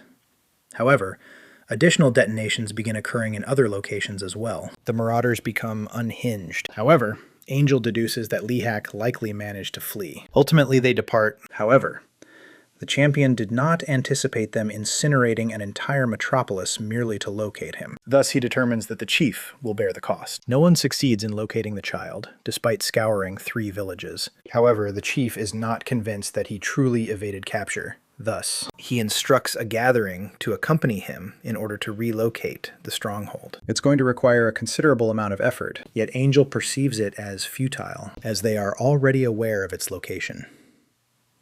As no one remained at the facility, 2 individuals proceeded to relocate the warehouse items and discard anything deemed unnecessary. However, as he speaks, the outlaw chief is unseated from his steed by a precise strike. An individual was present in the woodland. However, it is of little significance at this point, since they are the subsequent ones. Upon completing the quest, the main character acquires esteem within the realm, and although it merely holds a D+ classification, at the very least, opting to return to the stronghold proved to be the correct decision. Angel was quite commendable for a non-playable character. However, the main character is primarily concentrated on the assignment details, as he was unable to rescue the inhabitants. He isn't content unless he performs better the next time. In the lodge, the elderly gentleman is already aware of everything, and the protagonist feels ashamed about the charred settlements. Thus, he claims that Angel was not the individual in the picture. He eliminated a substitute, and 3 hamlets were incinerated as a result. Leha feels dreadful. However, the elderly gentleman states that the individual who dispatched the image intended to express remorse. No, Brown perceives nothing amiss with it, as the objective was solely the elimination. It would have been preferable if he had also rescued the villages. However, Leha did acquire the sharpshooting ability and a golden coin. The ability appears to be suited for distant shooting, yet the protagonist remains unwilling to embrace Beth's quest. Regardless, it's time to progress independently, but initially the champion inquires whether the elder is aware of any slumbering youngster. And seemingly the elderly gentleman is aware of A, briefly. Ultimately, he speaks as though he is on the verge of clarifying, yet subsequently, he falls silent. The champion invests all his attribute points into agility and proceeds to review the new ability. Novices. Marksman enhances the gunpowder, safeguards the firearms chamber, and enhances projectile distance by 30% for a duration of 1 minute. As a result, Leha succeeds in striking a shot at 455 meters during a trial.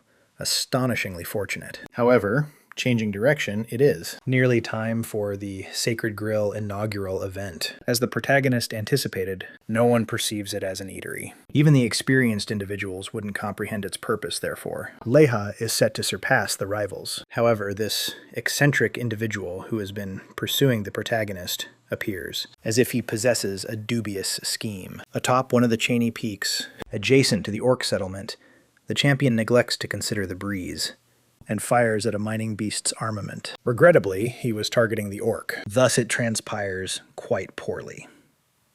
Presently, he possesses greater versatility, yet the velocity is sluggish. The noise propagates more swiftly than the firearm discharge, allowing the creatures to respond. Clearly, the undertaking was destined to place the main character in the most unfavorable predicament. Furthermore, to exacerbate the situation, the Sol Nascente team discovers the champion once more. However, as soon as he becomes aware of the issue, he tears a response parchment to Veerport, and the rest pursue him. In Veerport, the protagonist seeks to understand how he was discovered, yet he believes he was designated. He is unable to identify who targeted him. Thus, he flees to the metropolis and claims he is indifferent to the expense involved. Hind instructs the sorcerers to seize Leha before he manages to flee. However, the journey commences and fortunately concludes prior to the enchantment reaching him. The protagonist considers it absurd. They would employ sorcery in a hamlet. However, he cannot continue to expend funds merely to participate.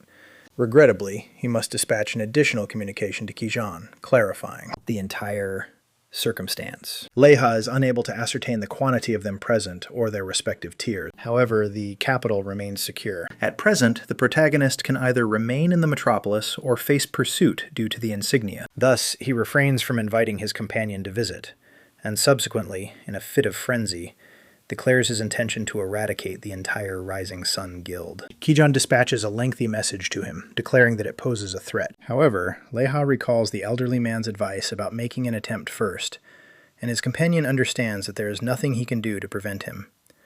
Nevertheless, he urges Leha to establish a guild, for if he simply eliminates everyone, he will be branded a felon. However, should he proclaim hostilities, he will ultimately find security solely in the metropolis, regardless. Thus, Kijan advises him to thoroughly contemplate the repercussions. Nevertheless, Leha expresses her gratitude to him and assures him not to be concerned, as he was once a genuine marksman. In the banquet hall of Rising Sun, an MC declares the accolade for the finest field manager, and every role team triumphs. They ascend to the platform amidst a flurry of sycophantic flattery and cheers. Subsequently, they proceed to present the award for the finest combat operative accolade. However, abruptly a notification appears indicating that an obscure guild has proclaimed hostilities. It is referred to as Sunset Bandits, and the proprietor is an individual named Leha. One participant expresses that it is quite audacious to adopt a name resembling theirs, but then he recalls that Leha is the individual they have been pursuing. On the inaugural day of the Holly Grill, everyone acknowledges that it's a pricey eatery and departs. The front desk attendant sends away all the clients. However, let's admit, Leha, everyone is astonished. It's so unpredictable that individuals begin to believe he's a non-playable character. The protagonist is traversing while donned in a disguise to avoid encountering his foes. Regardless, he is curious about what he will obtain from this establishment. Thus, when Jess discovers him, Leha applauds her on the magnificent inauguration, but promptly inquires for details. Despite his extreme directness, the girl instructs him to accompany her. Leha anticipated the location to be more obscure, but it is, in fact, quite opulent. As it is a genuine enterprise, there's no issue with displaying a touch of pride. Thus they remain solitary on the uppermost level, except there are several covert assassins concealed within the chamber, and they possess exceptional skills. Directly addressing the matter, Jess advises the child to refrain from posing any ambiguous questions. Thus he contemplates it and inquires something particular regarding Rising Sun. Jess lauds the inquiry and addresses it, essentially outlining an entire strategy for him, akin to providing him with solutions for an examination. In any case, Jess proposes to connect him with the individuals who attended the inauguration event, and given that there are significant individuals present, Leha consents without hesitation. Returning to the rival guild, some overweight executive claims Hyungnim is worthless for being defeated by a musketeer. However, the child highlights that the headquarters remains unaware of it. This implies they have an opportunity to rectify the situation and receive the recognition. Consequently, the overweight individual states he will compose a report later and initiate the search when the general contractors arrive. But suddenly, an underling bursts in and informs the branch chief that the GCs en route have been intercepted. The minion is unaware of who perpetrated the attack. However, after contemplating for a moment, the supervisor deduces it. If it is the musketeer, he exclaims that this is their opportunity to eliminate him. Thus, he instructs Hyungnim to fetch the individual. The guild participants are unable to congregate as they are continually being eliminated. Hyungnim is completely unaware of the hero's whereabouts. Thus, one individual shouts that they ought to dash 50 meters and rushes out by himself, merely to receive a small present in return. The only sound that reaches their ears is the crack of gunshots, and the leader can discern from the noise that it isn't enchantment. Hyungnim speculates that it might be an unseen combatant, as any assault would necessitate revealing oneself. Thus, he finds it difficult to comprehend that a player is engaging in such behavior. From a distance, a bullet nearly strikes the branch supervisor, Donyoku, upon exiting the lodge. Thus, Hyungnim becomes aware that the main character is somewhere in the vicinity. He advises everyone to flee since reloading requires a moment. Thus, everyone conceals themselves within the lodge. That's when Hyungnim observes smoke rising from the woods, yet there's no possibility that a musket could strike from such a distance. To Leha, they responded swiftly. He remains unaware of their identities. However, he has already eliminated 10 individuals. However, persuading the rodents to conceal themselves was a component of the strategy. The details provided by Madame Juice encompass the whereabouts of each branch, as well as prime shooting locations. Thus, despite his solitude, he possesses a sufficient positional edge to feel confident in his ability to triumph. Within the chamber, Hyungnim elucidates the concept to the supervisor, and the supervisor panics. The subordinates begin to consider reaching out to headquarters for assistance. However, Donyoku instructs them to remain composed, as perhaps the protagonist is a wealthy individual seeking retribution. Thus, if they apprehend him, they will generate a substantial profit. Hyungnim, in the meantime, recalls that the champion possessed merely 50 gold. He approaches to inform the supervisor, but Donyoku silences him by assuring him of a advancement. Essentially, he is feigning sincerity while devising a scheme to discard everyone else except for the pair of them. Returning to Liha, he understands how advantageous it is to traverse the mountains without being noticed. In just one day, the Nameless Guild struck the Southern Division, the Riverbank one, the Eastern one, along with the Manhwa Mountain Division. Thus, the final one was intended to be the Emerald Rainforest limb. In the interim, the primary individual eliminated 3 leaders and 2 deputy leaders.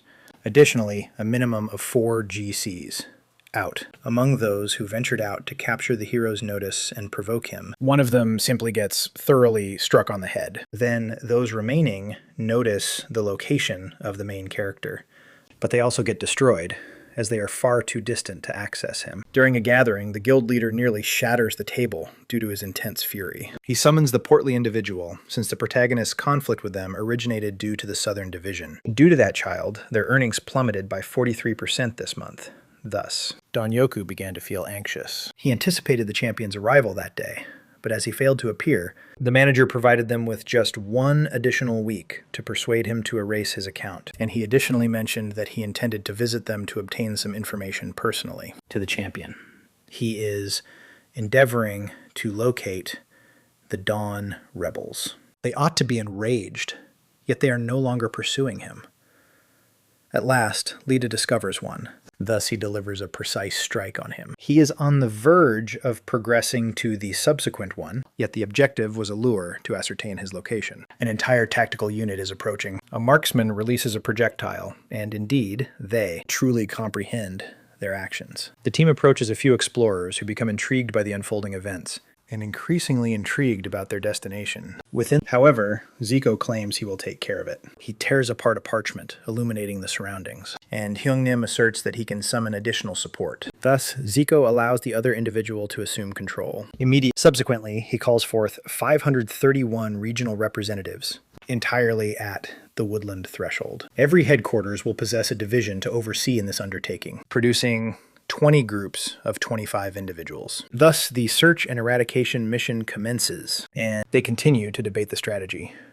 Yet, Lifa learns the number of attendees and begins to prepare more diligently, as the woodland is vast indeed. Although it's a low-lying region, it's simple to become disoriented. Zico shouts for everyone to remain vigilant, as the champion is merely a musketeer, prompting all to disperse and conduct a search. The warrior seeks to be the foremost to discover him, yet one of his subordinates collapses lifelessly at that moment. Thus he plunges in alongside everyone else. Thus, amidst this dense mist, it's challenging to discern the origin of the gunfire. Zico believes it's a form of enchantment and begins to panic. Thus he cuts down a subordinate who requests silence from everyone. Zico is in a state of despair and thoroughly messed up, since the champion remains elevated amidst the shadows. Because the initial stage in conflict is selecting your arena. A vast woodland he is familiar with is the ideal setting for an equitable confrontation. But the moment they ignite, they are struck by gunfire. The issue is that advancing through eliminations also emits illumination. Thus, a device to activate explosives. It deteriorates to such an extent that outdoors, Hyungnim is eager to understand what on earth is happening. Follow until an individual emerges. And regrettably for them, it's the main character thriving and in good health. Leha inquires whether Hyungnim refrained from entering due to the disparity in skill levels and understanding his actions. The subordinates seek retribution. Thus, Leha challenges them to battle. Yet abruptly, an individual instructs everyone to cease. Heimnir arrives to intervene, accompanied by the knight who celebrated with the hero previously. They had however, no longer noticed. Thus, Leha inquires whether they are genuinely going to continue, as if Hyungnim fails, he will face the consequences. The leader of the Dawn faction sought to obtain information regarding the champion from a significant individual. A junior employee contacted him, stating it would be costly. Yet he remained indifferent, and upon receiving it, he was taken aback, as it demonstrated that Leha possessed the whereabouts of all their locations. Additionally, the individual mentioned it was another intelligence organization. They concluded by requesting 1,000 gold to eliminate the champion. Returning to the woodland threshold, Hyungnim and the champion declared he would not experience remorse for them. Thus, they all exited the game. Subsequently, hoisting him upward and flinging him into the sky. A girl even approached him, seeking to connect with him. Yet, the protagonist never even had the opportunity to be infatuated, as the location became crowded with individuals, and his companions had to extract him from that situation. Thus, the tanker tore apart a teleportation parchment, and they were dispatched to an arbitrary lodge. To begin, subsequently, Machuhigi elucidates to the children, who are now recognized as the Cloud Mage. In that regard, Leha inquires whether the two of them are in a romantic relationship, but they respond that they are not, at least not at this moment. Regardless, Hana is eager to examine the armament, as she noticed it is capable of firing from a considerable distance. In the meantime, the protagonist is contemplating returning to the metropolis at this moment. Yet. During that moment, his companions abruptly break his firearm into two pieces. It didn't shatter in a single strike, but indeed, it did fracture. And Leha, in a state of panic, inquires what on earth they are doing. Leha states earnestly that if this is a joke, he finds no pleasure in it. Yet the knight is indifferent. It is claimed that it is not the concern of the children if they originate from Rising Sun 2, and they state that their chief is en route. It seems they struck an agreement with Okiya in return for the champion. However, he is entirely unaware of who that individual is. The initial occasion he encountered them was serendipitous, thus it was merely unfortunate that they ended up being adversaries, and this individual Okiya must have been responsible for it. Nevertheless, the protagonist attempts to flee, and Matsuhiji cautions him that he may unsheath his blade first. The guild chief arrives. The warrior and the leader evidently recognize one another, and to the champion it appears as though they are all members of the same alliance. At that moment, the main character contemplates countless strategies for evasion, yet the leader simply encourages the child to collaborate with them. No one comprehends what they would derive from such a partnership.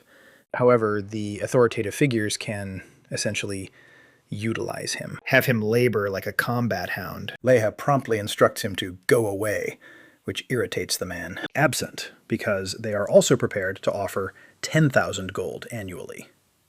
If it's not a falsehood, that would encompass his leg operation in a couple of years.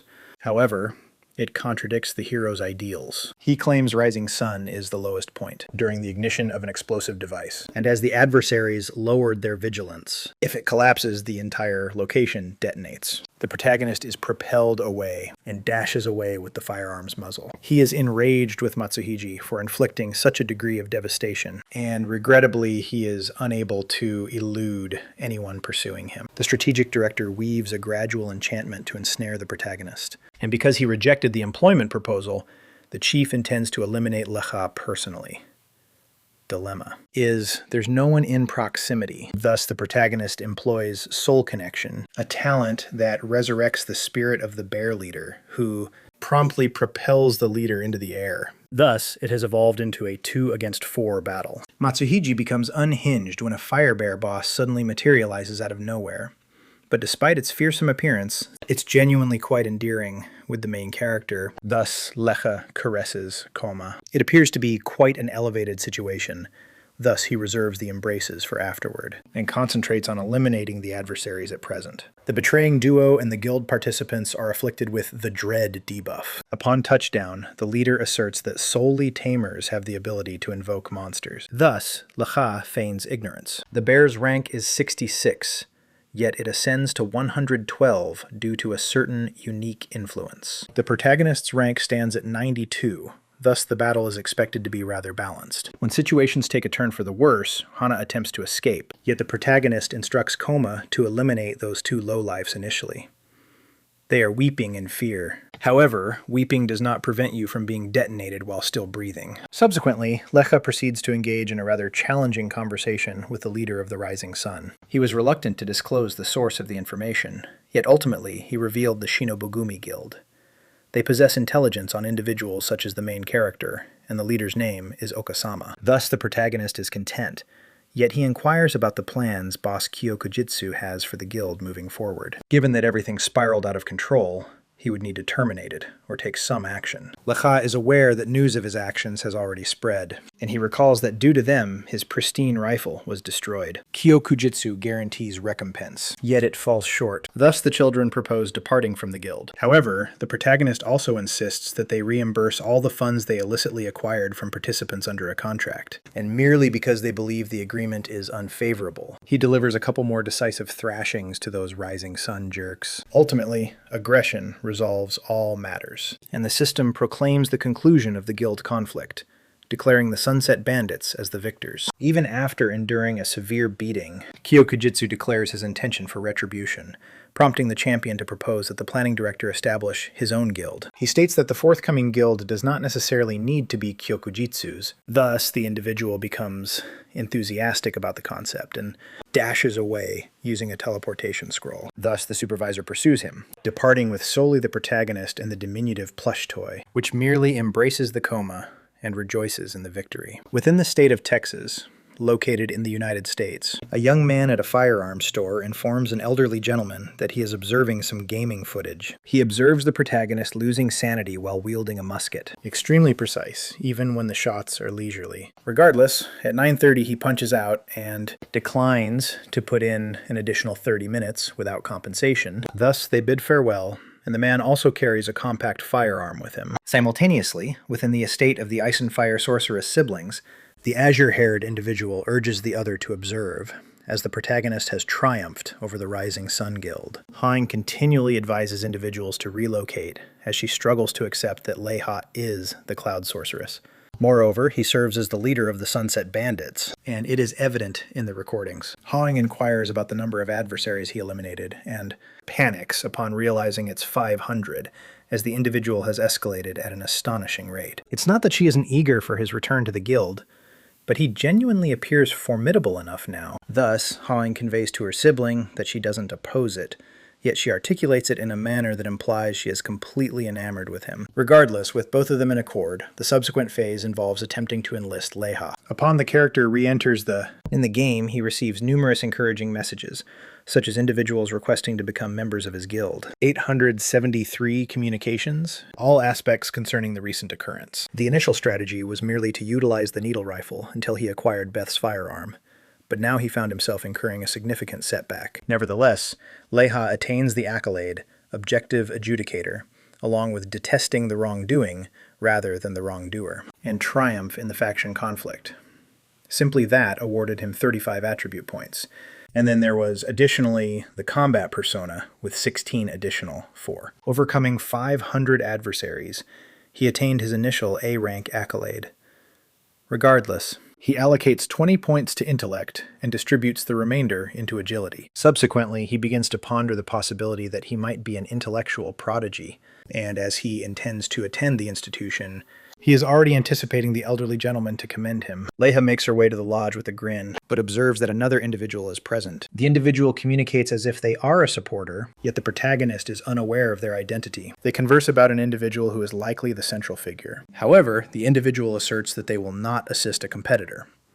Subsequently, they continue by stating that it was not difficult to deduce, and that he merely needs to discuss it, since Leiha is already listening to everything. As soon as they encounter one another, the protagonist screams and dashes away. He salutes the director, expressing regret for interrupting. However, when the individual gazes upon the hero's armament, he becomes even more convinced that assistance is unnecessary. Thus, he states that he will return at a later time, and the elderly gentleman claims he will be anticipating. To be direct, No.1 claims he has received the most recent updates. The protagonist claims he has yet to succeed in Elizabeth's evaluation.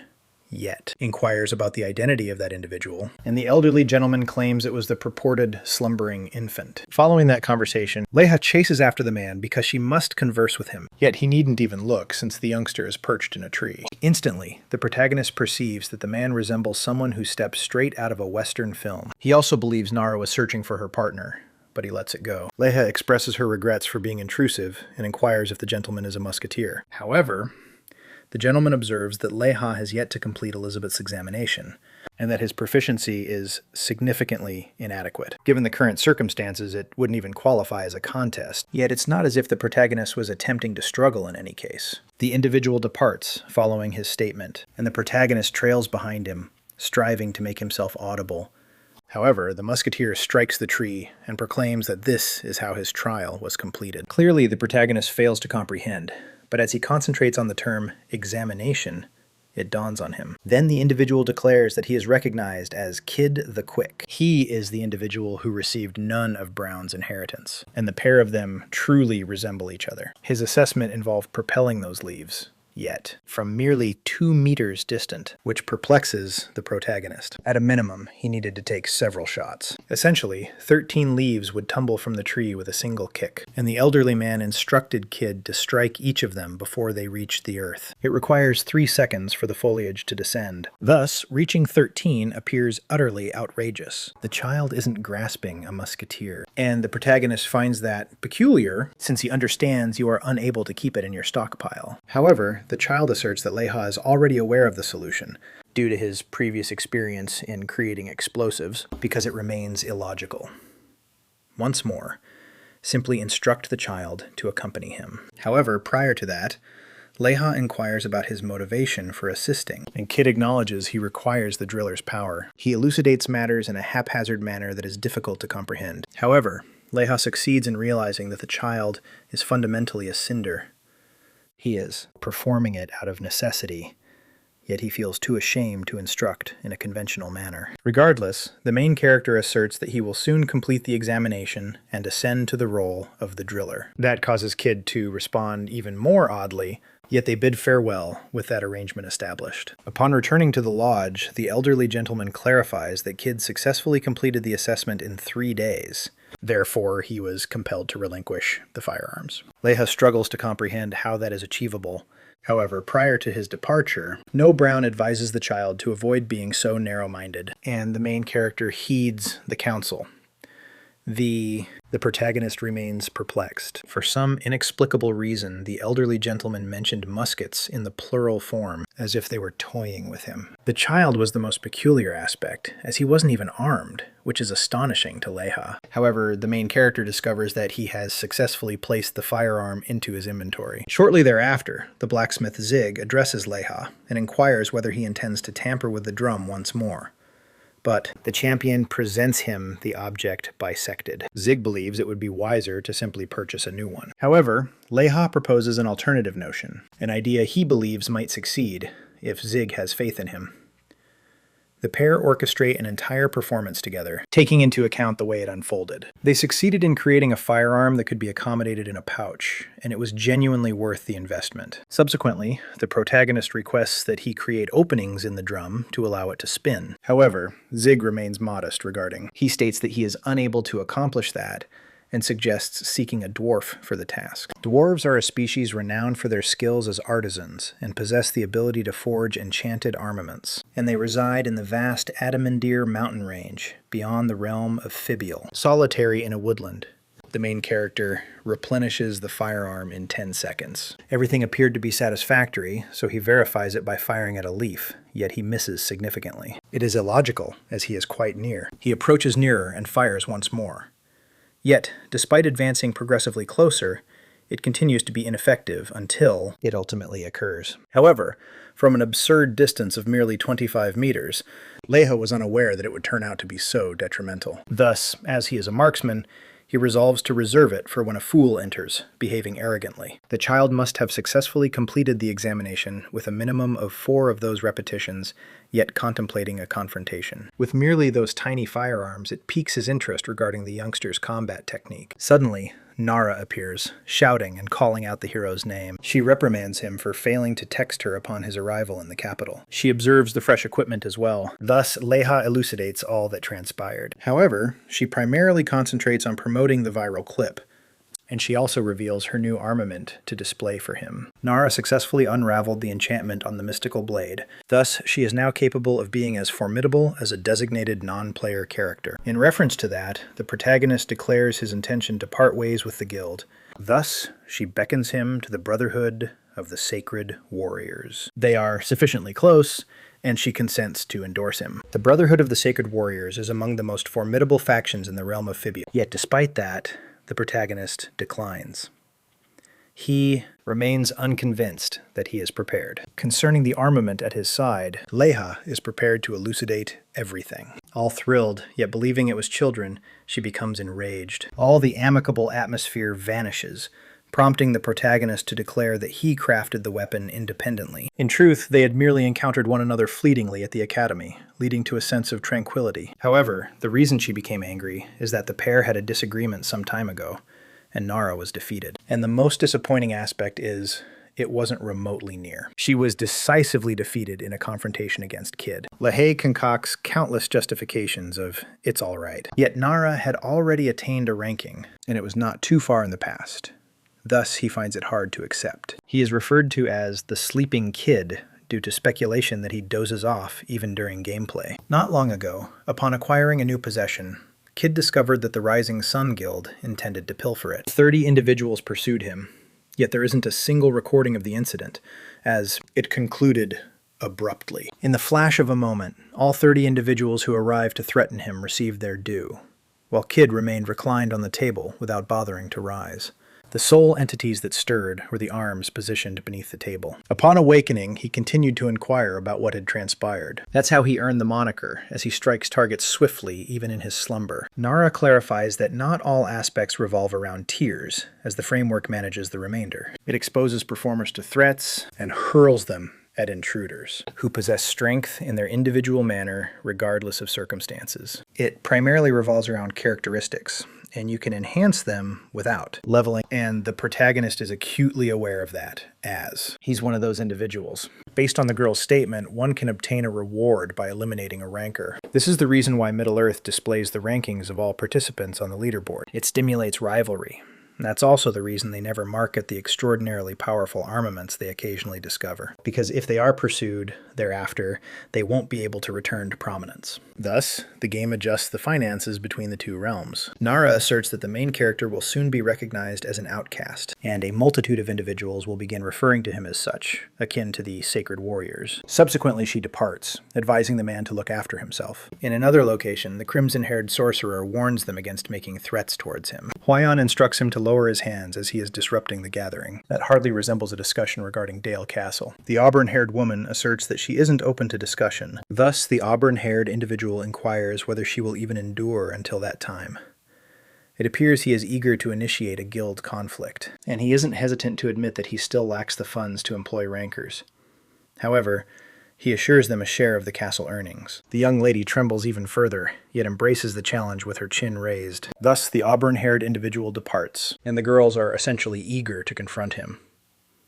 Moreover, in contrast to the ranking approach, Hwayeon declares that she plans to wager on the underdogs. Strolling along the avenue, the main character receives a small token from an admirer and begins to experience the sensation of being a luminary. He additionally earned 100 gold coins by marketing the guild's name. Therefore, he no longer needs to fret about the firearm he will utilize until he retrieves the one from the lodge. During the strategic military conference, the auburn-haired individual exclaims that Hwayeon disregarded their suggestions. Everyone is frustrated with the affluent young women. Regarding their investment in the castle, the total amounts to 21,850 gold to date, and they cannot retract it since it was a contribution. The individuals who cast aside all their belongings into it go insane, and the original members come to understand that the backlash is unstoppable.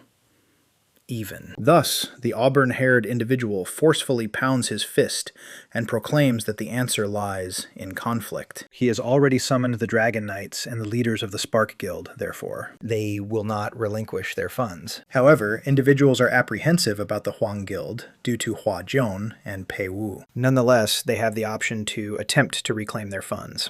And if they succeed, they will possess a valuable prize. The strategy is to assemble a group of individuals to serve as the forefront, similar to Shin Nara, and they also wish to summon the premier Korean players ranked second, referred to as overly simple. Thus, although it's merely a proposal, it suffices to excite everyone. Hai Hyun Hyun had been expressing notions they had not concurred upon. Thus, it would be challenging to introduce the two individuals. The auburn-haired individual becomes aware that he made a mistake, contacts Sasuke, and instructs him to bring the blonde individual to that location. Essentially, he expresses a desire to recruit the main character into the Boyocho Guild. That would be immensely beneficial. However, Kijong had already extended the offer, and the protagonist declined it, believing he was insufficiently strong. Nonetheless, Sasuke asserts that they require that strength to extend their offensive reach. Thus, the fair-haired individual mentions he will make another attempt. No guarantees. Ultimately, the commander informs Sasuke that they will proceed with the strategy, and that, although it is unfortunate, the sole method for their survival is through the sacrifice of Kijong. Returning to reality, the main character's mother departed for her job. With the funds he possesses now, he can ultimately enjoy more nutritious meals. The musket dilemma was resolved as well. Thus, Lee-ha contemplates embarking on a quest to seek out some trolls, until he comes across internet speculations regarding a conflict between Chuhi Ohong and Byolcho. It appears that hostilities have already been announced, centering around the control of Dale Castle, essentially regulating access to the dungeons. Even a nominal charge would yield substantial revenue. The main character responds to a communication from the fair-haired individual indicating that he is already aware and is accessing the game. Upon their encounter, Lee-ha observes that his companion has altered his equipment, while the blonde perceives that the champion has acquired a new firearm. And Kijong dives right in. Does the main character wish to become a member of the guild, or not? He expresses remorse for inquiring in such circumstances, and clarifies all the details. However, confronting those sisters is a risk that Lee-ha is unwilling to take. Kijong mentions that this time the chief desires it as well, so he need not feel guilty.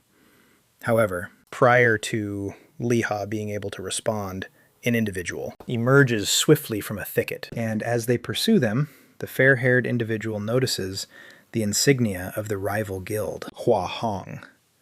A covert agent was already collecting intelligence, and, regrettably, they were unable to apprehend them. Lee-ha considers it absurd, yet still expresses that he requires time to contemplate the possibility of joining. The fair-haired individual perceives the conflict as an opportunity to attain notoriety. However, Lee-ha asserts that what is most significant is the defeats. Should he offer assistance, it would be for the sake of his companion. Ultimately, Kijong indicates that he will inform the leader, prompting the hero to refrain from expressing his thoughts as they bid farewell, which was that he would at least shield him from that infernal berserker. In the Trolls domain, the primary individual simply harvests by eliminating them from a distance. A pair of attempts for everyone. The newly designed musket is challenging to handle due to its excessive lightness. However, he becomes distracted when an individual unexpectedly appears. At the very least, it was the auburn-haired girl, accompanied by her sibling, and she praised the main character's newly acquired compact armament. The protagonist was already aware they would make an appearance due to that trending video targeting Rising Sun. Thus, Hua Hong swiftly extended an invitation to Lee-ha to join her guild. The main character is uncertain about their chances of victory, yet the girl asserts that they don't require an elaborate plan. For the individual that brings down the lion is the organism that emerges. She is aware that the competing guild is struggling to manage their members, as a defector from that group informed her. Returning to the fair-haired individual, he expresses regret for his tardiness, and the supervisor advises him to arrive more promptly during his next visit. At the moment, he instructs the child to take a seat, and the child complies, despite his inability to comprehend why everyone appears so irate. Subsequently, the commander expresses regret while assaulting his companion with incarceration restraints that hindered teleportation for half an hour. Kijong remained convinced it was a jest. However, the red-haired individual presented an image of himself grinning alongside that member of the rival guild. The blonde shouts that he was tailing the individual. However, Sasuke is unconvinced that an individual who was apprehended grinning was tailing anyone. In fact, that individual was not present in the image. However, demonstrating that would be challenging, therefore. The fair-haired individual claims he will respond to any inquiries. Then Conceal suggests that perhaps the cause of all this is the main character. Kijong shouts that the image is fraudulent. However, everyone is convinced that the child was receiving assistance from the sisters. He perceives it as a misinterpretation. However, the redhead reminds him that they are amidst a conflict that could jeopardize the guild, so they decide to watch a video, believing their companion will reconsider upon viewing it. During the Candle Castle occurrence, a Korean individual was present, and it was essentially understood that an ordinary musketeer wouldn't simply act in such a manner. The course was abysmal, and the entire 1 versus 500 situation was implausible. Nonetheless, Tail insists that they ought to permit their companion to clarify his position. He also doubts that the protagonist is an undercover agent. Thus, they consent to demonstrate his innocence, as no one contests it. Consequently, the duo departs by employing a teleportation incantation. However, if they were unable to substantiate it, Hyan stated they would accept accountability for the harm caused. Returning to the dialogue with the protagonist, Hoijung perceives something unusual. The auburn-haired individual attempts to flirt and present the proposal once more. However, Leha also observes something when Ki-jung and the tail make an appearance. They emerge directly amidst the turmoil. Thus, the siblings shout, and the protagonist claims he can clarify. Yet despite his ability to do so, Hoi-jung strikes first.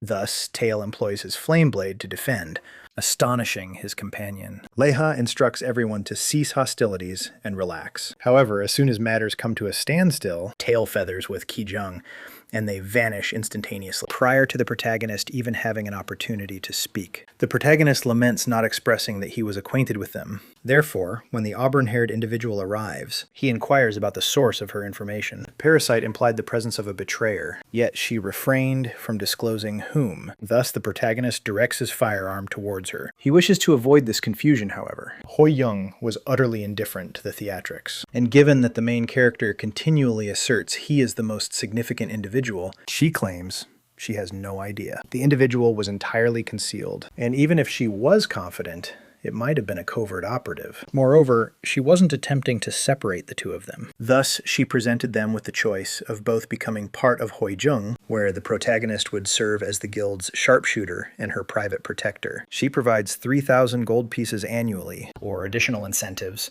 which would enable Leha to finance the operation within 4 years. It was a singular opportunity to agree and resolve matters with Ki-jung afterwards. However, that's not the perspective the protagonist holds.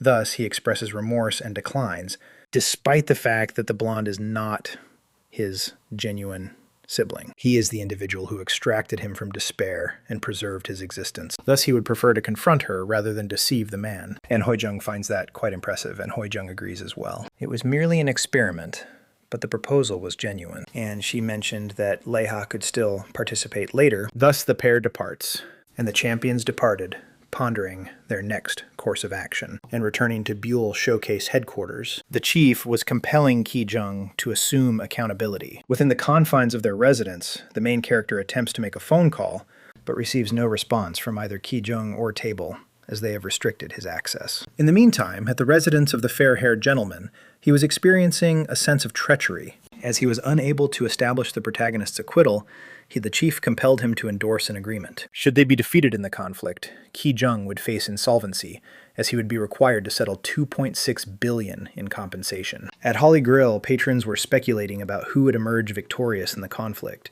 However, when the server arrived, Leha released the password. Leha and Jues reconvene as he seeks information. Regarding his previous inquiries concerning Babel Chu, the protagonist also desires something regarding Igor, as he is certain that Igor will appear in the conflict. A couple of days later, at the sister organization, the executive director is summoned. Jack Young clarifies that Hoi-jung is merely the figurehead in name only, since the auburn-haired individual is the one truly managing operations, and the gathering to exchange information commences. Initially, during the opening confrontation, the adversary surged forward with a numerical superiority and launched a vigorous assault. That day they were defeated in less than an hour. The sanctuaries were intended to remain concealed, yet Bebel Chow somehow realized precisely how many individuals were descending. They struck 9 hideaways simultaneously. Thus, to clarify that, the young woman invited an individual in. She introduced the renowned external alchemist Crowley, the deranged leader. He arrived because he learned that Babel Cho intended to summon Faust, and he wished to engage in combat her.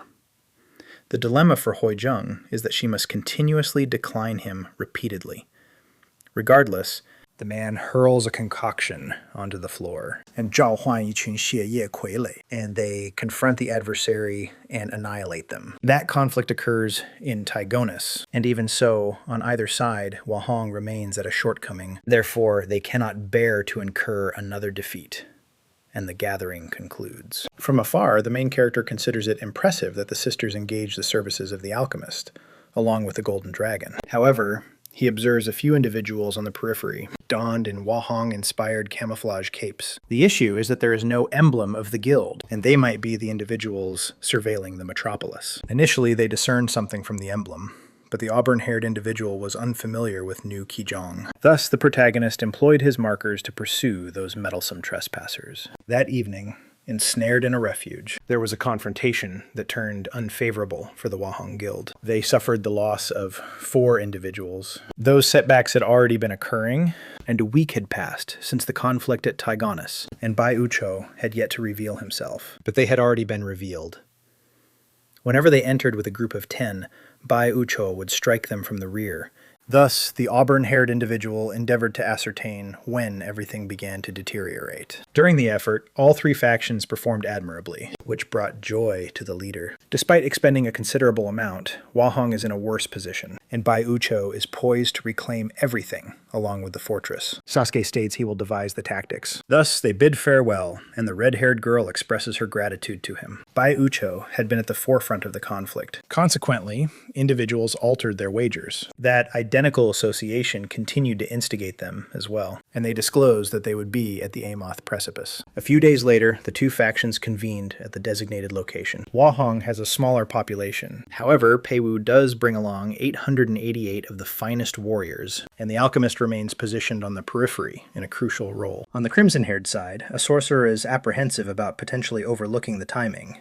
Yet. The concern lies in their strategy to adopt a defensive approach, and the directives Sasuke receives are to safeguard the mentor. Thus, Heian shouts that they must eliminate the sorceresses and gain entry to the fortress. Bai Ucho's faction progresses with 600 troops, yet. The manner in which they initiate the conflict seems like a deception. Nonetheless, Heian asserts that this isn't a game of chess, and contacts her sibling, who conjures a freezing incantation referred to as Arctic Tornado. The cyclone begins devastating everything. Thus, the sorcerer Enshun requests the mentor's assistance with the snare. He employs a tempest shield that prevents the sibling's enchantment from penetrating.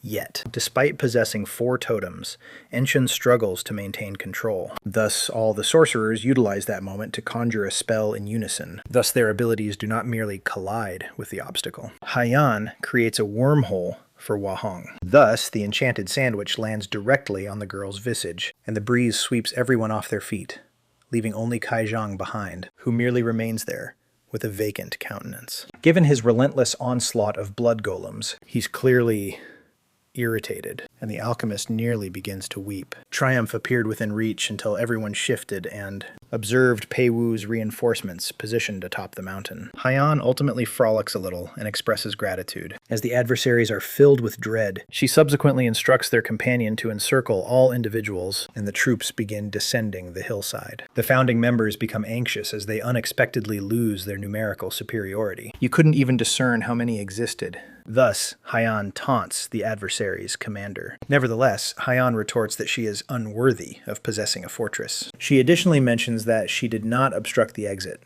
prompting Heian to grasp the implication immediately.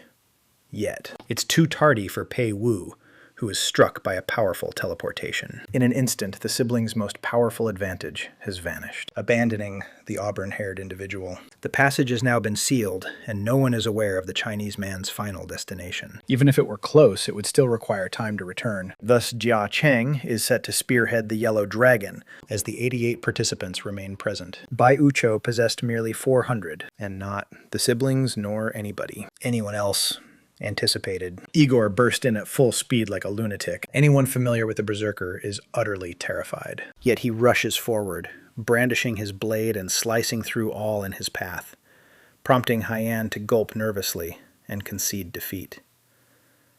However, a particular champion concealed in a nearby shrub is not accepting it. Within the initial moments, a group of individuals is eliminated by the frenzied warrior, inclusive of the siblings. Bai Ucho commends the mentor as soon as they connected with Igor, they triumphed. Nonetheless, the standout player of the conflict is Sasuke, as he is the individual who summoned him and devised the strategies. Now, Heian simply requests Igor to complete the task. Yet, for some inexplicable reason, the Berserker nearly eliminates him. Sasuke delivers a brief reprimand to him. Everything feels illogical, yet the entire power balance alters. Whoever arrives with Igor exerts their influence, and Sasuke appears to be at the center of this treachery. Thus, the individual produces a document to convey proprietorship of the fortress. From the beginning, Sasuke never regarded the crimson-haired individual as the leader, and failing to suspect him was his most significant error. Prior to eliminating the former leader, he discloses that he has been siphoning funds from the guild, and can attribute the blame to the auburn-haired individual. Subsequently, he urges him to finalize the agreement promptly. It appears that the parasites were, in fact, the Japanese constituents of the Daiju Nana Guild from the very beginning. Thus, Sasuke swiftly places Haiyan under his dominion. Kijong leaps in and gets closed off immediately at the location. Then Haiyan Wei-chan identifies the child, attempts to alert them that it's an arrangement, and Sasuke manipulates her as well. However, the blonde pieced together the clues that the ninja is responsible for the entire confusion and becomes enraged.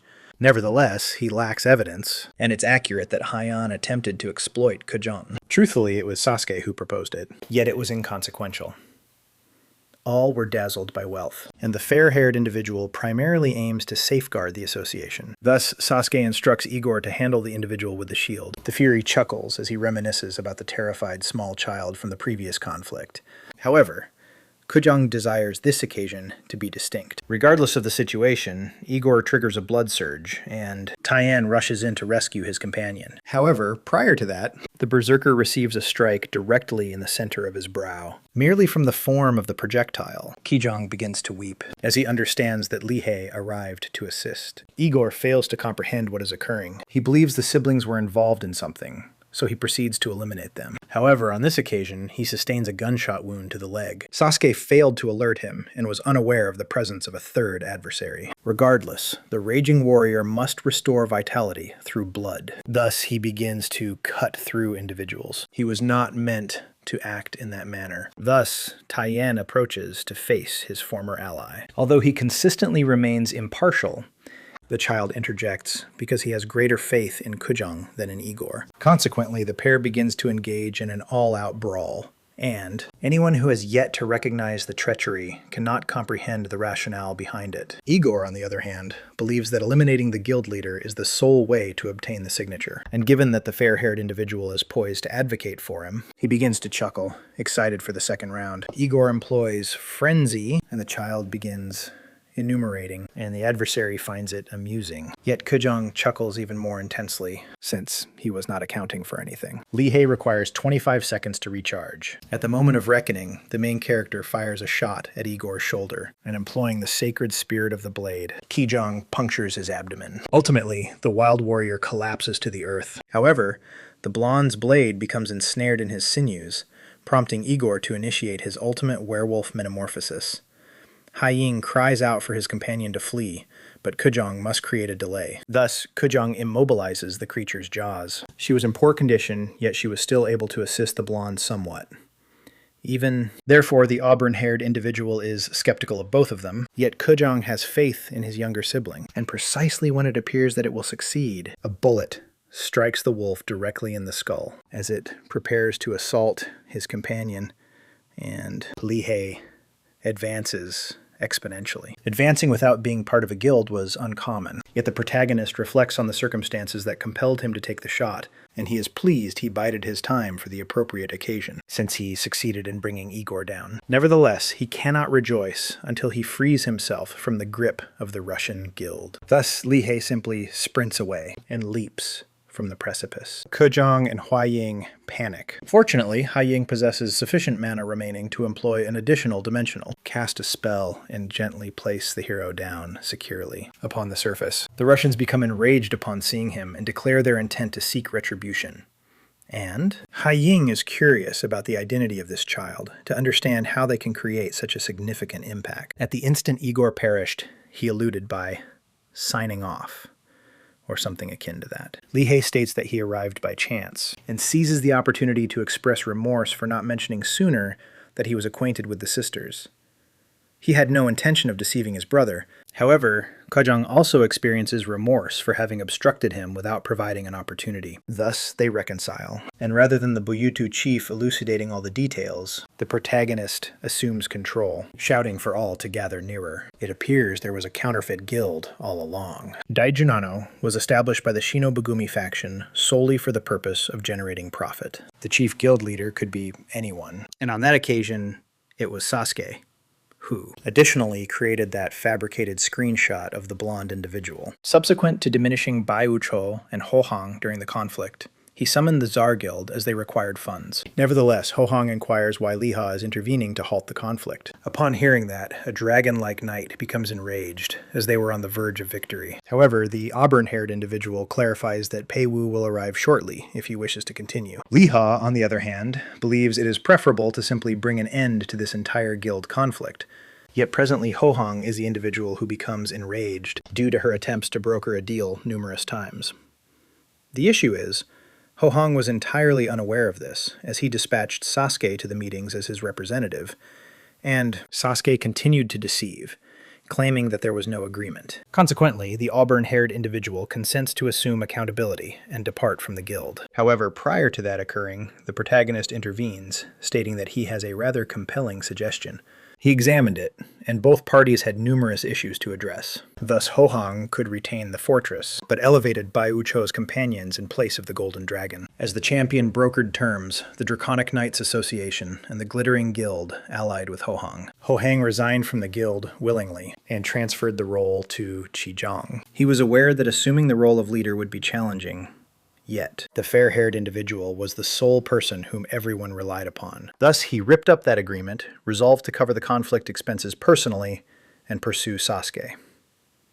Ultimately, Ho-Hong states that the main character arrived at the ideal moment. In addition to commending him, she inquires about the source of his information, and despite Lita evading the inquiry, she was already aware that it originated from a non-player character. Ho-Hang acknowledges that the protagonist is remarkable, even if his actions were solely motivated by his sister.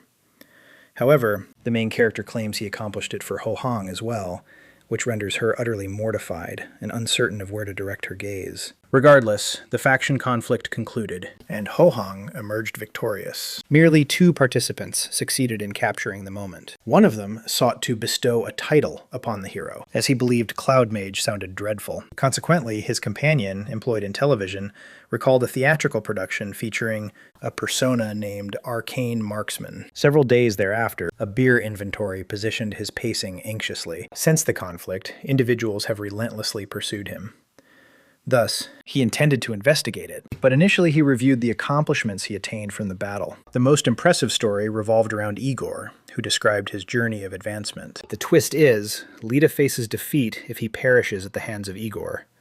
Yet, he concentrates on the 213 characteristic points at his disposal. Thus, he elevates his agility to 1,000, conserving the remainder, and seizes Igor's pendant, which is Valorous tier. It provides complete compatibility with Dark Elves and immunity to Dark Sorcery. Subsequently, Lita disposes of the Kobold Leader's amulet and acquires the ability Cursed Rage. At that moment, Sasuke expresses remorse to Okawa.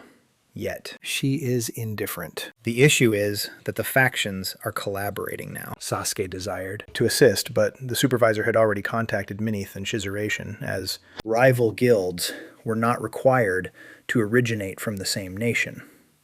In another location, significantly more unsettling, a man comes to the realization that this is not the laboratory either. He genuinely encounters infernal creatures, yet he isn't inclined to remain. Thus, when the hellhounds pursue him, the man responds with a shot that propels both canines and their handler directly into a ravine. And as he was unable to locate what he sought in that place, he resolves to investigate this arcane sniper. In proximity to Dale Castle, individuals are seeking a collaborative associate. Thus, the protagonist concludes that there is no possibility he will not profit in that situation. Rewinding slightly, as Lee-Ha declined, the auburn-haired individual proposed him the position of deputy leader, and compensate Wu with a salary commensurate with his expertise, both due to his abilities and because she desired his proximity. Nevertheless, the attractive individual opted to dedicate some time assisting Kiju. Thus, Lee-Ha merely proposed that she provide him with a portion of the fortress so that he would remain in close proximity. However, unexpectedly, she consented to distribute 10% of the earnings. When the champion encounters an individual in the urban landscape, he expresses remorse. Merely remaining in place prompts the individual to recognize his true identity. And when he shouts, everyone else becomes aware as well. There existed the arcane sharpshooter, currently renowned thus. Everyone hurried in, attempting to claim a portion of him. Lee-Ha became quite agitated, but fortunately, someone called out for it to cease. That individual was a sentinel who was simultaneously searching for the main character. as he required his assistance. Thus, he transports him to a different location. The main character finds themselves in a conference with Jiachu, which resembles more of an inquisition, and the elderly gentleman even acknowledges that it is. However, as the inquiries persist, Leiha's tolerance diminishes. They required this because, unknowingly, he had now become a member of the Ram Long collective. And although for Leiha, it wouldn't be unfavorable to eliminate either of the two, stating that vocalized poorly with the elderly gentleman. And it's somewhat detrimental for the protagonist, since he hurried to avoid being scorched. Huayan arrives with justifications, he disregards her, and she additionally inquires if the child solely arrived to explore the sealed subterranean dungeon. He supplied munitions and elixirs, and had no desire for anyone to obstruct him. However, prior to that, Huayan presents the protagonist with several highly valuable items, and merely states that she is providing them to him. No clarification. Regardless, they arrive at the fortified sewer labyrinth. The auburn-haired individual remains frightened. The main character intends to explore the area solo at his present skill level. However, Leiha enters, and at the very least, Huayan feels reassured, as she has faith in him. Several days later, the main character remains confined in the subterranean cell. Huayan Sheng remarks that the child is truly resolute, and as the red-haired girl appears anxious, the elder begins to jest with her, until she relinquishes it. The reality is that Huayan is aware the hero possesses the appropriate attributes, because her sibling uncovered the information. Regardless, they conclude the contributions for the municipalities of Armeos and Rehetis, and her sibling discovered 3 dubious individuals in the vicinity. 3 from the Sar Guild, strolling around Dale Castle, suggesting that Igor could be in the vicinity. The crimson-haired individual inquires about the identity of that guild's chief. Shidishin clarifies that they are fundamentally linked to the Russian military. It is widely known that Russia supports Igor, particularly after Pei Wu became involved, resulting in a significant upheaval. Regarding the remaining 2, one is the slumbering child the protagonist recognizes, who could be seeking Leiha. The individual referenced by the blue-haired girl is Luger. Indeed, that Luger, the combat mercenary, a professional warrior fixated on wealth. Shidishin has never encountered him face to face. However, he has been informed that he is powerful.